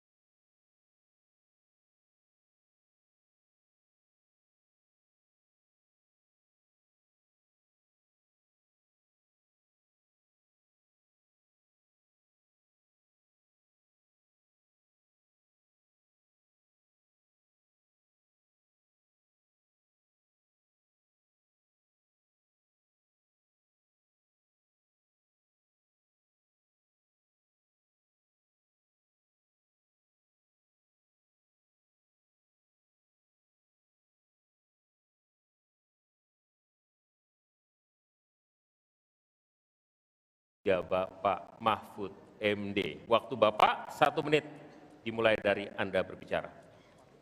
Baik, terima kasih. Ini karena Prof. Mahfud adalah ahli hukum, saya ingin bertanya bagaimana regulasi untuk carbon capture and storage. Cukup? Cukup Bapak? Baik. Silakan Bapak Mahfud untuk menjawab. Waktu Anda untuk menjawab adalah 2 menit. Kita akan mulai ketika Bapak mulai berbicara. Silakan. Baik, Mas Gibran yang terhormat, regulasi itu kalau orang ahli regulasi itu tidak harus spesifik satu persatu itu kecuali proyek pembuatan regulasi itu sudah ada, ya. proyek pergugatan resolusi sudah ada, kita harus buat ini baru, dibuat regulasinya bagaimana. Bagaimana cara regulasinya? Satu, membuat naskah akademik dulu. Naskah akademiknya apa? Naskah akademik itu kalau mengikuti pola yang sederhana aja, pakai aja kasus RUKIPI namanya. Kalau di dalam ilmu perundang-undangan itu, misalnya regulasi yang sudah ada bagaimana, kalau belum ada bagaimana. Kemudian opportunity-nya bagaimana. Kemudian kapasitas lembaganya bagaimana. Kemudian komunikasi publiknya bagaimana. Kemudian ideologisnya bagaimana. Itulah yang disebut RUKIPI dan prosedur tentu saja. Nah itu yang akan kita buat. Kalau saya ditanya bagaimana mengatur soal regulasi undang-undang tentang karbon dan sebagainya, bukan hanya karbon dan itu. Jadi itu yang akan kita lakukan. Tetapi sebenarnya ya, yang terpenting itu bagi saya apapun yang akan kita bangun itu kan harus ada sistem pengawasan keuangan. Barangkali Mas Gibran sudah tahu atau belum tahu juga karena ini baru. Pada tanggal 9 Desember kemarin itu sudah ada sebuah sistem SIPD namanya, Sistem Informasi Pemerintahan Daerah, yang itu mengaitkan dengan APBN dan sebagainya, sehingga ada pengawasan terhadap uang itu mulai dari perencanaan, pelaksanaan sampai evaluasi dan sebagainya. Nah itu saya kira pedoman utamanya. Selesai. Cukup. Baik. Harap tenang. Masih belum Kita selesai. lanjutkan. Ini masih belum selesai nih. Kami berikan kesempatan kembali kepada Pak Gibran untuk menanggapi. Baik, terima kasih Pak. Kalau masalah SIPD ya tentu saya tahu Pak. Saya kan wali kota Pak. Saya pasti pakai SIPD untuk perencanaan anggaran kami Pak. Tapi kembali lagi ke pertanyaan saya Pak. Pak Prof. Mahfud menjawab 2 menit. Tapi pertanyaan saya belum dijawab sama sekali Pak. Apa regulasinya Pak untuk carbon capture and storage? Simple sekali Pak pertanyaan saya Pak. Mohon dijawab Pak. Dijawab sesuai pertanyaan yang saya tanyakan Pak. Nggak perlu ngambang kemana-mana Pak. Terima kasih. Baik, cukup ya Pak ya. Kita lanjutkan, silakan Pak Mahfud. Jadi begini Mas Gibran, di dalam ilmu hukum, misalnya saya tanya kepada Anda sekarang ya, bagaimana cara membuat aturan tentang antariksa nasional? Anda pasti tidak tahu. Jawab sekarang coba kalau pasti tidak tahu. Karena Harap tenang. Karena hukum itu perlu masalahnya dulu apa yang mau dibuat. Itulah kemudian dibuat naskah akademik menurut peraturan yang sekarang ada. Di dalam Perpres itu disebutkan buat naskah akademik. Nah, akademik itu nanti dinilai bersama lalu dibahas gitu rame-rame. Nah, naskah akademik itulah yang akan menentukan bagaimana prosedur, kemudian bagaimana sebenarnya materi-materi yang diperlukan untuk itu, apakah ini sudah ada yang ngatur cuma namanya berbeda atau tidak. Nah itu semua kalau Anda tanya gimana sih cara membuat peraturan, ya gampang, sesederhana itu aja. Kalau Anda ditanyakan hal baru, jadi buat naskah akademik kita diskusikan. Nah itu sebuah prosedur karena Anda bicara membuat hukum. Selesai. Baik. Tenang. Harap tenang. Kita lanjutkan. Kalau tadi kita sudah melihat bagaimana calon wakil presiden nomor urut 2 berhadapan dengan calon wakil presiden nomor urut 3, kini adalah kesempatan untuk calon wakil presiden nomor urut 3 berhadapan dengan calon wakil presiden nomor urut 1. Silakan Pak, waktu Anda. Bertanya 1 menit. Kami persilakan Pak Mahfud. Baik, Bapak Cawapres Pak Muhaimin, saya melihat ya di dalam visi misi Anda itu ada rayaan I-Core 45, efisiensi akan meningkat. Nah Pak, kalau itu bisa dicapai seperti di tahun 89, 91, maka pertumbuhan ekonomi kita ini bisa mencapai 7% lah. Kalau 4 saja, Anda punya visi targetnya itu I-Core-nya 4 sampai 5. Padahal pertumbuhan dengan 4 saja itu bisa 7% pertumbuhan ekonomi nasional. Sehingga dengan demikian saya kok jadi ingin tahu kenapa di dalam visi misi Anda tingkat pertumbuhan yang ditargetkan hanya 5 sampai 65. Kok tidak berani 7? Kalau 4 apalagi sampai 5, seharusnya berani sampai 7, selesai. Silakan, waktu Anda 2 menit. Terima kasih. Kalau membuat target pertumbuhan bisa saja 7-8% bisa saja. Tetapi yang ingin kita wujudkan adalah pertumbuhan yang berkualitas dan inklusif, di mana setiap pertumbuhan itu memiliki apa yang disebut sebagai dampak langsung di dalam penyerapan tenaga kerja, di dalam peningkatan pendapatan masyarakat, di dalam satu percepatan pemerataan pembangunan. Target 5,5 sampai 6% itu dengan kalkulasi agar kalau kita tidak terlampau realistis, kita khawatir ujung-ujungnya utang luar negeri lagi. Utang luar negeri yang terlampau banyak ini mengakibatkan beban bukan hanya pemerintahan hari ini, tetapi juga anak turun kita akan mengalami banyak beban utang yang panjang. Salah satunya adalah bagaimana agar APBN kita sehat. Sekarang saja presentasi 3.000 triliun APBN aja untuk membayar utangnya cukup tinggi, sehingga mengurangi tidak kurang dari 20% APBN kita untuk membayar utang luar negeri. Sehingga target yang berjumlah 5,5% sampai 6,5% itu realistis, yang akan tidak membebani bagi proses pembangunan kita di masa yang akan datang. Di sisi yang lain, kita pasti tahu bahwa salah satu syarat-syarat pertumbuhan yang bisa sehat itu adalah apabila investasi yang masuk juga tidak menjadi beban baru bagi pembangunan nasional kita. Apa beban baru itu? Yaitu tingginya tanggungan bunga-bunga yang harus, terutama kalau utang G2G, yang menjadi beban berat bagi APBN kita hari ini dan di masa-masa yang akan datang. Cukup Bapak.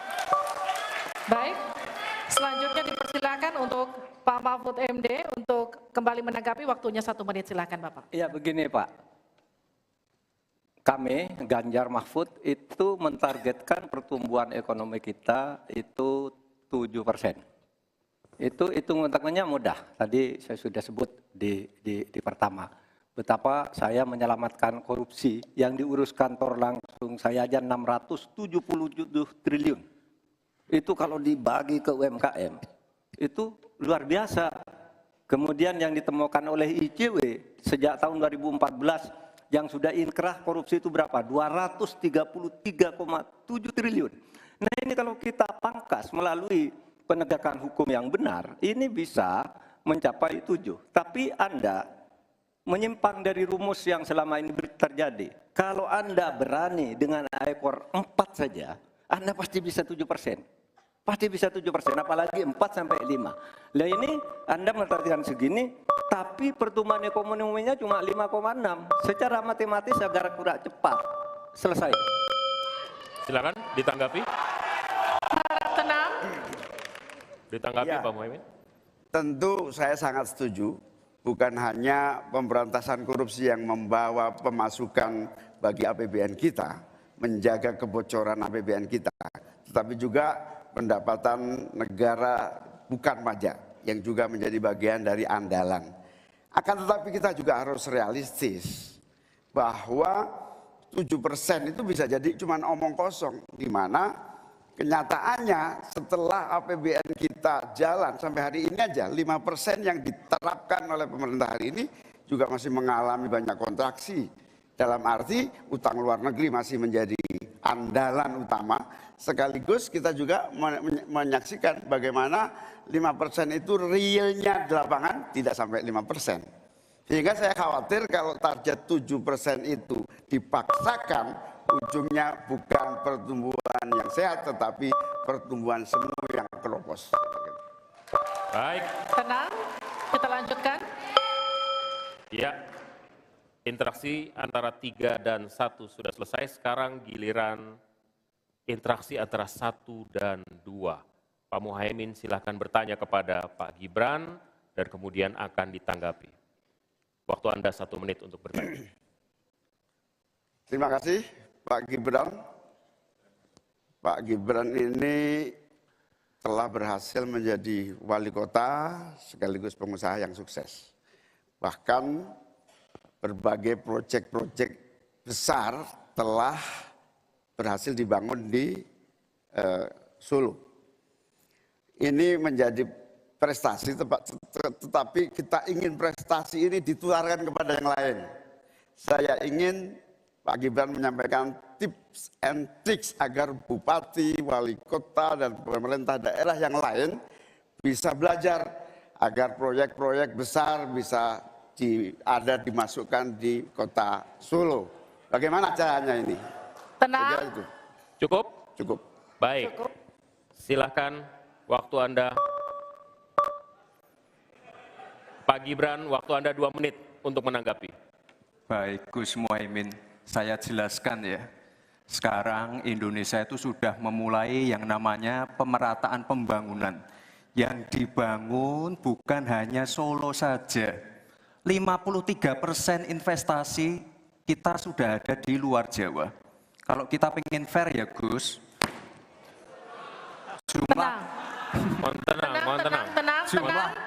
jumlah proyek,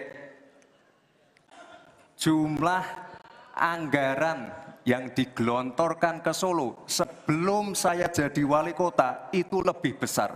Saya tahulah ini arah pertanyaannya kemana. Tapi yang jelas ini Gus, apa yang sudah dibangun, yang kita lihat bukan bangunan fisiknya saja, tapi kita lihat impact-nya ke warga.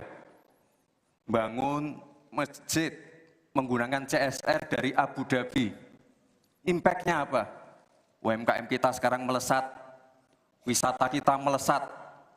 Kemarin waktu Idul Fitri, kunjungan wisatawan ke Solo melebihi Jogja. Itu impact-nya. Lalu kita lihat, kita punya kebun binatang Solo Safari, tidak pakai APBN. Masjid tidak pakai APBN. Tapi impact-nya apa? Impact-nya ke masyarakat. Jadi yang kita lihat ini Gus, tidak perlu tendensius seperti itu. Kita lihat impact-nya ke warga seperti apa? UMKM meningkat, kesejahteraan meningkat, lapangan pekerjaan terbuka. Itu yang kita lihat Gus. Jadi tidak melihat, oh ini dia anak emaskan. Enggak. Pemerataan pembangunan itu sudah terjadi di mana-mana, bukan hanya di Solo. Dan itu fakta loh Gus. Proyek di Solo sebelum saya menjabat itu lebih banyak. Fakta itu. Terima kasih. Harap tenang, kita akan lanjutkan. Masih lanjut ini. Silakan Pak Muhaimin untuk menanggapi, waktunya 1 menit. Ya, yang saya tanyakan belum dijawab. Saya itu tanya tips and triknya agar investasi ataupun proyek-proyek besar bisa di sana. Sebab saya lihat itu ada 32 proyek pemerintahan pusat, ada juga berbagai program-program yang luar biasa, patut kita banggakan. Dibandingkan dengan misalnya Kota Madiun yang hanya 11%, Cirebon hanya 7%, Tasikmalaya. Kita ingin triknya apa? Sehingga akses pendanaan pembangunan itu bisa bersifat adil dan merata. Bukan hanya di satu kota, tapi berada di seluruh. Ini yang menjadi catatan saya adalah keadilan dalam melaksanakan APBN. Kalau kita jadi pemerintah pusat nanti, tugas kita adalah membagi secara adil seluruh proyek-proyek nasional kita. Cukup? Silakan Pak Gibran untuk menanggapi. Waktunya 1 menit, silakan. Mohon tenang. Baik Gus, saya jawab lagi. Sebelum ada proyek dari pusat masuk, kita ya, para wali kota ya, harus menyiapkan yang namanya readiness kriteria. Kalau nggak ada itu, nggak mungkin proyek itu masuk. 2, kita sebagai wali kota harus menyiapkan hal-hal non-teknis. Relokasi, nego dengan warga-warga bantaran sungai, bantaran rel kereta api. Itu Gus, 1. Lalu kita juga harus berkolaborasi, tidak semuanya pakai APBN. Ada yang pakai APBN plus APBD plus dibantu, saya sering dibantu Pak Ganjar, gubernur saya. Ini kolaborasi, Jadi tidak semuanya APBN, ini kolaborasi, ada CSR juga, ada BUMN juga, ini kolaborasi. Dan sekali lagi sebelum itu masuk, kami para wali kota menyiapkan readiness kriteria, itu. Jadi ya saya kira ini cukup fair, Gus. Ayo mana pendukung apresiasinya?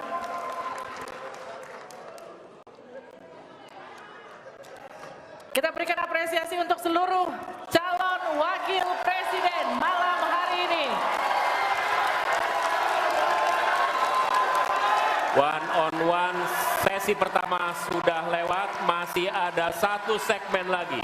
Ketika calon wakil presiden bertanya dan berinteraksi dengan calon wakil presiden lainnya. Tetaplah bersama kami di debat kedua calon wakil presiden pemilu 2024.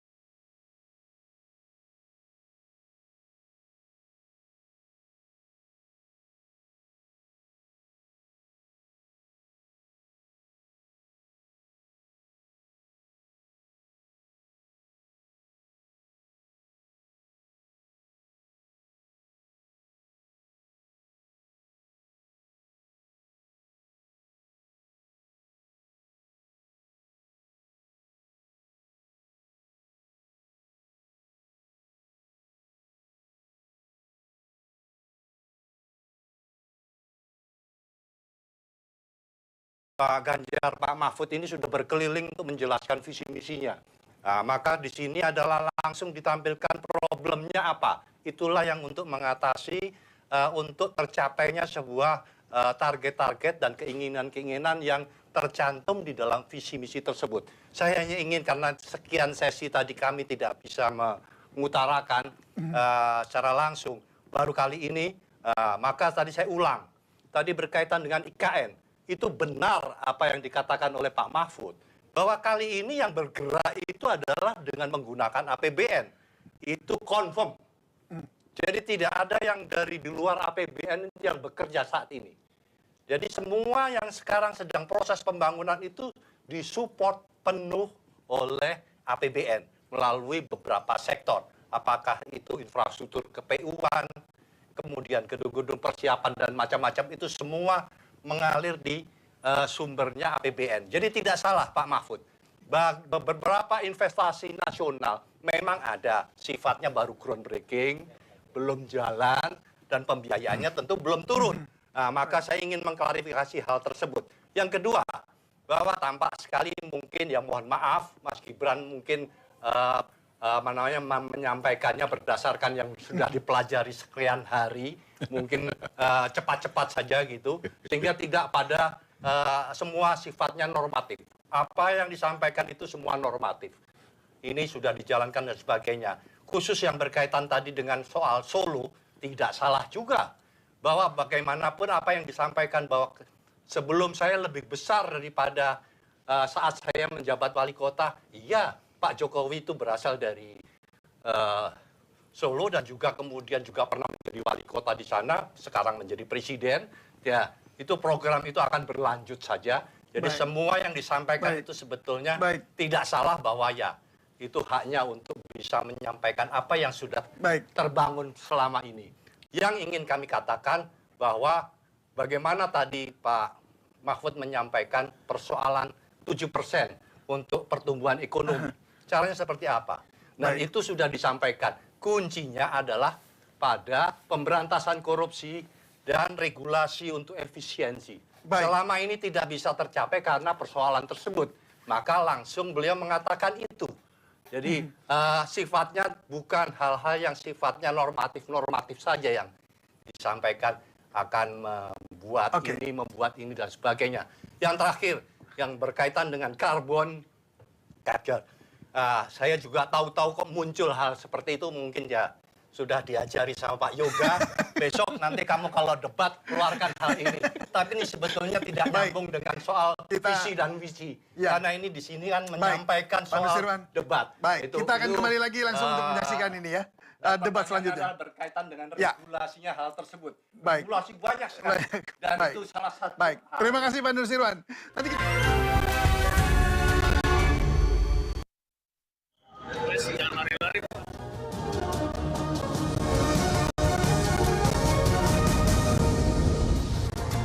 Anda kembali bersama kami di debat kedua calon wakil presiden pemilu 2024. Kita akan lanjutkan segmen tanya jawab antar calon wakil presiden di segmen ini. Jika sebelumnya kita mulai dengan calon wakil presiden nomor urut 2 yang bertanya, segmen ini kita akan mulai dengan sebaliknya, yakni calon wakil presiden nomor urut 3 yang akan bertanya kepada cawapres nomor urut 2. Namun kami akan kembali mengingatkan kepada para calon wakil presiden untuk melakukan tanya jawab sesuai dengan tema debat malam hari ini, yakni ekonomi, kerakyatan dan digital, keuangan, pajak, pengelolaan APBN dan APBD, investasi, perdagangan, infrastruktur, dan perkotaan. Untuk itu kami undang kembali para calon wakil presiden untuk kembali menempati podium masing-masing. Kita dengarkan pertanyaan dari Cawapres 3 ke Cawapres 2. Sama rule-nya seperti tadi Pak Mahfud. Waktu Anda kami persilahkan. 1 menit, silakan Bapak. Baik, terima kasih moderator. Anda mengingatkan agar kembali ke tema debat. Karena tadi pertanyaannya itu carbon capture itu nanti debat keempat tanggal 21 Januari. Tapi saya tahu itu kan untuk menghindari tidak adanya regulasi sekarang ini agar tidak lagi terjadi penggundulan karena food estate seperti yang terjadi. Saya sekarang mau bertanya dalam topik ini. Di dalam visi dan misi Anda disebut kalau rasio pajak dinaikkan menjadi 23%.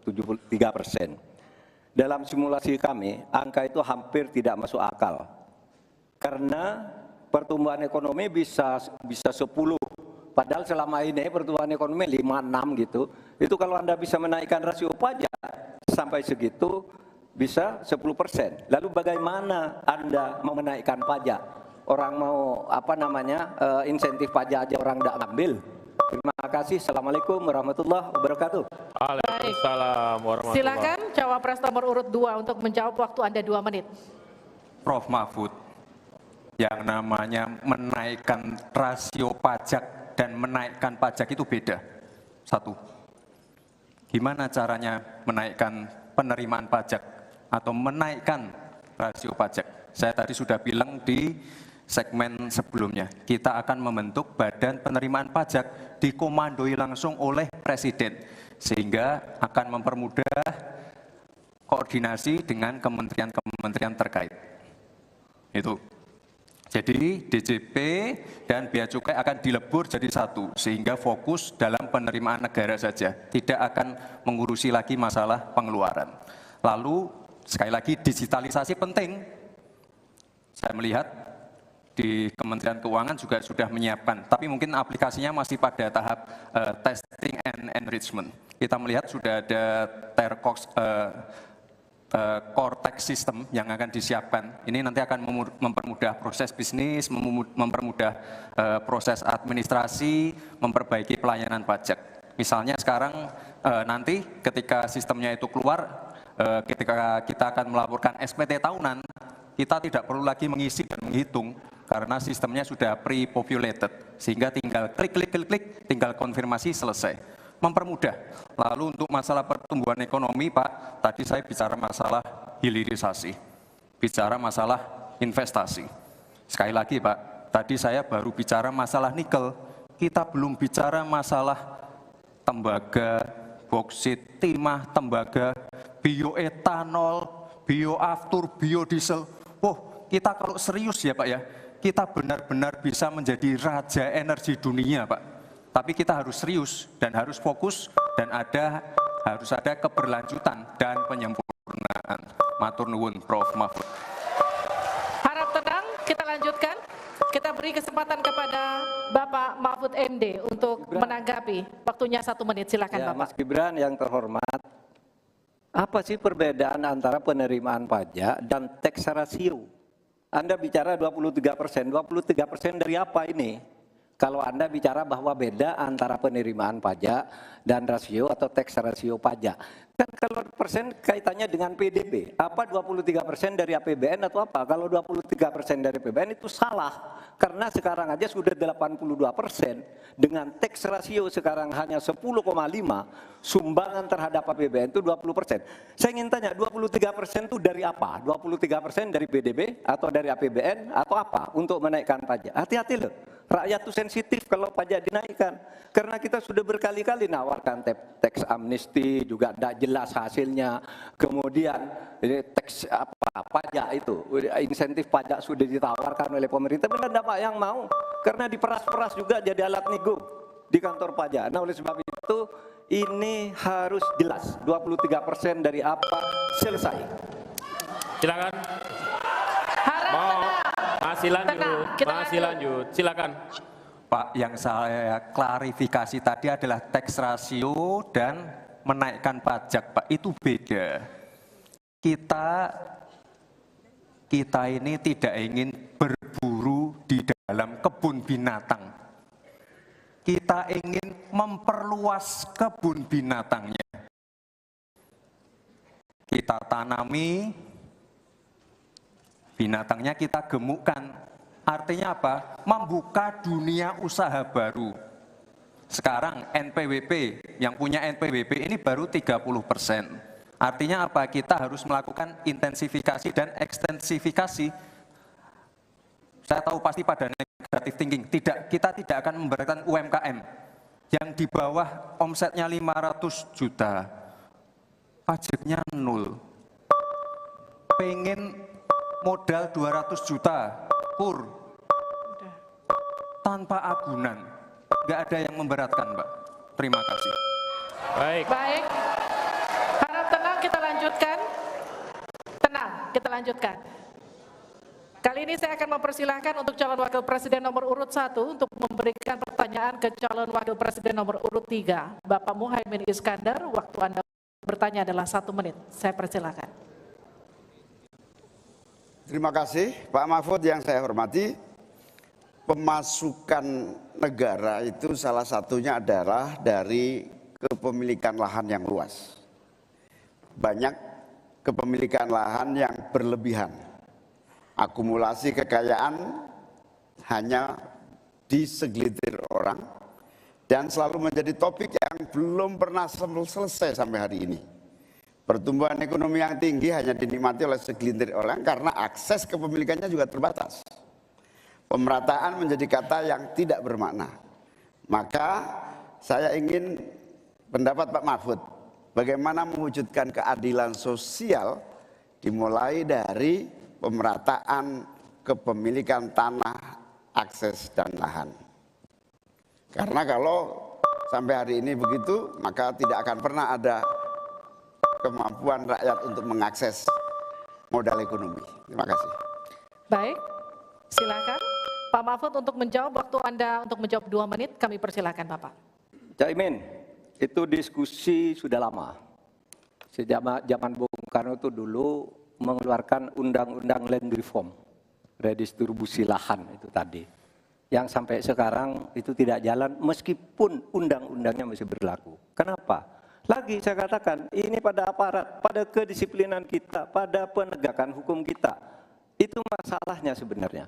Coba sekarang ini, kalau data yang pernah saya dengar dari Pak Prabowo beberapa tahun lalu, 1% penduduk menguasai 75% lahan. 99% penduduk berebut mengelola hanya 20% lahan sisanya. Memang timpang. Oleh sebab itu upaya-upaya pemerataan itu harus terus dilakukan. Nah caranya, saya sebelum masuk ke caranya tadi, caranya tentu kita lihat fakta yang ada di lapangan. Betapa sekarang ini banyak lahan itu diperoleh secara kolusi yang tidak jelas. Saya pernah dikritik, Pak kenapa ini pemerintah ini sekarang kok lahannya tidak jelas? Diserahkan ke orang semua, rakyat tidak kebagian. Saya tanya, mana daftar lahan? Saya minta ke Kementerian Pertanian. Oh ini dibuat tahun sekian, ini tahun sekian, ini tahun sekian, tahun sekian. Saya tahu di mana masalahnya dan distribusi kepemilikan lahan. Sehingga yang ingin saya tegaskan dari jawaban Pak Mahfud tadi adalah instrumen hukum harus dipakai secara optimal, diikuti dengan kemauan dan kesungguhan politik, bukan hanya retorika politik. Oleh karena itu agar tanah-tanah yang dikuasai oleh segelintir orang terdistribusi dan rakyat ikut menikmati, terutama untuk lahan-lahan pertanian yang lebih produktif. Terima kasih. Silakan langsung ditanggapi Pak Mahfud, waktu Anda. Ya, memang begitu kan, dari program yang kami lakukan, kita akan melakukan redistribusi tanah. Dulu dalam 5 tahun terakhir ini bahkan ada kan pembagian tanah untuk rakyat agar merata. Lalu ada 1 juta sertifikat. Setahu saya 1 juta sertifikat itu memang sudah dibagi, tetapi itu untuk mereka yang memang sudah menempati tanah itu. Menempati itu lalu diberi sertifikat. Lahan yang lain itu belum dibagi terhadap orang yang belum punya. Nah itulah yang akan kita kerjakan besok dalam rangka redistribusi tanah itu. Itu betul Pak Muhaimin, betul 100% bahwa masalahnya political will. Di antara political will yang paling penting itu adalah penegakan hukum. Political will untuk menegakkan hukum itu adalah kuncinya. Aturannya semua sudah ada, tapi kemudian bocor di mana-mana, tidak jalan di mana-mana. Banyak tanah orang tidak pernah dijual, tiba-tiba dirampas orang lain dan dia tidak berdaya. Nah itulah masalahnya, Caimin. Selesai. Baik. Terima kasih. Kita lanjutkan. Tenang. Tenang. Kita lanjutkan. Sekarang adalah waktu untuk Cawapres nomor urut 2 bertanya dengan Cawapres nomor urut 1. Bapak Gibran Rakabuming Raka, Anda dipersilakan untuk bertanya kepada Bapak Muhaimin Iskandar. Waktu bertanya 1 menit, saya persilakan. Baik, terima kasih. Karena Gus Muhaimin ini adalah ketua umum dari Partai PKB. Saya yakin sekali Gus Muhaimin paham sekali untuk masalah ini. Bagaimana langkah Gus Muhaimin untuk menaikkan peringkat Indonesia di SGIE? Terima kasih. SGIE. Cukup Bapak? Bapak Gibran cukup? Cukup. Baik, silakan. Bapak Muhaimin untuk menjawab, waktu Anda menjawab 2 menit, kami persilakan. Terus terang SGIE saya nggak paham. SGIE itu apa? Tenang. Stop. Ada lagi pertanyaan atau ini waktu Anda untuk memberikan jawaban, waktunya 2 menit. Oke. Kalau Anda menggunakan untuk bertanya, waktu akan habis. Tidak apa-apa? Tidak apa-apa karena saya tidak pernah mendengar istilah SGE itu. Siap. Waktu Kami persilahkan. di stop, kita alihkan ke Pak Gibran. Waktu Anda 1 menit. 1 menit. Baik, Gus, kita kan sedang fokus mengembangkan ekonomi syariah, keuangan syariah. Otomatis kita harus ngerti juga masalah SGE. SGE itu adalah State of Global Islamic Economy. Misalnya sekarang yang sudah masuk peringkat 10 besar adalah makanan skincare halal kita, fashion kita. Nah, itu yang saya maksud, Gus. Dan ya mohon maaf kalau pertanyaannya agak sulit ya, Gus. Terima kasih. Harap tenang. Mohon kerjasamanya. Waktu Anda, Pak Muhaimin, 1 menit untuk menanggapi. Terima kasih. Memang pertanyaan ini sungguh penting karena Indonesia dengan jumlah umat Islam yang terbanyak di dunia, sekaligus bukan saja sebagai pasar ekonomi syariah, pasar pariwisata halal, pasar perbankan syariah, tetapi sekaligus punya potensi menjadi pusat ekonomi syariah dunia. Nah, posisi kita yang masih di bawah ini membutuhkan langkah-langkah penting agar yang disebut SGE ini menjadi kita menaikkan peringkat kita. Ada beberapa hal yang bisa kita lakukan. Yang pertama, yang harus dilakukan pemerintah adalah menyiapkan seluruh perangkat regulasi agar tumbuh kembang seluruh industri halal, termasuk bagaimana membantu sertifikasi secara murah bahkan gratis, terutama bagi UMKM kita. Habis waktunya, kita berikan aplaus terlebih dahulu kepada 3 calon wakil presiden yang sudah berinteraksi. Boleh dong, kalau ada waktunya kita kasih apresiasi yang meriah. Untuk ketiga cawapres malam hari ini yang telah melakukan sesi tanya jawab dan juga saling menanggapi. Sudah ada tiga fase yang kita lewati, menyampaikan visi dan kemudian harap tenang, program kerja, kemudian menjawab pertanyaan dari panelis dan berinteraksi satu sama lain. Masih ada 1 sesi lagi yang kita sisakan, memberikan pernyataan penutup. Tapi itu nanti kita tahan dulu, kami akan kembali di debat kedua calon wakil presiden pemilu 2024.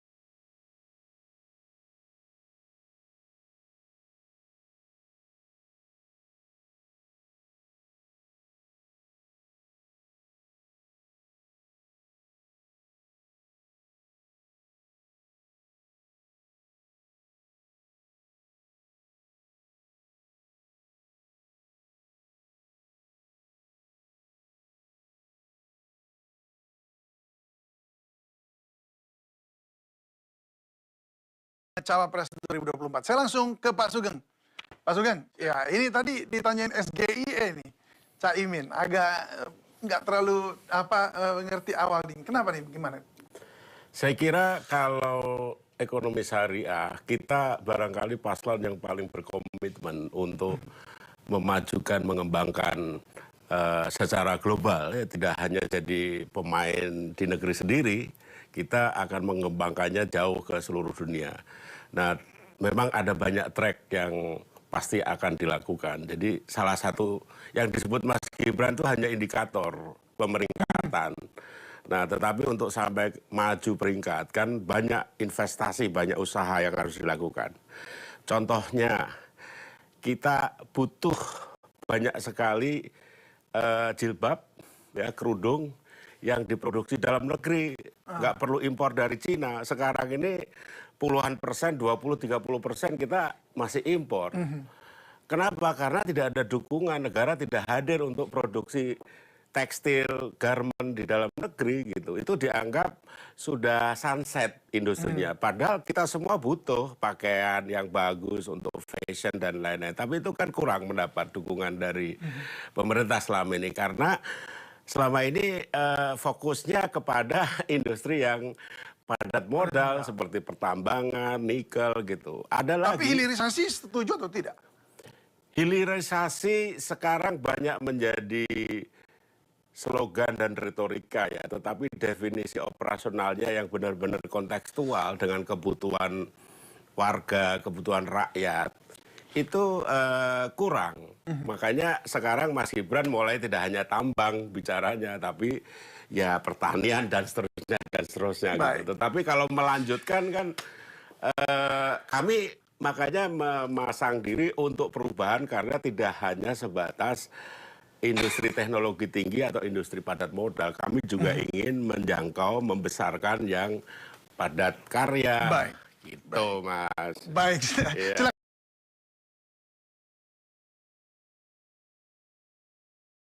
Tanggapan?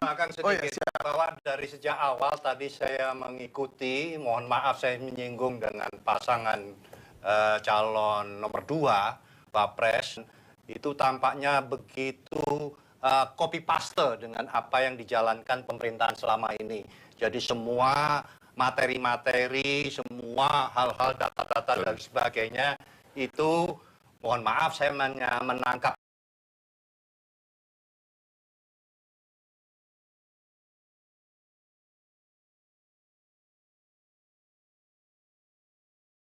adalah dari copy paste apa yang sudah dilakukan pada saat ini, bukan melihat beberapa kemungkinan untuk melakukan perbaikan atau dan sebagainya.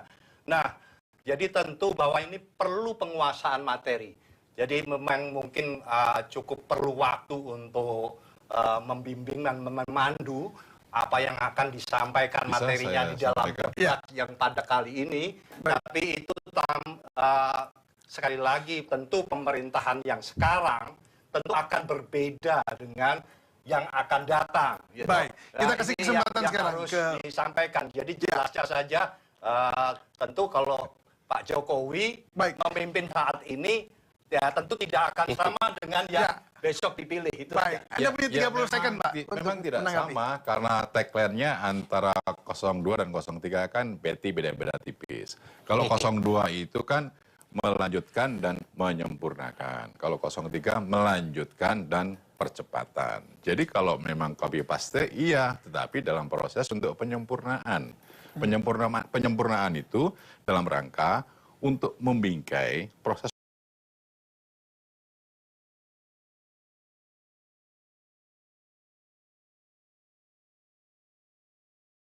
perubahan dinamika masyarakat, lingkungan, global, ekonomi yang terus eskalatif perubahannya. Itu dalam rangka apa? Agar kita punya data, punya adaptasi, punya langkah-langkah strategis untuk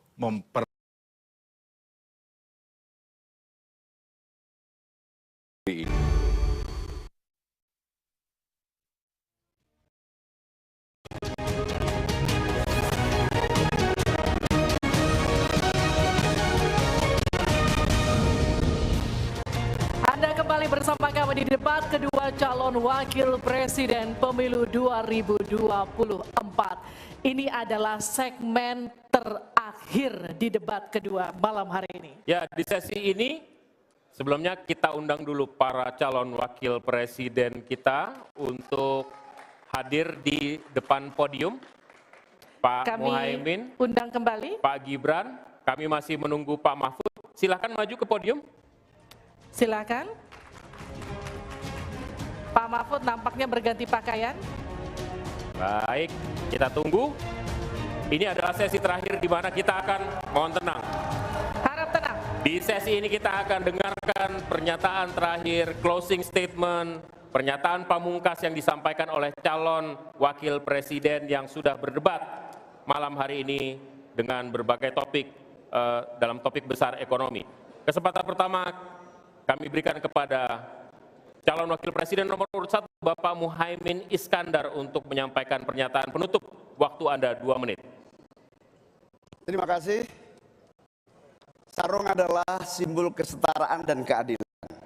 Sarung itu lembut, tapi di tangan orang yang baik bisa jadi selepet atas ketidakadilan dan kecurangan.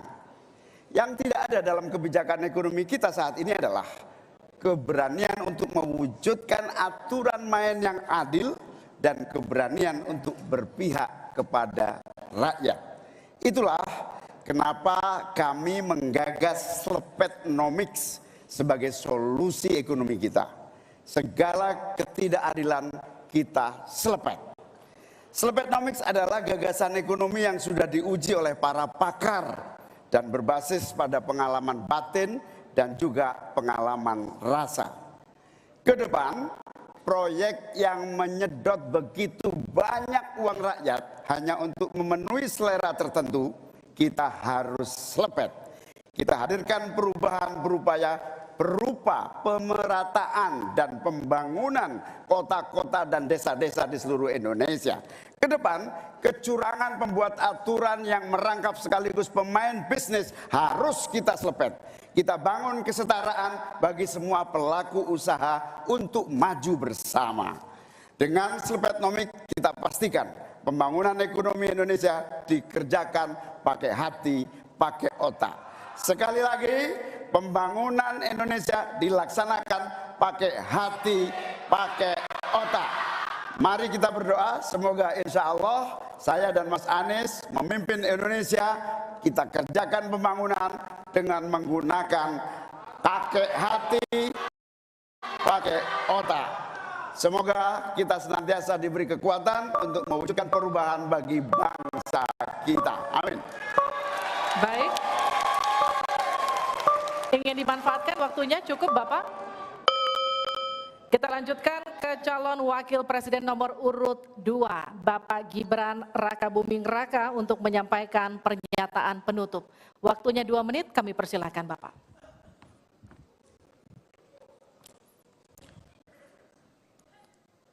Indonesia ini negara besar.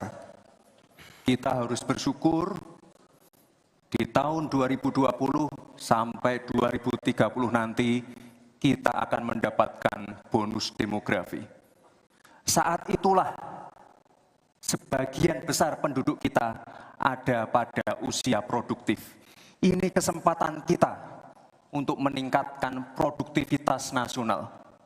Peluang untuk menuju Indonesia emas makin terbuka lebar. Tapi Bapak Ibu yang saya hormati, teman-teman sesama anak muda, ingat, kesempatan ini hanya datang sekali. Kesempatan ini tidak akan terulang lagi. Untuk itu kita harus kerja keras, kerja fokus, berani melakukan lompatan. Saya ucapkan terima kasih kepada Pak Prabowo yang sudah memberikan saya kesempatan untuk ikut andil dalam kontestasi ini. Saya sangat bangga sekali saya menjadi bagian dalam perjalanan menuju Indonesia emas. Saya ucapkan terima kasih juga Prof. Mahfud, Gus Muhaimin, Saya sangat senang sekali bisa satu panggung dengan orang-orang hebat seperti ini. Senang sekali anak muda bisa bertukar pikiran dengan ketua umum partai dan seorang profesor. Sekali lagi, terima kasih. Anak-anak muda harus saling mendukung, anak-anak muda harus saling bergandengan tangan. Saya yakin Indonesia emas bisa tercapai. Terima kasih. Wassalamualaikum warahmatullahi wabarakatuh. Selamat Natal dan Tahun Baru. Baik, terima kasih. Harap tenang, kita masih melanjutkan. dalam sesi, mohon tenang. Waktu belum selesai. Kami persilakan selanjutnya calon wakil presiden nomor urut 3 Bapak Mahfud MD untuk menyampaikan pernyataan terakhir. Saudara-saudara seluruh bangsa Indonesia, kami Ganjar dan Mahfud ingin memastikan untuk menyelenggarakan negara yang bersih melalui penegakan hukum tanpa pandang bulu. Ganjar Mahfud menyiapkan 21 program unggulan senilai 2.500 triliun rupiah selama 5 tahun, yaitu 1. 17 juta lapangan kerja, 2. 1 desa, 1 vaskes, 1 nakes, 3. Uang saku kader posyandu, 4. 10 juta hunian, punya rumah semudah punya motor, 5. Sekolah dapat gaji, lulus pasti kerja, 6. 1 keluarga miskin, 1 sarjana, 7. Perempuan maju, 8. Buruh naik kelas, 9. Kuliah gratis untuk anak prajurit dan bayangkara, 10. Mudah berusaha termasuk UMKM dan koperasi, 11. Masjid sejahtera, pengurus masjid terlindungi, 12. Guru ngaji dan guru agama lain digaji, pasokan pangan aman, harga enak di kantong, lansia bahagia, anak cucu gembira, 15. Petani bangga bertani, 16. Di laut kita jaya, nelayan sejahtera, 17. Disabilitas mandiri berprestasi, 1 desa 1 mobil akses, 18. Internet super cepat, gratis dan merata, 19. Bansos pasti lanjut tapi harus tepat sasaran, 20. Sikat KKN, dan terakhir KTP Sakti. Segala kebijakan pemerintah harus mengutamakan kemakmuran dan kesejahteraan rakyat, termasuk memelihara fakir, miskin, dan anak terlantar seperti ketentuan pasal 34 ayat 1 Undang-Undang Dasar. Semoga niatan baik dan keikhlasan kami mendapat ganjaran ilahi dan tercatat di Lauhil Mahfuz. Selesai.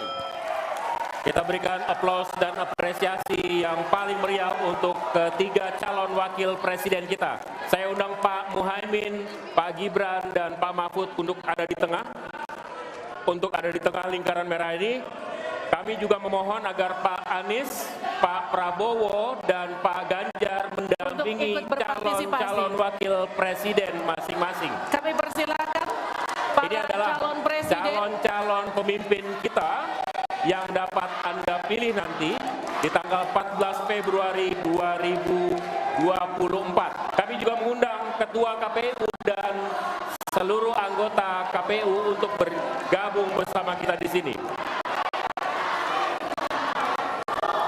Mudah-mudahan debat kedua kali ini dapat memberikan referensi kepada Anda, menjadi hasanah bagi Anda untuk menentukan siapa yang ada 1, ada 2, ada 3.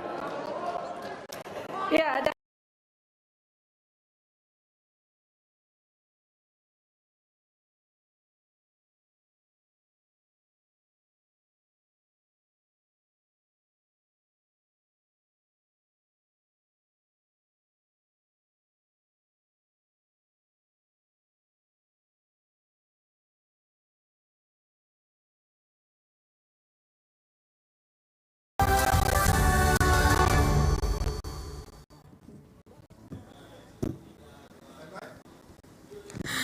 Ya, Anda kembali di pasca debat perdana Cawapres dalam rangka Pilpres 2024. Kembali lagi bersama saya Anies Hadasuki. Dan saya Abraham Silaban. Cukup seru ya, Anies Hadasuki ya. Seru sekali dan ternyata memang banyak orang yang mengatakan menanti surprise di debat Cawapres. Dan terjadi banyak surprise di debat cawapres ini. Dan saya pikir masing-masing kandidat ataupun masing-masing calon wakil presiden menampilkan gagasan, nggak hanya gagasan tapi punya gimmicknya masing-masing. Betul. Betul. Itu dia yang akan kita cermati bersama, utamanya mengenai bagaimana berjalannya debat yang berlangsung. Kita nggak berdua aja, Anissa Dasuki, kita perkenalkan narasumber yang sudah hadir bersama kami. Di studio kami ada Bung Joshua Pardede yang merupakan analis ekonomi, dan ada Profesor Fendi Ghazali, Profesor Komunikasi Politik. Terima kasih sudah bersama kami Bapak-Bapak. Iya, selamat malam. Selamat malam Abraham, selamat malam Manisa. Namun sebelum kita kupas lebih lanjut debat yang secara tema besar ini adalah mengenai masalah ekonomi, walaupun tadi ada sedikit melebar ke sana kemari, namun ya pada intinya adalah garis besarnya ekonomi. Kita pantau dulu suasana terkini di JHC Senayan Jakarta, seperti apa suasana pasca debat Cawapres Pilpres 2024. Sudah ada rekan kami Gede Satria dan Fazila Hairunisa. Gede dan Zila, bagaimana kemeriahan pasca debat malam ini? Iya, baik, terima kasih Anissa Dasuki dan Abraham Silaban dan juga pemirsa yang ada di rumah. Tentu saja sudah menyaksikan bagaimana serunya perdebatan Cawapres yang digelar sejak pukul 7 tadi, Zila. Ternyata juga apa yang dikatakan oleh Anissa Dasuki cukup benar begitu ya, ada banyak sekali kejutan. Kalau kita membedah tadi sepanjang perdebatan ya, ada juga gimmick-gimmick seperti yang diceritakan oleh Anissa Dasuki, bahwa ada juga gerakan-gerakan yang mencoba untuk membangkitkan semangat kembali dilakukan oleh Mas Gibran ya. Nomor 2 ini sebenarnya memang sudah diimbau begitu oleh KPU untuk tidak diulangi, tapi tadi kita lihat lagi-lagi sepanjang debat gitu ya memberikan gerakan itu lagi. Tapi sejauh ini memang pertanyaan-pertanyaan tadi juga cukup menarik yang ditanyakan gitu ya. Jadi ada beberapa pertanyaan yang ditanyakan oleh masing-masing cawapres tadi. Jadi tadi menarik soal investasi ya. Betul. Pertanyaan soal investasi di IKN yang bilang kalau misalnya IKN pakai APBN dan baru ada investor dari dalam negeri begitu, belum ada dari luar negeri begitu. Itu saling menanggapi hal itu. Iya, memang karena kalau kita melihat bagaimana IKN ini sangat membutuhkan biaya yang cukup besar begitu ya, tentu saja investor-investor dari luar negeri ini juga dibutuhkan untuk bisa masuk ke IKN ini. Dan sementara itu juga kita juga bisa menyoroti tentang tadi bagaimana ada beberapa pertanyaan yang dikeluarkan oleh Gibran ini cukup spesifik gitu ya. Sebenarnya istilah-istilah yang sebenarnya mungkin belum umum gitu ya. Seperti tadi ada carbon storage gitu ya. Carbon storage juga, terus tadi ada SGIE kalau nggak salah ya. Tadi ditanyakan ke Muhaimin. Dan tadi juga ditanya Muhaimin juga sempat bertanya kepada Gibran, jadi menarik memberikan tips and trick bagaimana cara membangun Kota Solo, karena Kota Solo memang dianggap dinilai pembangunannya cukup signifikan apalagi di kepemimpinan Gibran, Raka Buming Raka. Dan ya, Gibran dalam kesempatan ini juga memberikan jawaban bahwa menilai bahwa apa yang disampaikan atau ditanyakan oleh Caimin ini cukup tendensius begitu ya. Tidak cukup memuaskan pertanyaan dari Caimin. Nah, karena memang arahan pertanyaannya juga memang karena kalau misalnya kita lihat pembangunan signifikan kalau dari daerah di Solo Raya ini hanya kota Solo saja. Sementara daerah-daerah lain ini pembangunannya tidak sesignifikan di kota Solo karena memang banyak bantuan juga dari pusat yang diberikan untuk pembangunan di kota Solo. Betul. Gitu. Ada juga yang tidak kalah penting pemirsa apa yang tadi menjadi sorotan Pak Mahfud MD soal pajak ini yang dikatakan untuk lebih berhati-hati ya untuk masyarakat ini, pajak jangan sampai dinaikkan lagi. Benar. Karena dalam beberapa kesempatan juga Gibran ini juga ada pernyataan gitu ya, karena memang di akan awal menaikkan pajak dengan beberapa catatan. Tentunya. Benar, karena tadi ada pertanyaan mengenai APBN gitu ya, pembiayaan pembangunan, biaya pembangunan soal infrastruktur itu juga salah satunya adalah yang akan dilakukan oleh Prabowo Gibran itu dengan menaikkan atau meningkatkan rasio pajak. Nah ini juga jadi perhatian nih gitu. Iya, dan ini ada beberapa perbedaan antara debat Capres yang pertama dan Cawapres yang kedua ini, yaitu kita di sini diberi kesempatan nantinya Zila untuk bertanya secara langsung pada Cawapres yang akan satu persatu keluar dari dari tempat debat ya. Gitu ya. Mereka akan berhenti sesaat untuk memberikan konferensi pers dan memberikan kesempatan kepada awak media untuk bisa secara langsung bertanya kepada capres dan nanti dengan tema debat yang tadi disampaikan. tentang jalannya debat tadi. Dan nanti juga ada secara urutan gitu ya Gede ya. Jadi nomor urut 1 dulu, nomor urut 2 baru nomor urut 3. Nah, ini masing-masing diberikan kesempatan untuk 3 pertanyaan. Betul, gitu. tentu saja akan banyak sekali pertanyaan yang Karena udah nggak sabar banget oleh lagi-lagi panitia membatasi ya, hanya 3 saja pertanyaan. buat media yang sudah bertanya tidak boleh untuk bertanya lagi gitu kan, karena kalau diberi kesempatan tidak akan selesai dalam malam ini ya. Ya, nah tadi kita juga sempat wawancara singkat dengan Pak Hasto Kristianto, kan kita simak keterangan berikut ini. Carbon capture dan kemudian carbon storage. Ini kan nanti pada saat berbicara tentang lingkungan hidup, tetapi Mas Gibran di situ lupa bahwa carbon capture itu rusak justru karena program food estate melalui penebangan hutan yang dilakukan oleh PT Agroindustri Nusantara yang notabene merupakan kroni dari Pak Prabowo. Jadi itu pertanyaan yang memukul balik diri sendiri. Karena juga dilaksanakan bukan pada momentum yang pas sesuai dengan agenda yang dibahas dalam tema kali ini. Jadi Prof. Mahfud berbicara paling membumi karena pengalaman yang luas. Prof. Mahfud berbicara tentang kemanfaatan bagi wong cilik. Ini yang menyebabkan kelebihan dari Prof. Mahfud dibanding yang lain. Mas tadi Prof. Mahfud sempat menanyakan soal IKN kepada Mas Gibran.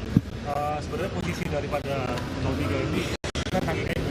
Jadi tentang IKN sebagai perubahan paradigma sama-sama sepakat sebagai hal yang dilakukan untuk memindahkan ibu kota agar mengikuti cara pandang geopolitik di mana nanti kawasan Selat Lombok, Makassar sampai ke Pasifik, Indonesia menjadi pintu gerbang kemajuan dari Samudra Hindia menuju Pasifik, sama-sama sepakat.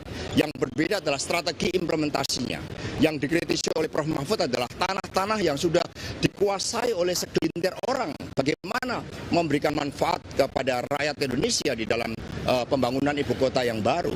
Kemudian strategi untuk mendorong investasi bukan dengan mengorbankan kedaulatan kita, tetapi dengan suatu konsepsi yang menyeluruh, yang terintegrasi tentang arah pembangunan masa depan yang dimulai dari laut, menempatkan maritim. Itu yang menjadi ciri unggul dari Ganjar Prof. Mahfud, menempatkan kesadaran kita sebagai negara kepulauan terbesar, negara maritim, dan ini tidak disinggung oleh Pak Prabowo dan Gibran yang lebih berfokus pada daratan. Mas, strategi Mas Gibran juga lagi disorot dengan cara seperti meremehkan lawan lain dengan cara pertanyaannya agak sedikit sulit dan melakukan dengan singkatan-singkatan yang sepertinya tidak dikuasai oleh Pak Maruf Amin, Pak Caimin dan ya sebenarnya kalau mau punya niat demikian tadi sedikit pernyataan dari Pak Hasto ya. Sempat kita wawancara tadi bagaimana kesiapannya yang sudah dilakukan oleh Pak Mahfud ya. Dalam debat kali ini. Ya, tentu saja meskipun memiliki keahlian yang mumpuni di bidang hukum, tapi tetap ekonomi bisa menjawab itu masalah-masalah ekonomi. bagian dari keseharian keilmuan Pak Mahfud MD. Benar. Begitu. Iya, nah kita sesaat lagi juga akan melihat dan memberikan kesempatan buat kita semua kawan-kawan media untuk bertanya langsung kepada Capres dan Cawapres terkait dengan pelaksanaan debat Cawapres kedua pada malam hari ini. Dan jadi kita melihat juga para pasangan calon ini sudah keluar, dan ini kita lihat Prabowo Gibran juga sudah bersiap untuk menempati tempat konferensi pers yang telah disediakan. Kita akan saksikan bersama konferensi pers yang akan diberikan para pasangan calon Capres dan Cawapres 2024 ini. Baik. Mas Gibran, di mana Mas Gibran? Baik. Mas Gibran.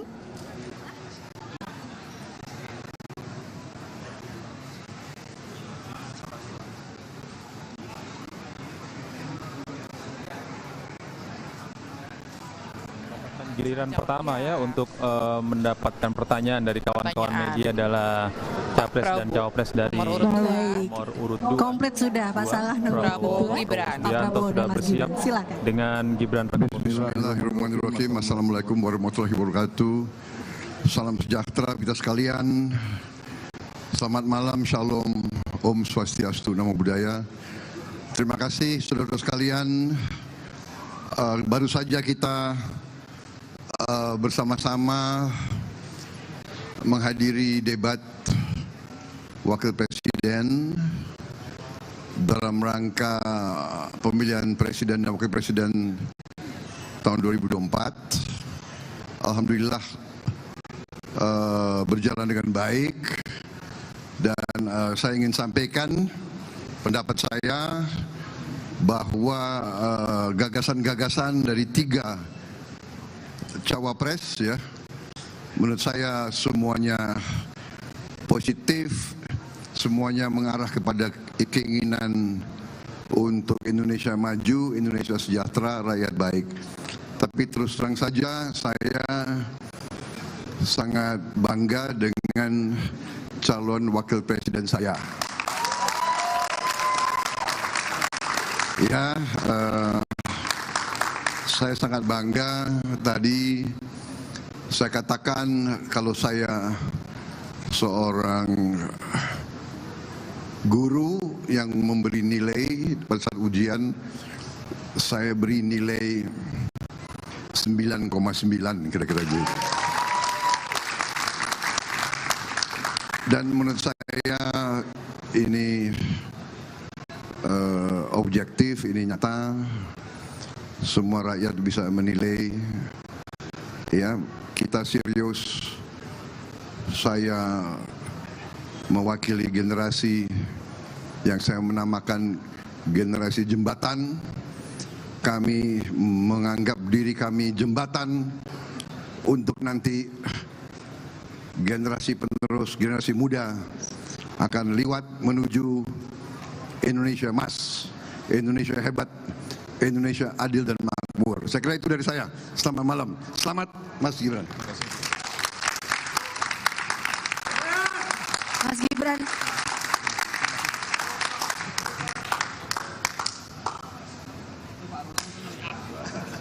Baik, Mas Gibran dan Pak Prabowo. Iya, Tentu saja rekan-rekan media ingin bertanya langsung ke Pak Prabowo gitu ya, menyikapi apa yang sudah disampaikan oleh cawapresnya Gibran Raka Buming Raka. Tadi dikasih nilai 9,9. Ini Almost langsung perfect. dan langsung disambut senyuman gitu ya sama Gibran. Tapi kalau ada yang lucu gede, kita tidak melihat goyangan atau joget dari Pak Prabowo kali ini gitu ya. Jadi kita nunggu nih. Iya, jadi kita nunggu, tapi sayangnya sudah selesai, dan nantinya kita juga masih menunggu 2 pasangan calon lainnya, yaitu ada pasangan nomor 1 dan juga pasangan nomor 3. Sepertinya tidak sesuai dengan apa yang kita harapkan tadi, yang rencananya cawapres maksud kami akan menjawab pertanyaan dari kawan-kawan media, tapi nantinya mungkin yang menjawab pertanyaan kami adalah dari tim pemenangan. Ya. Kita simak kembali keterangan dari tim pemenangan.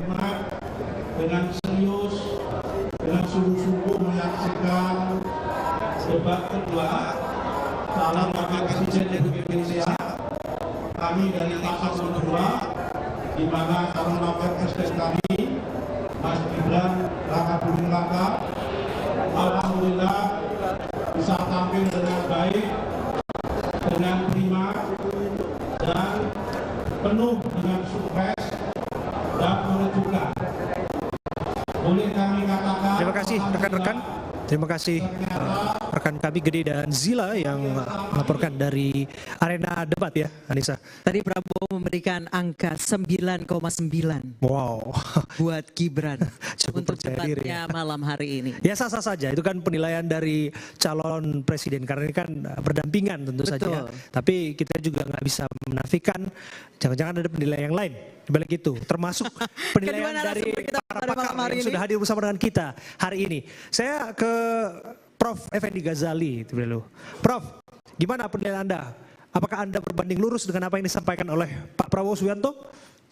Iya, sebelumnya klarifikasi, soalnya debat ini penuh dengan klarifikasi. Saya tuh guru besarnya di luar negeri, nanti daripada nanti dibilang, wah ini di dalam negeri, enggak, saya di luar negeri ya, sampai Desember 2023. Mungkin diperpanjang sudah itu. Baik, langsung masuk soal nilai. Jadi kalau ini secara, saya akan selalu bersama dengan teman-teman komunikolog memberikan penilaian tuh setelah debat. Saya mau bilang begini, yang pertama teori kita bahwa mereka memang dalam konteks ini teman-teman konsultannya Pak Gibran itu meletakkan pada posisi yang relatif rendah. Ada yang tadi Dhanil mengatakan underdog mentality, sebetulnya bukan mental itu, underdog position lah gitu ya, yang diperpose demikian rupa sehingga hari ini terlihat lebih dari yang diharapkan ya. Sebaliknya pada hari ini saya ingin mengatakan Muhaimin dan Gus Imin, Caimin dan Prof Mahfud tidak terlalu menonjol. Jadi kalau pada secara kualitatif saya mau mengatakan malam ini bagi orang yang meletakkan Mas Gibran itu pada posisi biasa-biasa saja atau kurang sebelumnya, tentu ini naik. Nanti kita coba sampai ke angka 9,9 itu misalnya.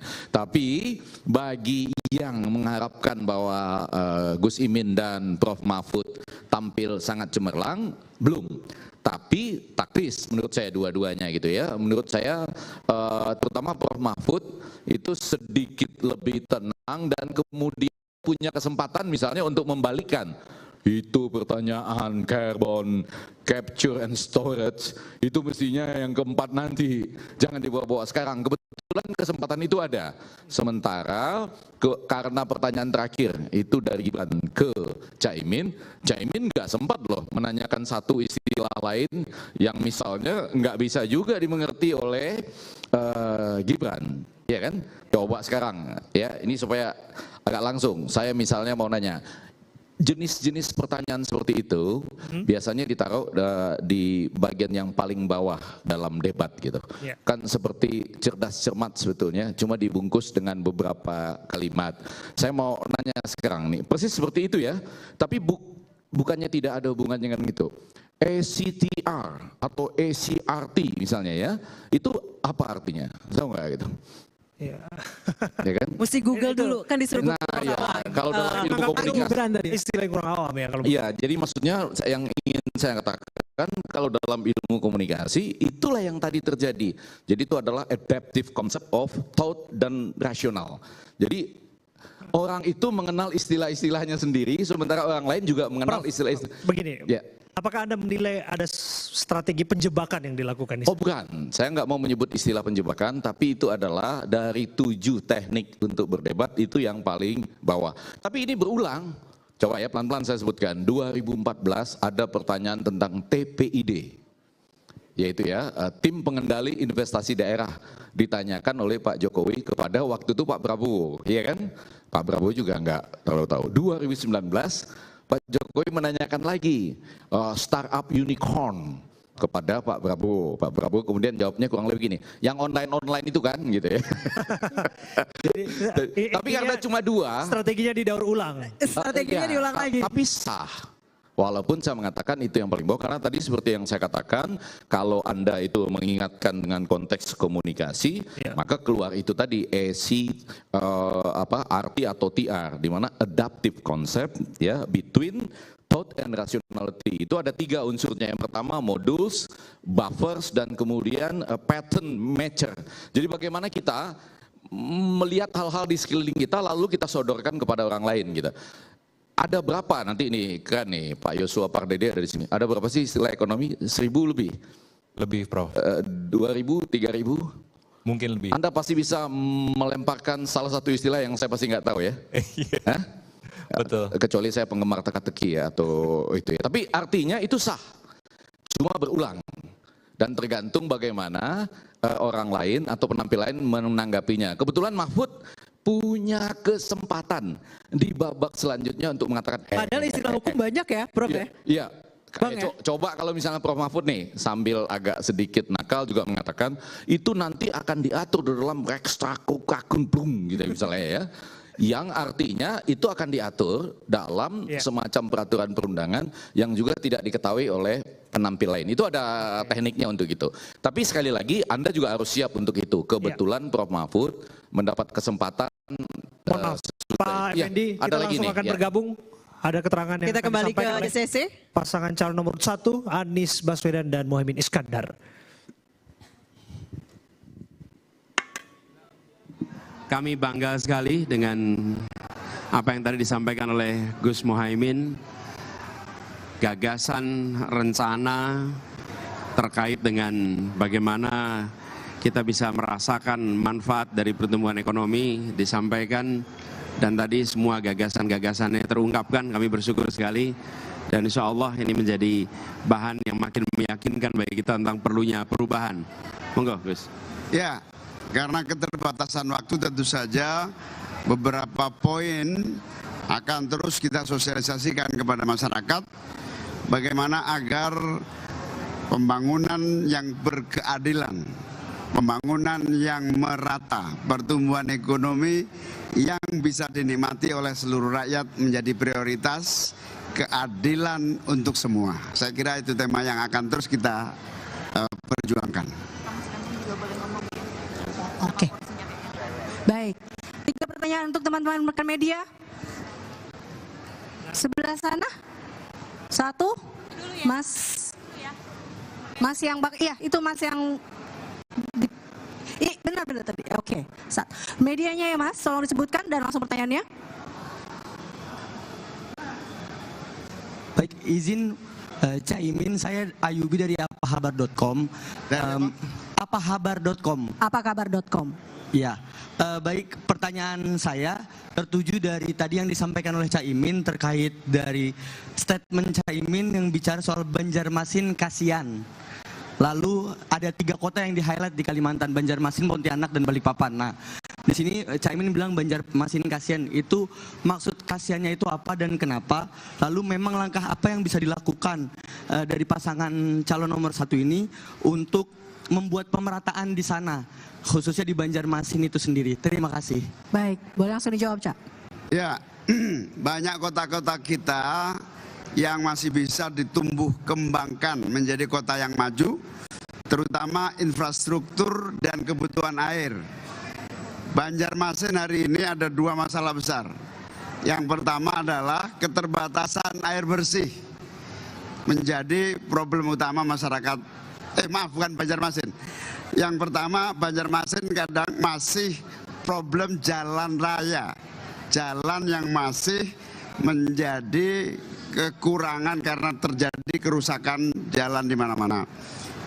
Yang kedua, Pontianak APBD-nya hanya 1 triliun. Bayangkan kalau kita bisa tambah sehingga aspek pembangunan pemerataan itu terjadi. Yang ketiga tadi apa? Lupa saya. Balikpapan ini hari ini listrik juga sangat kesulitan. Jalan masih banyak yang rusak dan juga air bersih menjadi problem utamanya. Karena itu prioritas pembangunan yang harus kita lakukan adalah pemerataan. Anggaran ini diprioritaskan kepada pembangunan kota-kota sehingga tumbuh menjadi lebih cepat maju. Baik, cukup. Kita berikan ke rekan-rekan media sebelah sini. Tidak ada? Oke, Mas yang di belakang sana. Nanti baru yang cek joket coklat.